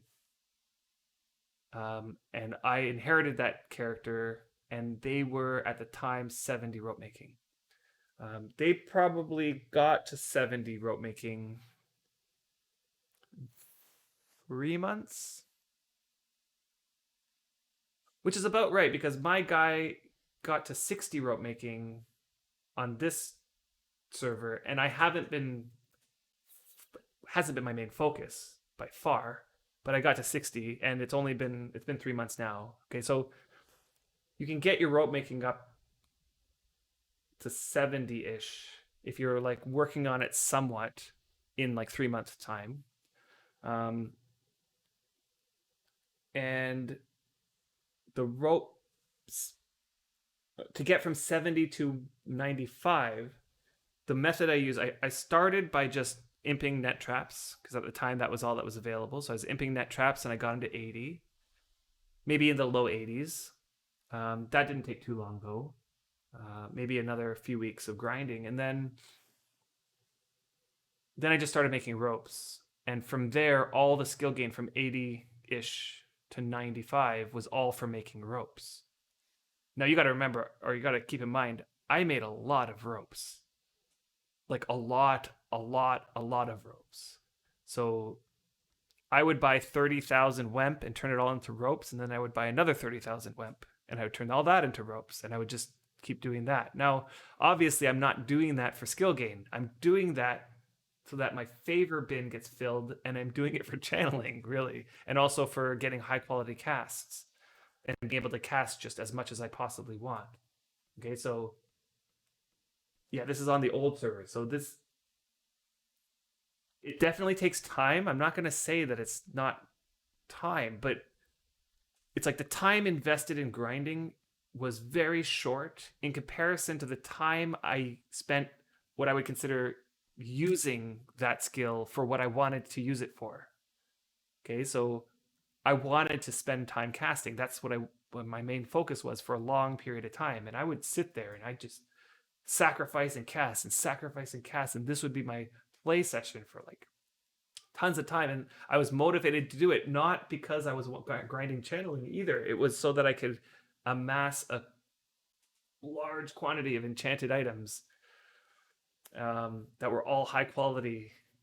And so I would, and I was selling my services. So I would get a customer who has their 95 quality supreme pickaxe and they want 95 circle of cunning and 90 wind of ages, and I would just spend just that one item would take hundreds and hundreds of casts to get it right, and so I would need tons of favor. So I'd spend tons of time just building up the amount of favor I have. Like if you look in my bins right now on the old server, I still have over 20,000 WEMP sitting there, and probably 70 or maybe it's 50,000 favor in the bins of cordage rope. Um, like it's just insane how much cordage rope I go through.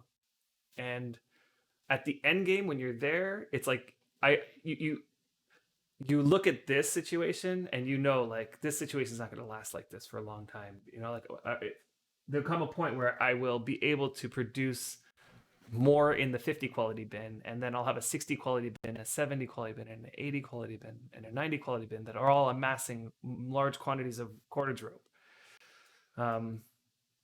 So now back to the locks versus cordage rope conversation. If you're a mag priest, you're going to get, like, if your locksmithing is probably in the 40s or 50s, like it doesn't have to be that high, you will get a way better distribution of lock quality than you're seeing here. And probably it will feel closer to what it looks like when you're 90 rope maker at 40 locksmithing. Okay, so the amount of effort it takes to get to 40 locksmithing, I think, is a lot less than the effort it takes to get to 90 plus rope making. And you're going to see the outcome far earlier of getting higher quality materials for sacrificing. Now, oh, did my battery just ran out? I felt like I charged this thing last night. I guess I did not. I'll plug it in.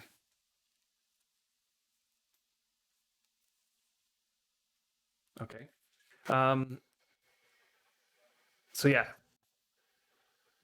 Now, the other thing to consider, and I'll answer, I see a whole bunch of questions in here. I'll come back and answer them in a second. But the other thing to consider is not only the effort it takes to get the qualities that you want, but also the number of actions it takes to create a single item. So when I ask, like, how many actions does it take to create a single cordage rope? Well, you need one WEMP. That'll create one cordage rope. And when you farm, right, one farming action gives you, right now it's currently giving my priest 6 to 8 or maybe 9. So let's say on average it's like 7-ish WEMP. So one action gives me 7 WEMP, and then it's one action to turn that WEMP into a cordage. Okay, so that's, I would say, less than 2 actions. In fact, it's just over 1 action per cordage rope on average. Now for a mag priest making locks, 1 action to mine, and then you have to smelt it. I don't count that as an action because you can be mining at the same time as smelting, right? So you're mining, and smelting at the same time. So 1 action for the mining, and then that lump gives you 2 locks. As long as you don't fail, right? That lump gives you 2 locks. 1 action, right? I'm not counting the farming actions that you do, because you could literally plant. Okay, so I see what you're saying. So there's 1 action to sow the seed, and there's 1 action to harvest the seed, harvest the WEMP. But that harvesting could give you 7 WEMP. So it's still less than 1 action per WEMP, right? 2 actions give you 7 WEMP. So that's less than 1 action per WEMP. Okay, so it doesn't matter. It's like somewhere in there. So it's like 1 and a bit actions to get a cordage rope, and it's going to be 1.5 actions to get a lock. Okay, so those are in the same-ish vicinity. Compare that to, okay, but the time to turn the WEMP into seed, though. Right? When I'm talking about actions, like I'm talking about the time it takes. Right? So you can take a stack of 60 WEMP and turn them all into seeds in an instant. So I don't count that as an action. Okay, we're talking about effort here and the time it takes, right? 1 action to log in. I know exactly. Okay, so with mining, you mine once, you have to smelt it, but you can keep mining, and then there's 1 action to get the ore, and then you can make 2 locks from that. So each lock takes 1.5 actions. Now, going over to faux priests and their sheets. So you need to farm to get the cotton. So let's just call that a bit of an action or whatever. And then you have to then take that cotton and turn it into string. Okay. And it takes, so 3 strings will make 2 square pieces of cloth. I think that's the ratio, right? 3 strings make 2 pieces of cloth. Let me think about that. Yeah. Okay, so you got to make the string and then you got to make the cloth. The act of making those strings increases the number of actions to above 2. It's going to be above 2 actions per square piece of cloth.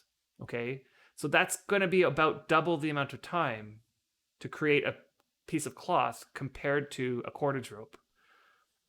Okay, so in the same amount of time, you get half the amount of cordage, square pieces of cloth. So when it comes to deciding which favor item that you want to do, it's like this plays a big factor. Venora gets shafted in this deal because their best item for creating and getting double favor for, because Venora gets wooden items, and the only one that I know of, and maybe you guys can correct me if I'm wrong, maybe there's another one that I don't know of, but the only wooden item that I know that is worthwhile making for favor for foe is yo-yos. Is there a better one? I've heard torches, but I've never tested torches. I've tested yo-yos. All hail the yo-yo. Now yo-yos are much harder to make, right? Because you need the wood cutting skill, so you need to chop the tree down, and then you need to make the shaft from the logs after you chopped up all the logs.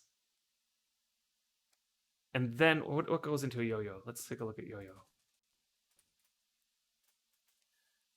Yo-yo. Okay. Then you need to get the cotton for the strings of cloth, right? So you got the cotton making strings of cloth, and then you got the cutting the wood to make the logs to make the shafts, right? Like count up the actions. You're even just if it was one action for the shaft and one action for the string and then one more action for creating the yo-yo, that's 3 actions right there.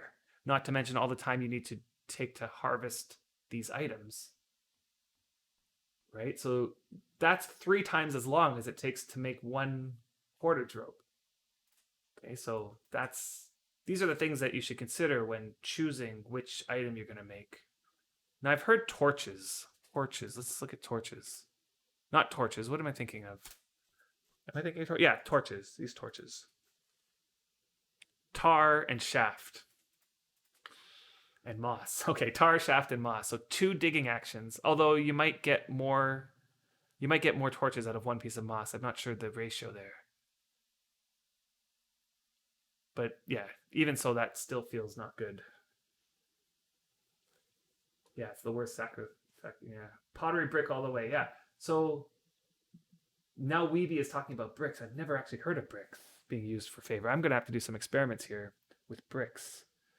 Let me just see over here because I have some bricks that are low quality. Yeah, 11 quality. That's not gonna. I'll have to do some experimentation with bricks. Oh, can I? I know what I can do. I can try to grab as many bricks as I can hold, combine them. No, I can't combine them. Can't combine bricks. Okay, so I can see though high quality bricks working. And pottery bricks actually sounds interesting as an idea because well there's 1 digging action gives you 1 clay.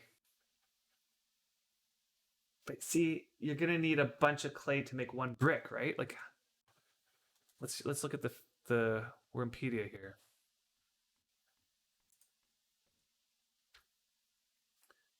Right. Okay. So 1 pottery brick is 5 kilograms of clay, and 1 digging action only gives you 2 kilograms of clay.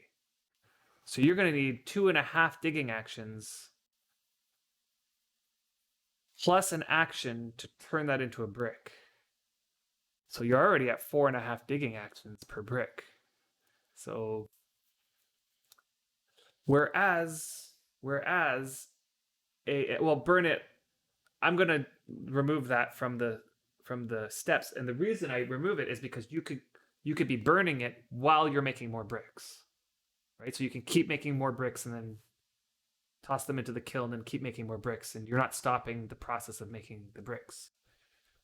And all the while, the burning action's happening in the background, and it's going to happen at the same time. So That doesn't add more time, in my opinion. But what about regular bricks, like stone bricks, right? So a stone brick will require one mining action and then one action to put it into a brick. And what's interesting about bricks is that, or stone shards rather, is that you tend to have lots of extra stone shards just from doing what you're doing. So it might be that you're already sitting on a BSB filled with stone bricks somewhere, where we have 261 stone bricks here, or stone shards. I mean, we have 500 more stone shards here. They're just sitting here due to the fact that we just did them. And if instead of just dumping them all into one bulk storage bin, you spend the time to separate their qualities so that all the high quality ones just end up in a big bin, it might actually work out that you can just stand in front of that bin and just cut high quality bricks out of it and use that for sacrificing. That's an interesting idea. You're right, you don't find high quality shards all the time. But if you have a major mining project and you're going to get thousands of stone shards anyway, it might pay off to just separate the high qualities into a bin just so that you can do the one action to get the stone brick that's high quality, and that gives you favor that's good. I'd have to look at how much favor you get. It is worth testing, I definitely agree.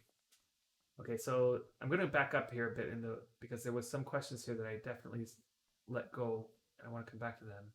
Have I ever shattered a 90 quality supreme item? No, but I have shattered 90 quality rare items, and many of them. I would probably think my shatter rate on rares, my shatter amount on rares is probably 10 or 12 items I've lost. How much silver did I spend on gems for my channeling grind on the old priest? It's not as much as Brian might think it was. I only bought once, and it was early on. I think I spent 20 silver, but it was a great deal. I think at the time, the going rate was 1 copper per quality-ish, somewhere in that range, 1 copper per quality, and I basically got double that, 50 copper per quality. And I spent 20 silver or something like this. Which was well worth it, I think, because it really, that amount of gems, when you have that amount of gems at hand, like you just saw what I did there, right? And those gems, I would probably say had somewhere in between 100 and 200 quality altogether. So 100 quality of gems at 1 copper per quality is only 1 silver, right? So I might have had 2 silver worth of gems there at 1 copper per quality. So let's say I had 2 silver per there, but that I basically got those gems for half price, so that would have amounted to about 1 silver of value that I just had. So I had 20 times that amount. And this amount gave me 0.6. So imagine if I had 20 times the amount, right? That would have given me quite a bit of skill at the time. And I was probably in around the same amount of channeling, probably in the 60s when I got that. Like if all of a sudden I could have that amount of gems just sitting here ready to go, boy, I could get to 70 pretty quick.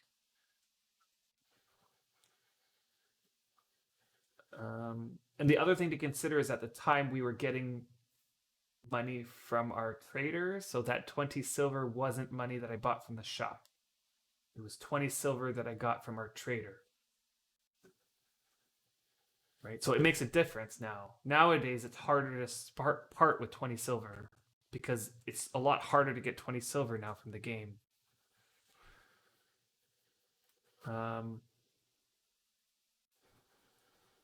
Yeah, did I cry? I know, I cried. I cried. Now, there was a couple situations where the item wasn't mine. And it's the worst when it's a paying customer, right? Like, I definitely had gotten to the point where I had established that discussion beforehand. Like, if I had a customer come to me and say, Could you put 90 WA, 90 COC on my rare pickaxe? My first question is, what is the quality of the pickaxe? If it wasn't above 90, then I said, well, you're going to also have to get it into 90. Either you can do that, I could do it for you, I'll charge you whatever it was. I'd give them a discount charge or whatever, but it has to be 90 because I'm not willing to risk it being below 90. Because the higher the quality, the lower chance it is to shatter it. And then I would have to lay out very specifically that there is a chance to shatter. No matter how good the quality is or no matter how high my skill is, there's always a chance to shatter. And that if it shatters, I'll charge you nothing, but it's at your loss. Right? Like I can't cover the cost of a shattered. I'm not going to go into this agreeing to paying for your lost shattered item. And everybody agrees usually. Everybody is willing to take that risk. But it's just terrible when you have to go back to your customer and say it got shattered. You know, it's really, really tough. Yeah, you shattered a rare item at the friend along. Yeah. It's that's just it's hard, right? It's really hard.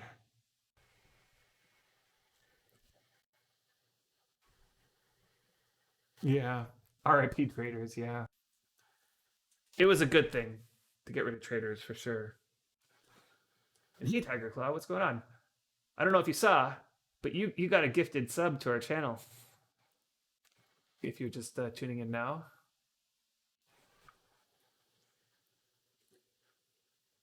Right, and you just started recording video of you channeling rares to have evidence in case of a shatter. That's a good idea. Although sometimes those recordings might be long, right?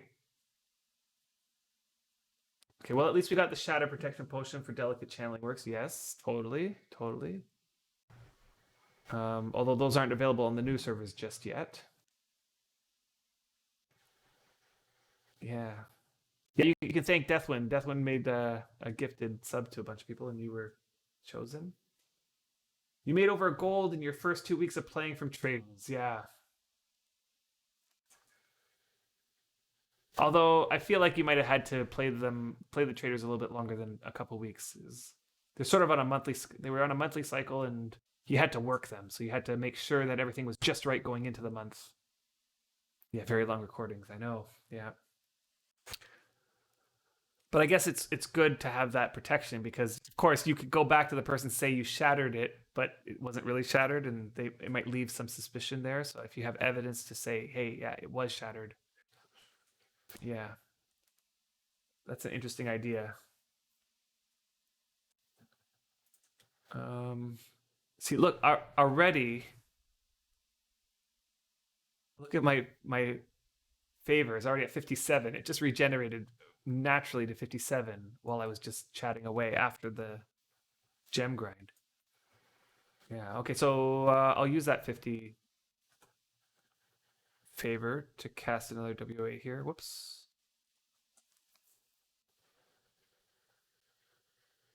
Can't just use the event tab or SS. But for what? Did I miss something? Praying. I don't know what I said that's in response to. Oh yeah, you can take a screenshot shot.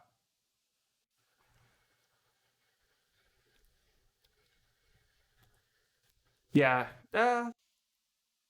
Right, but I could always just take a screenshot of me shattering a pickaxe and a different one. And all it will say is that like I don't know if the rarity will show in the event message. Right. Because if I was casting on a rare horseshoe, would it say the rare horseshoe emits a deep whirring sound of resonance? Resonance? I don't think so. Okay, so what I'm gonna do next is I'm gonna grab. Oh boy, it's already 2. Okay, so this is the last thing I'm gonna do. I'm gonna grab a bunch of stuff, okay, that I want to enchant. So let's see. No, these saws are newbie saws. Okay, I have a shovel here. Let's grab a shovel. I think I have a couple shovels in here. What's this pickaxe? Yeah, let's take this pickaxe. What else do I want to enchant on? Right, I want to get enchant on these shovels that I've imped. Okay, so I'll take that other shovel, which is at 60 quality. I'll put a Wind of Ages on that one.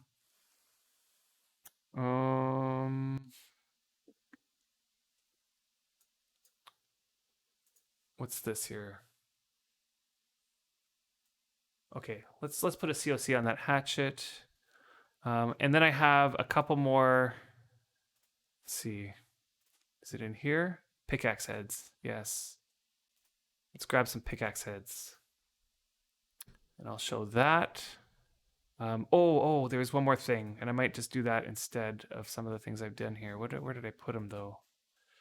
Probably in the second shelf in the... look at all these backpacks. It's in the second shelf. Where's this? Boy, this is second shelf in this mallet bin. Nope. Was it in the first shelf? Boy, too many things. Here they are. Ah, yes. I want to do these ones. Okay.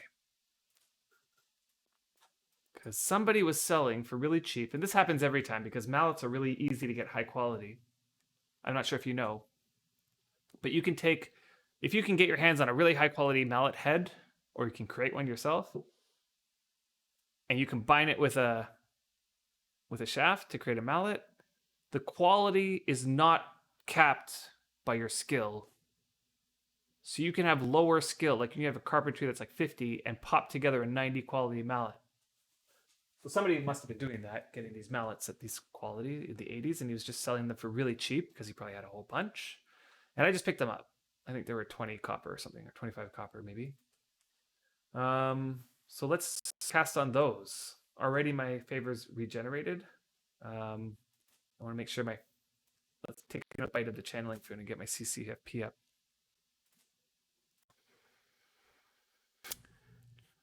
Channeling.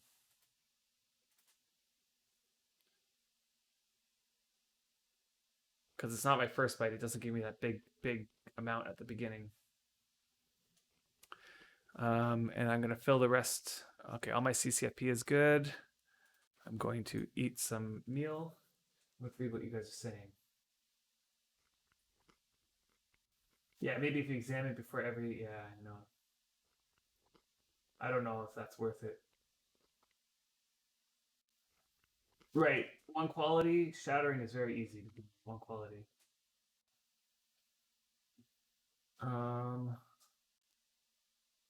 It's never the rare things I worry about. It's when I ask somebody to cast on a Supreme Pit. Yeah, I know, exactly.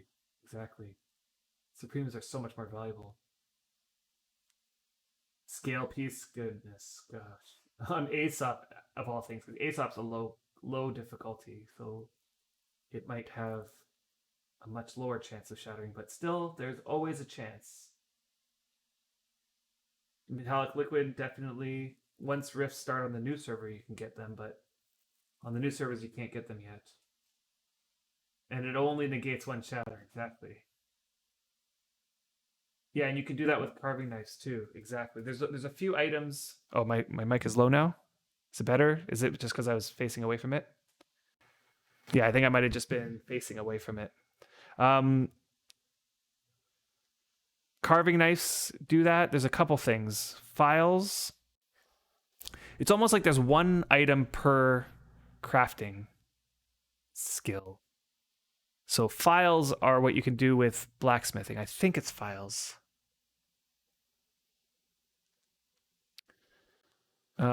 Carving knives is the thing for weaponsmithing.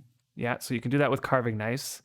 Now, there's a caveat to this, and that's in order to do this with carving knives, you need to have really high level bladesmithing.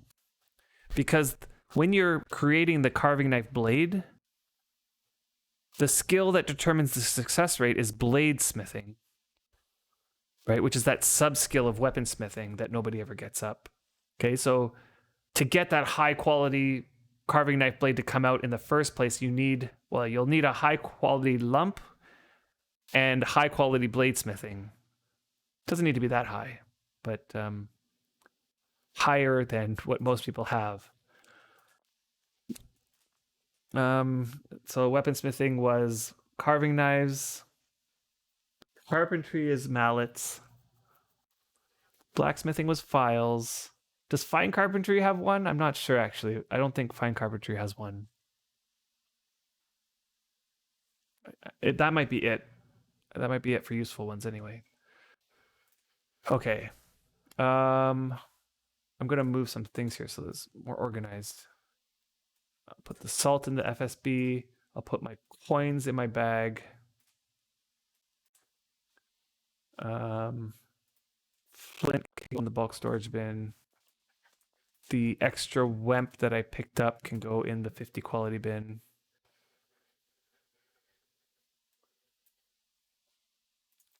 And the basil can go back into the FSB. Okay, let's start with these mallets. I know they're cedar, but whatever. That's what he was making them out of. I should have checked what the wood type was before I did it. Okay, so I think I'm just going to use my refresh to get everything back up there. 100 nutrition or 99 nutrition. Feels good. Okay, so I have my altar. I'm going to move over so I can access all these bins. And I'm going to start with the 40 quality bin and deplete that before I move on to the 50 quality bin. Okay, so, and I don't know how long I'm going to be doing this for. I did say I was going to have a shorter stream, but it turns out I didn't. It's going to be a 5-hour stream. Okay, so, whoa, the light just turned on really bright. Even though we don't have lamp, we have that one lamp in there. Must be getting to be dark. Okay, so let's take out, let me see here. What did I say? I'm using the 40 quality. Each one of these is 4, if I'm not mistaken. Or 5. 5. Okay, each one of these is 5. And I already have enough to cast one. So what I'm going to do is I'm going to set up a keybind for Circle of Cunning. I'll put that on L. And we'll just cast. And while that cast is happening, my sleep bonus on, I'm going to fill in this with, let's see, 8. Now they added this other feature where if you right click the altar when there's stuff in it, you can check your price and it tells you 41 favor. So I'm going to sacrifice, I'm going to check. This is going to oversack for me. So I'm going to, right now it looks like I'm going to get 51, but I'll probably end up with 52 or 53, which is fine. If I think my inventory is unorganized, yeah. Also, Brian also keeps his pretty unorganized as well. And L for casting. Okay, so I ended up with 52, which is fine. So the reason why I'm doing this instead of oversacking is because when my favor goes down to 0, or not 0, but 3, it'll be 3 in this case, or something like that. I'm pausing, but my next tick is going to give me 2 free favor. That's 2 free favor right there. Oh, and I got a 49. I'm going to keep that 49. That'll probably be an improvement on phase. And then I'm going to put in another, let's see. Let's do 8 again and let's sack quick. Let's see if 8 is the number. Because what I want to do is get as close to 50 as possible. Let's cast on this one. Let's hope for better than 49. Okay, 51, which is good.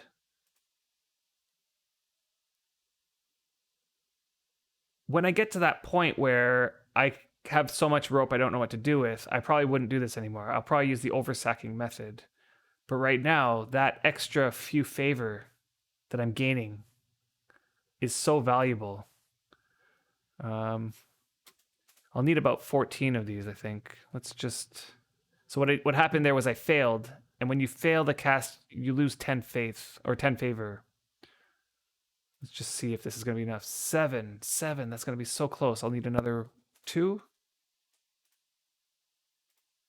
Oh, well, I missed it. 51. Okay. I probably only needed 1.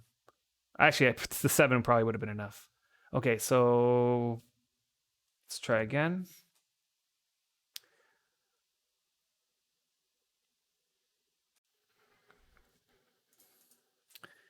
And I've always likened this process to like a slot machine.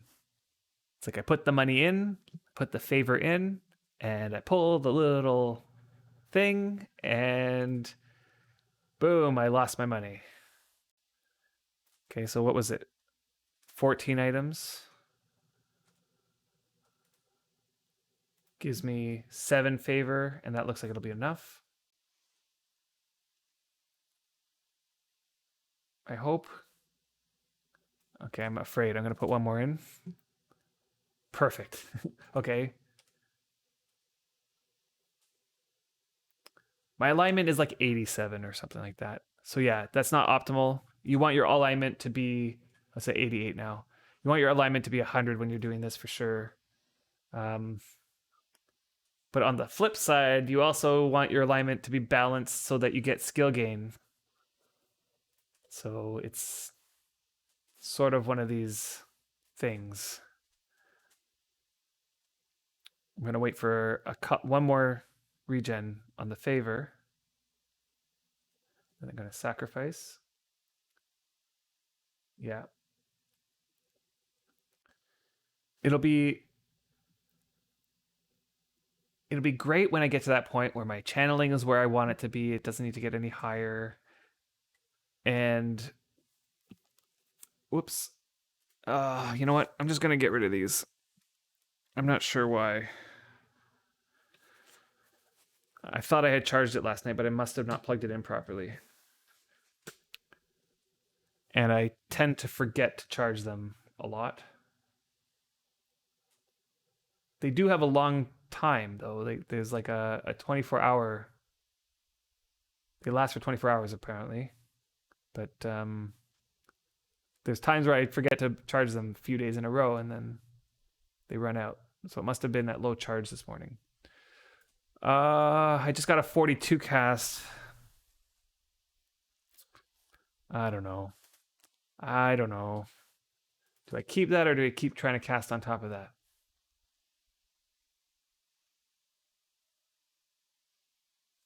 Yeah, so now being 100 alignment gives you bonus XP on the characteristics. Right. Yeah. On my priest, I'm not too concerned about characteristics. I'm going to try casting over the 42. Let's see what happens. Keep casting. Yeah, again, it's like, what is that game, that gambling game where it's like, let it ride? Let's just keep going. Let's keep going. Keep double up my money. Like let it ride. That's what it feels like. 68. Whoa! And it landed and it was a good cast. 68 is good. For me anyway. Maybe go with a $20 figure and thing. Yeah, actually, I already did. So it's in the mail and it's coming tomorrow. I got these like little earbuds. They weren't $20, but they were close to. Like they were inexpensive. I like the over ear though. Don't get me wrong. I love the over ear for the sound, and I'll continue using the over ear for a lot of things, such as if I play Overwatch again. Definitely use it for Overwatch. Okay, so there I waited a little bit long, so I know I'm going to have about 12 favors. So I put in one of the 34s with 7 of the 44s. So the 34s give me 3, so this should give me 50. Let's see. And I'm going to cast on a pickaxe head. This time I'm going to do Circle of Cunning. And Circle of Cunning is already loaded. But yeah, I got these MPOW earbuds that go around the back of the neck and just plug into the ear. And they're supposed to have 20-hour battery life as well. We'll see what the quality is like. But I think it'll be good enough when it's just me and Feyran chatting, or I'm streaming, and like game sound quality doesn't need to be high, then then I'm okay with just low quality sound. But if I'm playing something like Overwatch, where the difference between being able to tell whether there's somebody behind you due to the sound and not means the difference between winning and losing. And the over-ear headphones are so good at giving you that that surround sound, like the feeling like the sound is coming from behind you. It's just so immersive. And so when I'm playing those type of immersive games, then I'll want to have the overhead earphones.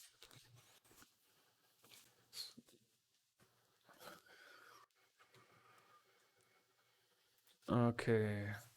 So let's make a plan here. I want to get a better cast on these horseshoes with Wind of Ages. I would like to get a couple pickaxes with Circle of Cunning. Did I just fail to improve? What just happened? You frown as you fail.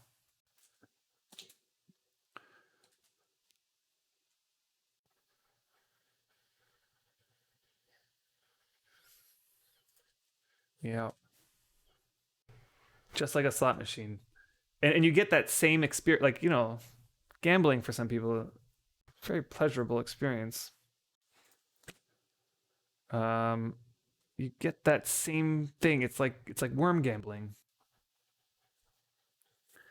Do you think they should? There are other ways to get channeling up. There are. So it's not the only way. It's my preferred method, and it's some other people's preferred method. But there's also lots of people who hate vesseling and never want to touch a gem. Ooh, succeeded in increase. Oh, 65. Wow, I'm getting lucky today. This is definitely, you guys are bringing me luck. Getting lots of 60s like this is not usual. More than likely, I shatter instead of getting casts. So there's other ways, and the other way is most of them rely on you getting a lot of favor and then spending it on channeling, right? Like right now, look at I'm getting these channeling ticks, right? So all these ones that are 0.011 are coming from me casting on these things. So I am getting channeling right now. And so you could just, as long as you have unlimited favor, you could just sit here and cast like this forever. Or if you have enough favor, you can just keep casting and you can get channeling, right? Channeling ticks this way. It's a little bit slower because you have to sacrifice, but with the over-sacking mechanism that they added to the game, where you can now sacrifice a lot of favor, I could probably sacrifice 400 favor all in one go, and then just have that in my pool. Okay, 34. I got on that one.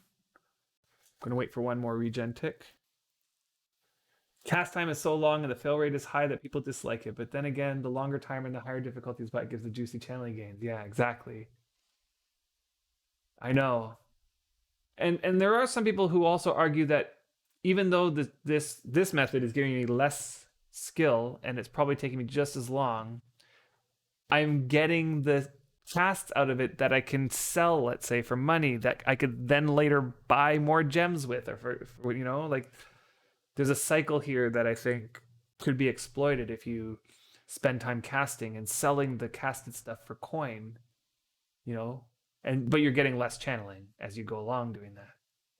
So ropes is the best thing to sack. Like you can do veggies also. Like what's the best? Okay, so I did talk about this just before you got here, and I think that the end conclusion is that ropes are the best once you get to high skill. But they start out really bad. Like you look at the ratio of the types of ropes I've gotten here, the low quality ropes I'm getting so many, and these ones barely give me any favor.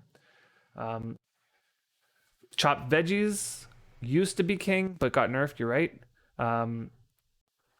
Even with the chopped veggies though, when the chopped veggies came in, they improved cordage rope favor and the ability to make cordage ropes. They improved that. And at that time, I had my high-level cordage maker, and I had a high-level cook who can chop high quality. And I tested both, and time for time, like same amount of time chopping veggies versus sacrificing. If we're making ropes, I got double the amount of favor from ropes. So but again, at high skill. So take that as you want. But my preferred method was ropes, even though I had access to both with 90 plus skill. So again, it also matters like which one you prefer to level up, because if you're starting out and getting your hot food cooking up, or whatever it is, the cooking, to get your cooking skill to a level where you're consistently getting high quality veggies, well, it's a lot easier to do that than it is to get your rope making up. So rope making is a lot more invested time to get to the point where it pays off. But when it pays off big. And I'd say the same for all the other ones. Like lock making, you will be perfectly fine with 40 skill lock making, and you can make 90 quality locks consistently with 90 quality ore. Or it might be, 70 to 90 quality locks will come out consistently. Okay, that improved it to 40. I'll leave it at 40. I got more to cast on.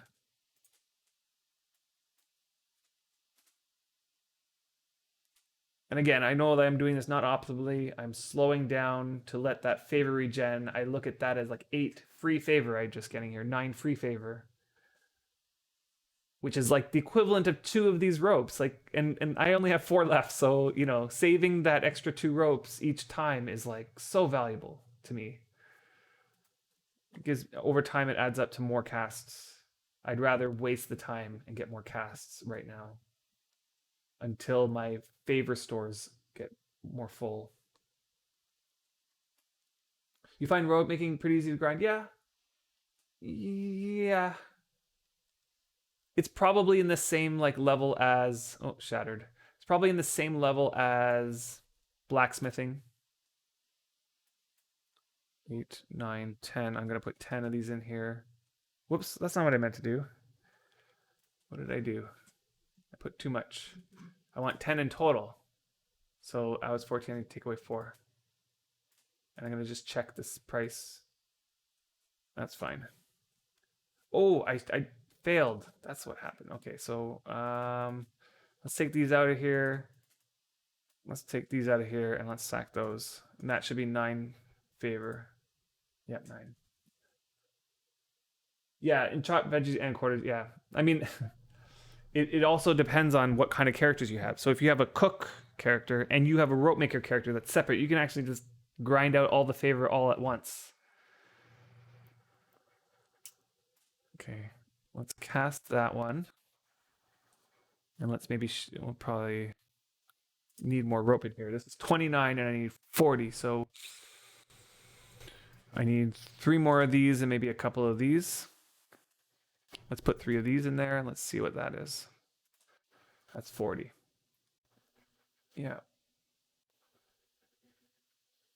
Right. Most of them prefer chopped veggies instead of ropes. Right. I mean, honestly, I think that chopped veggies are easier in the short term. Like if you're just starting out and you're like wondering which one should I do, okay, that just shattered. Yeah, you probably might lean towards chopped veggies, but just know that at the end game, if you do get to the end game, the chopped veggies are going to be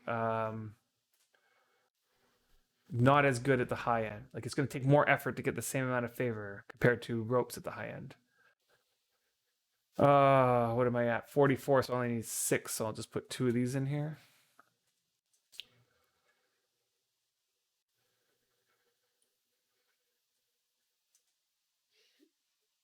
When do Black Friday sales start? Like, I don't know when the time zone thing that they're talking about. Oh, you mean in Wurm? Let's talk about that.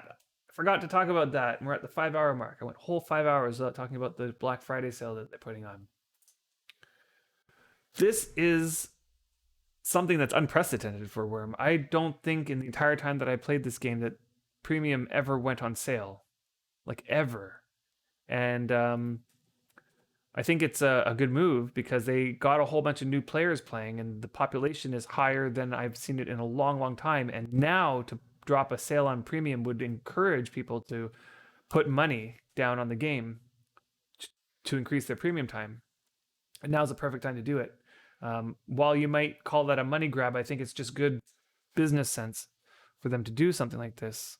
Um, and I don't think it's a bad move. I think it's a win-win for everybody, right? Everybody's gonna get premium for cheaper, and so I need 30. I need 13 of these. I think here to get 40 favor. Yeah, I could just make it a 10-hour stream. Yeah, sure. I don't think so though. I need to get off soon. But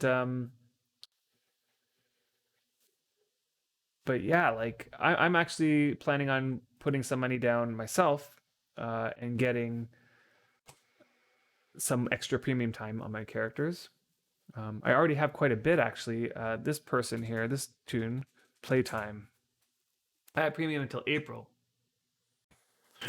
And the reason is because I put money, I bought 6 months premium.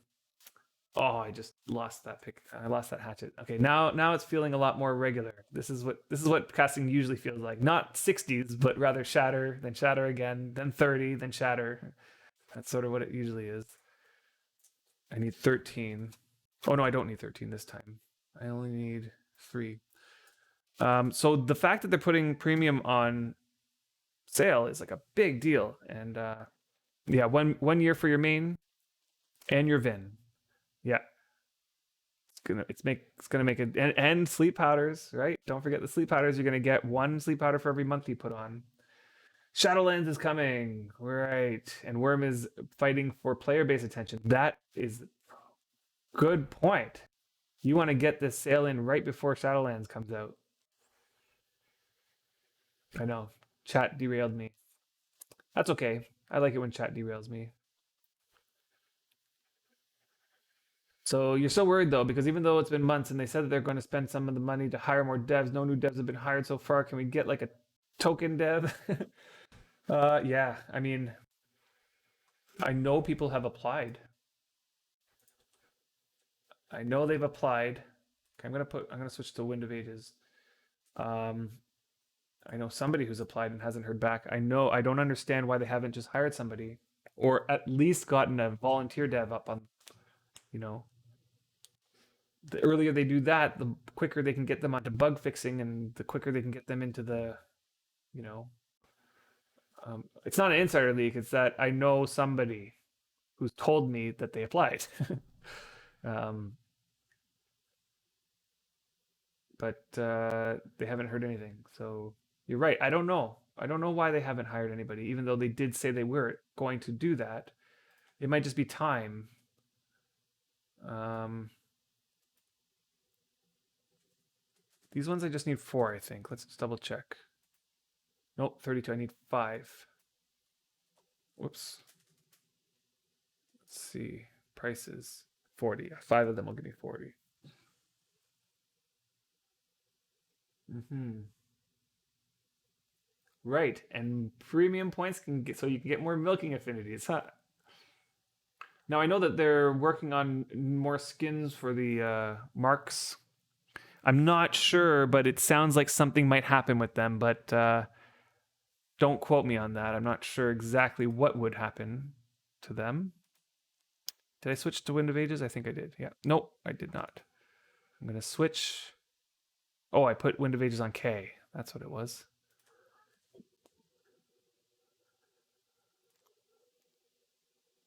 You should apply. The industry side of programming is so dull. Yeah, like apply, but don't expect much in terms of salary. I don't think that they're planning on spending lots of money for salary. It'd probably be like a start off as a volunteer dev and then work your way up to part-time dev sort of thing, contracting for certain things. I don't know exactly what their plans are, but I can't imagine they're going to hire off the bat a full-time full salary dev. That's my guess though. Right. And that's what they need. They need a coder. They need programmers. I don't think they need designers, although I could be wrong with that. Oh, I didn't sack enough. I didn't wait enough time. That's what it was. Okay, there we go.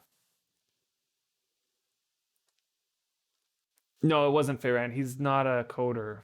They need coders. They don't need designers. Or he's definitely not a coder. Yeah, the code is definitely not clean. I'd say, like in the sense that people talk about how there's spaghetti code. Look at that cast. 77 wind of ages. That's going to be a quick shovel. Okay, let's get another WA on that. I did grab all this corded here. That gives me 4 favor. Okay. All right. We'll finish casting this shovel and this horseshoe. Let's see. Did I do this pickaxe? I want a wind of ages on this pickaxe.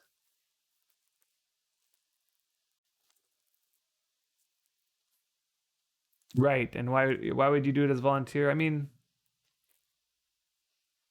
you do it as a volunteer for 2 reasons. One, because you love this game and you want to see it improve and you want to put some effort towards it as sort of a hobby sort of thing. And also a learning experience and something you can put on your resume, especially if you're just starting out as a programmer. Um, but also with the potential that it would lead to a paying job, right? So I'm thinking more like along the lines of somebody who's young, who just graduated, who is looking to get experience and who can't quite get a job because they're young and inexperienced.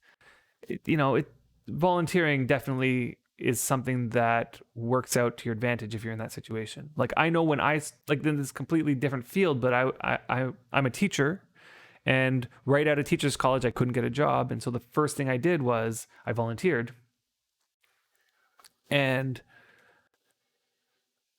I volunteered for a whole year, no salary.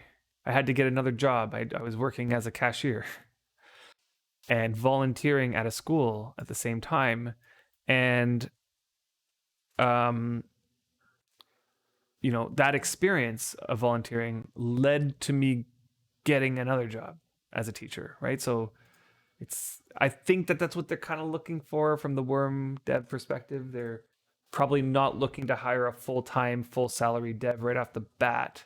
They're probably looking for a couple young guys who are looking to volunteer or do some small things for small contract pay, for experience and maybe a little bit of money. Now, one thing that about the sale that's happening is how do we know how much like the sale's going to be? I know they announced for 1 month premiums going down to €6 from 8. So that's a good discount. That's 25% off. So is it, and then we've also heard that more months is going to be more valuable savings. So in Samuel's world, where it says it would not pay off to just get 1 month over and over and over again, it'd be better to get the 6-month package if you want 6 months. What that means, I don't know. I don't think, is it up to 30% off premium? So it's like if you, yeah, it's 25% off if you buy 1 month. So it goes from €8 to €6. So that's 25% off. But then it was said that the more months you buy, the better the deal is going to be. So is it 30% up to 30% off premium? I'm just going to peek at it. I'm going to turn off my sleep bonus here while I just peek at the forum. So I'll share what I'm doing here. Okay, so here's the Black Friday post. I'll scroll to the bottom. Oh.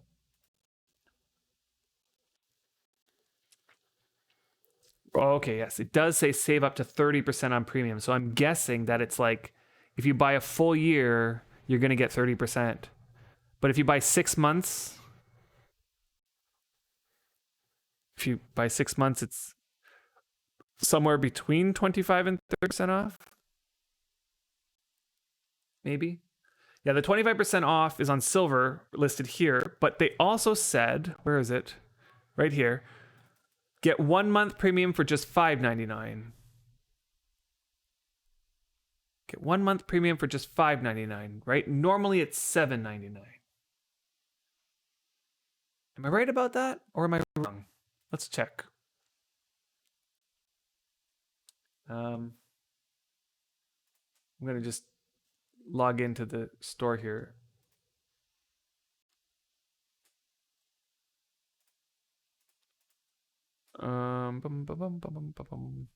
Let's log in on Griffith on my main character on the new servers.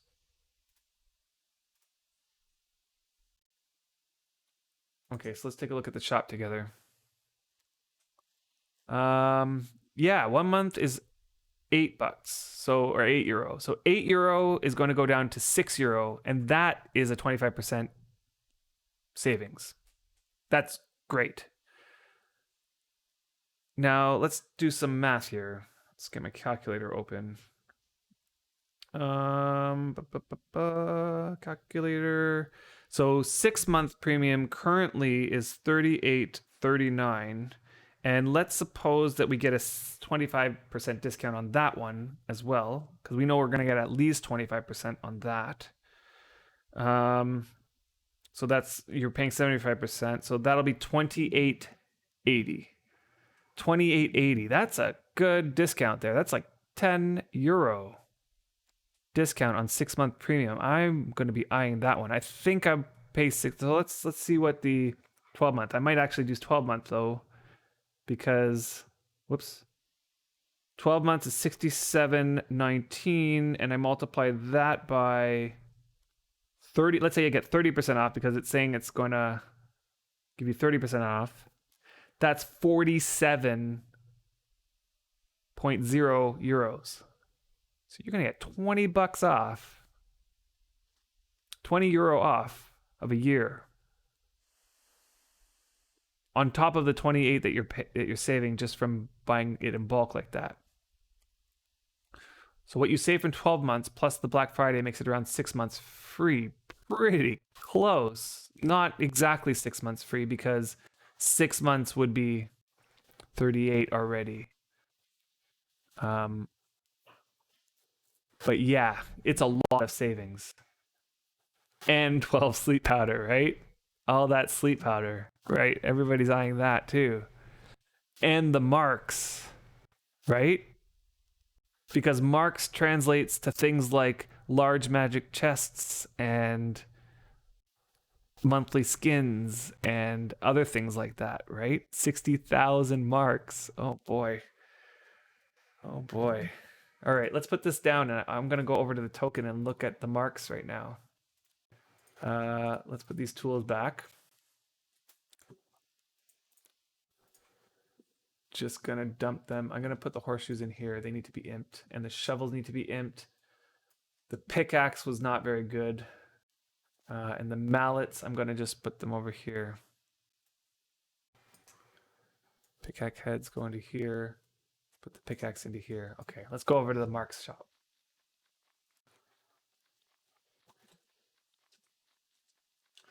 Or if they're giving marks if you buy silver. They do give marks when you buy silver. It's just at a less amount per dollar spent, I guess. It's one tome, yeah, a tome, pretty much. You're debating on a large or small chest. I think I'm going to go with one of the larger small chests, at least one of them. Wait a minute, what happens if you buy premium individually for all your tunes now with the discount, but a few months later they put the account code in and you merge all your tunes into that? Will it stack? I'm not sure. I don't know. Every one silver is only 400 marks. But one silver, 400 marks. Are you sure it's one silver is 400 marks? Where was that information? I know it's on the wiki. Let's look at the wiki.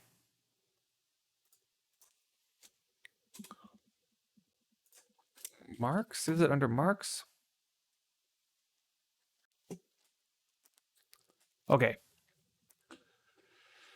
Okay, so if you buy premium with silver from the token, okay, 20 days referral, okay, 30 days from the token, and 30 days from the shop. Okay, so 30 days from the shop is what we're looking at. So you're going to get 4,500 tokens per month, plus any single purchase of 6 months will give you an additional 3,000 marks bonus. Any single purchase of 12 months will give you 6,000 marks bonus. And purchase of silver coins from the shop will award 20 marks per silver. So it's only 20. Yeah, okay, so 40 marks per two. Yeah, exactly. For 20 silver, yeah. So 20 marks per silver. So it's like at a lower amount.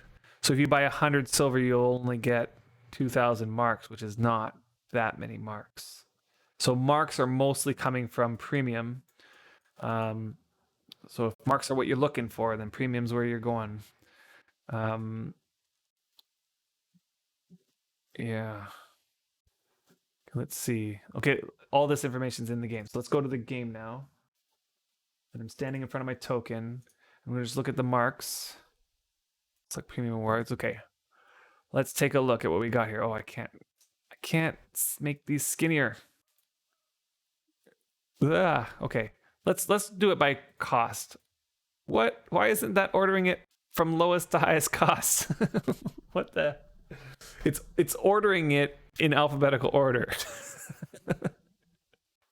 Not from lowest to highest. Isn't that weird? Okay. See this one that says available in 423 days? I'm pretty sure that that's like the ruins that are disabled. And random moon metal lump also disabled. Okay.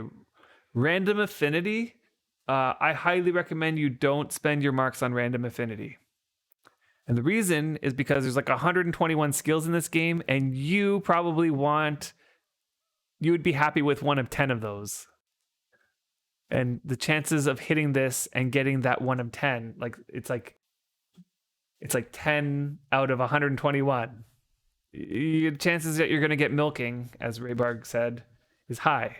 Okay, so don't do that. That's a waste of marks, because that 10,000, 3 of these attempts, look, you can get a rod of transmutation. On the old servers back in the day, before they added this mark system, rod of transmutation was worth 45 silver or something like that. Like, it was like a good amount. Let's see. Sleep bonus pool. Sleep bonus pool increases permanently your sleep bonus pool to 6 hours. Come on.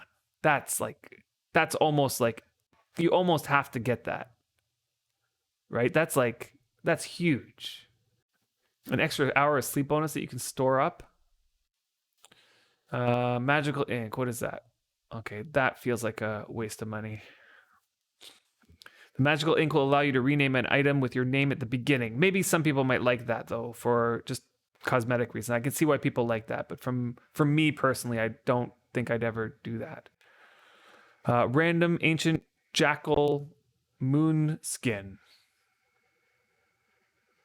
Is that the monthly skin thing?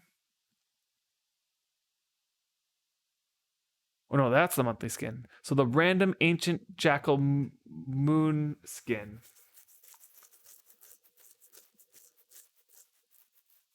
Yeah, the sleep bonus one for sure is one that I think everybody should be eyeing.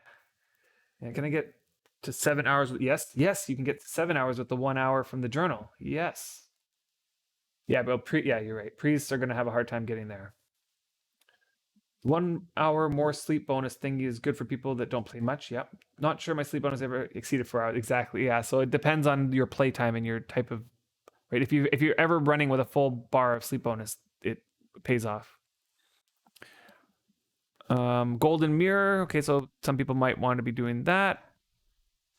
Meditation path change. Here's the money. Large magic chest. Wait, how come I don't see small magic chest? There's small magic chest. Small magic chest for 30,000 marks. 3 random affinities or a small magic chest. You go with the small magic chest every single time. Rare bones. Is rare bones even here? I don't think a rare bone is here. Or am I missing it? Care for one more creature. That one's interesting. Wooden nameplate. Interesting. Don't think I would do it. Yeah, the rare bone's not here, but should I? Oh, I see. What do I think about getting them for marks? Yeah, it could be. I'm I don't think it's. I don't know. It could be a good item to put on this list for sure. Okay, so if order for you is SB Barbone increase, large magic chest, small magic chest, sleep powder, face swap, magic ink. Yeah. Now I'm going to tell you, I did this face swap. This was the reason why I put 6 months on this tune, because I made the foe at the beginning, and it wasn't purposely, but it turned out really beneficial to start with foe, because channel grinding on a foe starting from the beginning is really, really easy compared to Vinora, because they have morning fog. And I was able to channel grind to about 55 with morning fog, literally by standing there and just casting it over and over again. I didn't have to sacrifice anything for favor, and the casts were happening really frequently.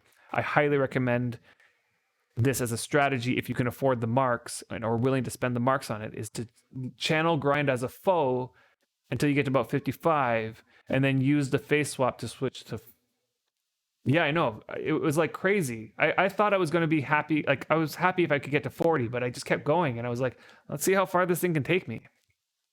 And even at 55, it was still working. So like, I was getting a skill tick every third or fourth cast, somewhere in that vicinity, which is not optimal. But the fact that it's free, like, I don't have to spend any favor. I can just keep casting it over and over again. And favor was regenning so fast that it was one tick before I could cast it again in some instances.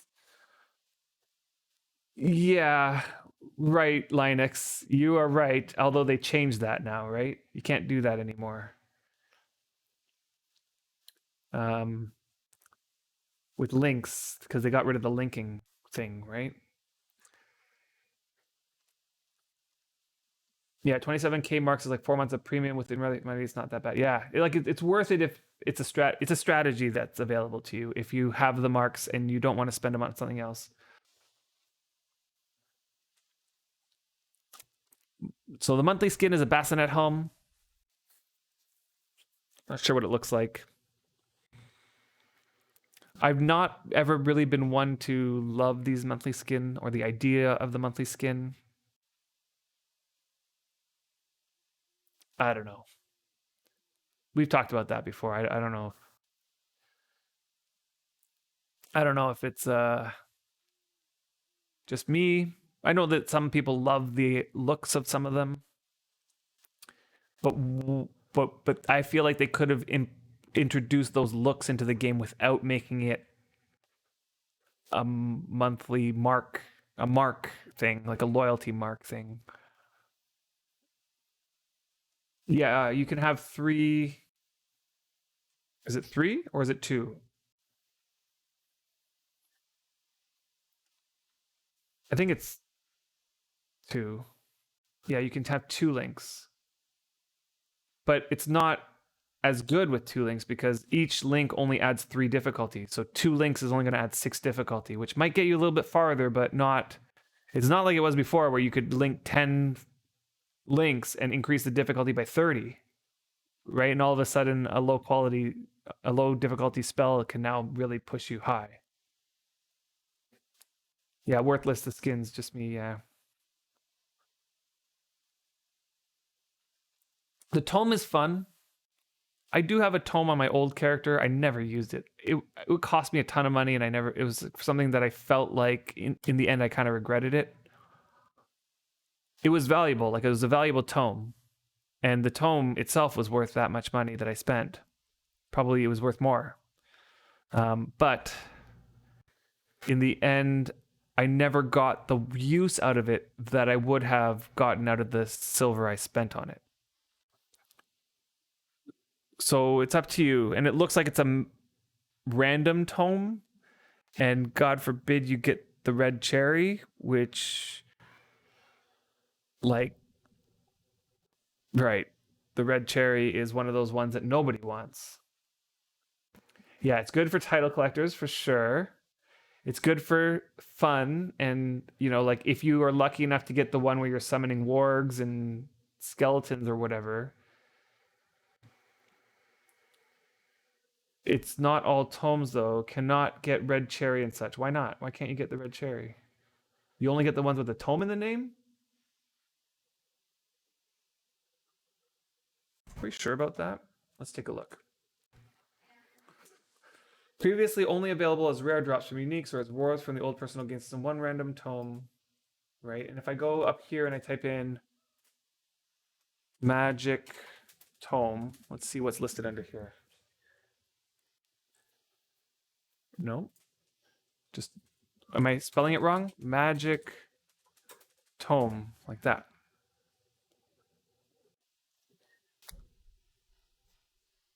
Right. Okay, so they're listing the ones. So green tome, black tome, blue tome. Are these, you're telling me the only ones that you can get are green, black, and blue?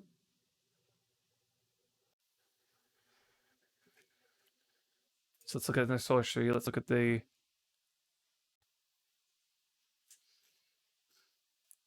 Okay. So red tome, green tome, black tome, blue tome, white tome. Are you telling me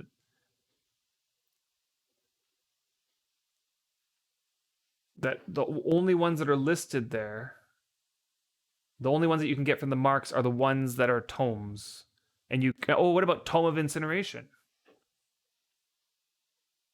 And Librum of the Night. Like, are those there? Mouse over description said 1 of 7. Mouse over description. 1 of oh, I see. It has it's from 7 variants. Okay, 7 variants. Let's see if we can count up the 7 variants. Red tome, that's 1. Green tome, black tome, blue tome, white tome, tome of incineration. So there's 6 items with the word tome in it.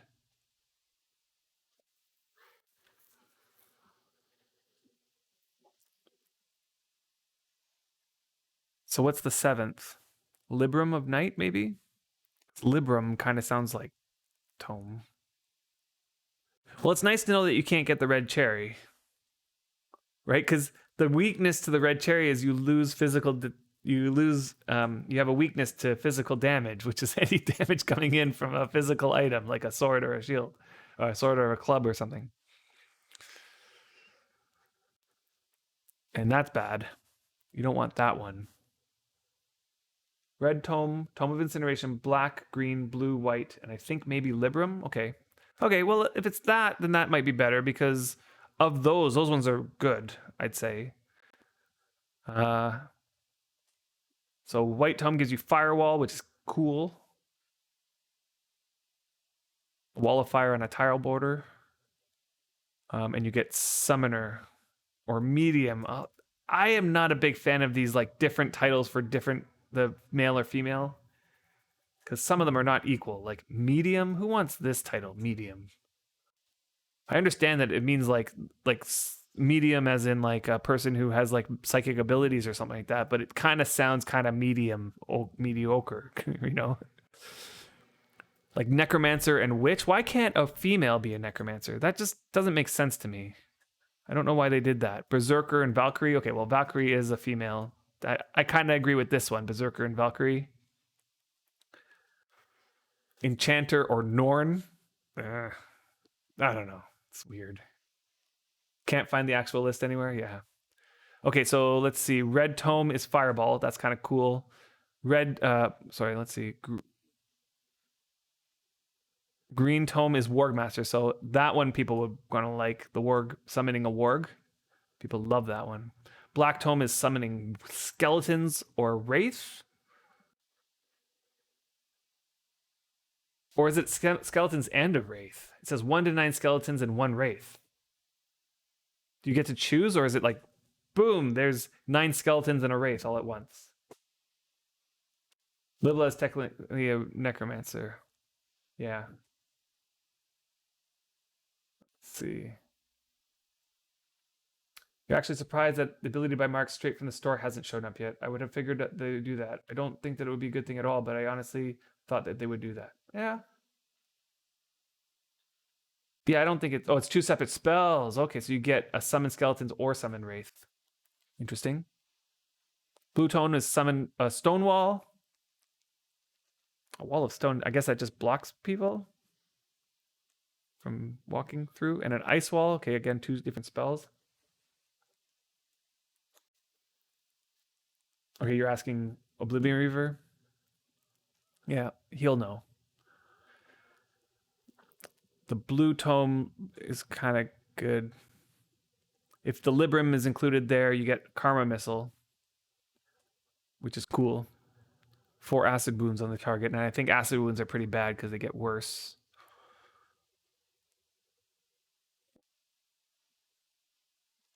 But honestly, like I'm not sure how much you would use these in PvE, let's say.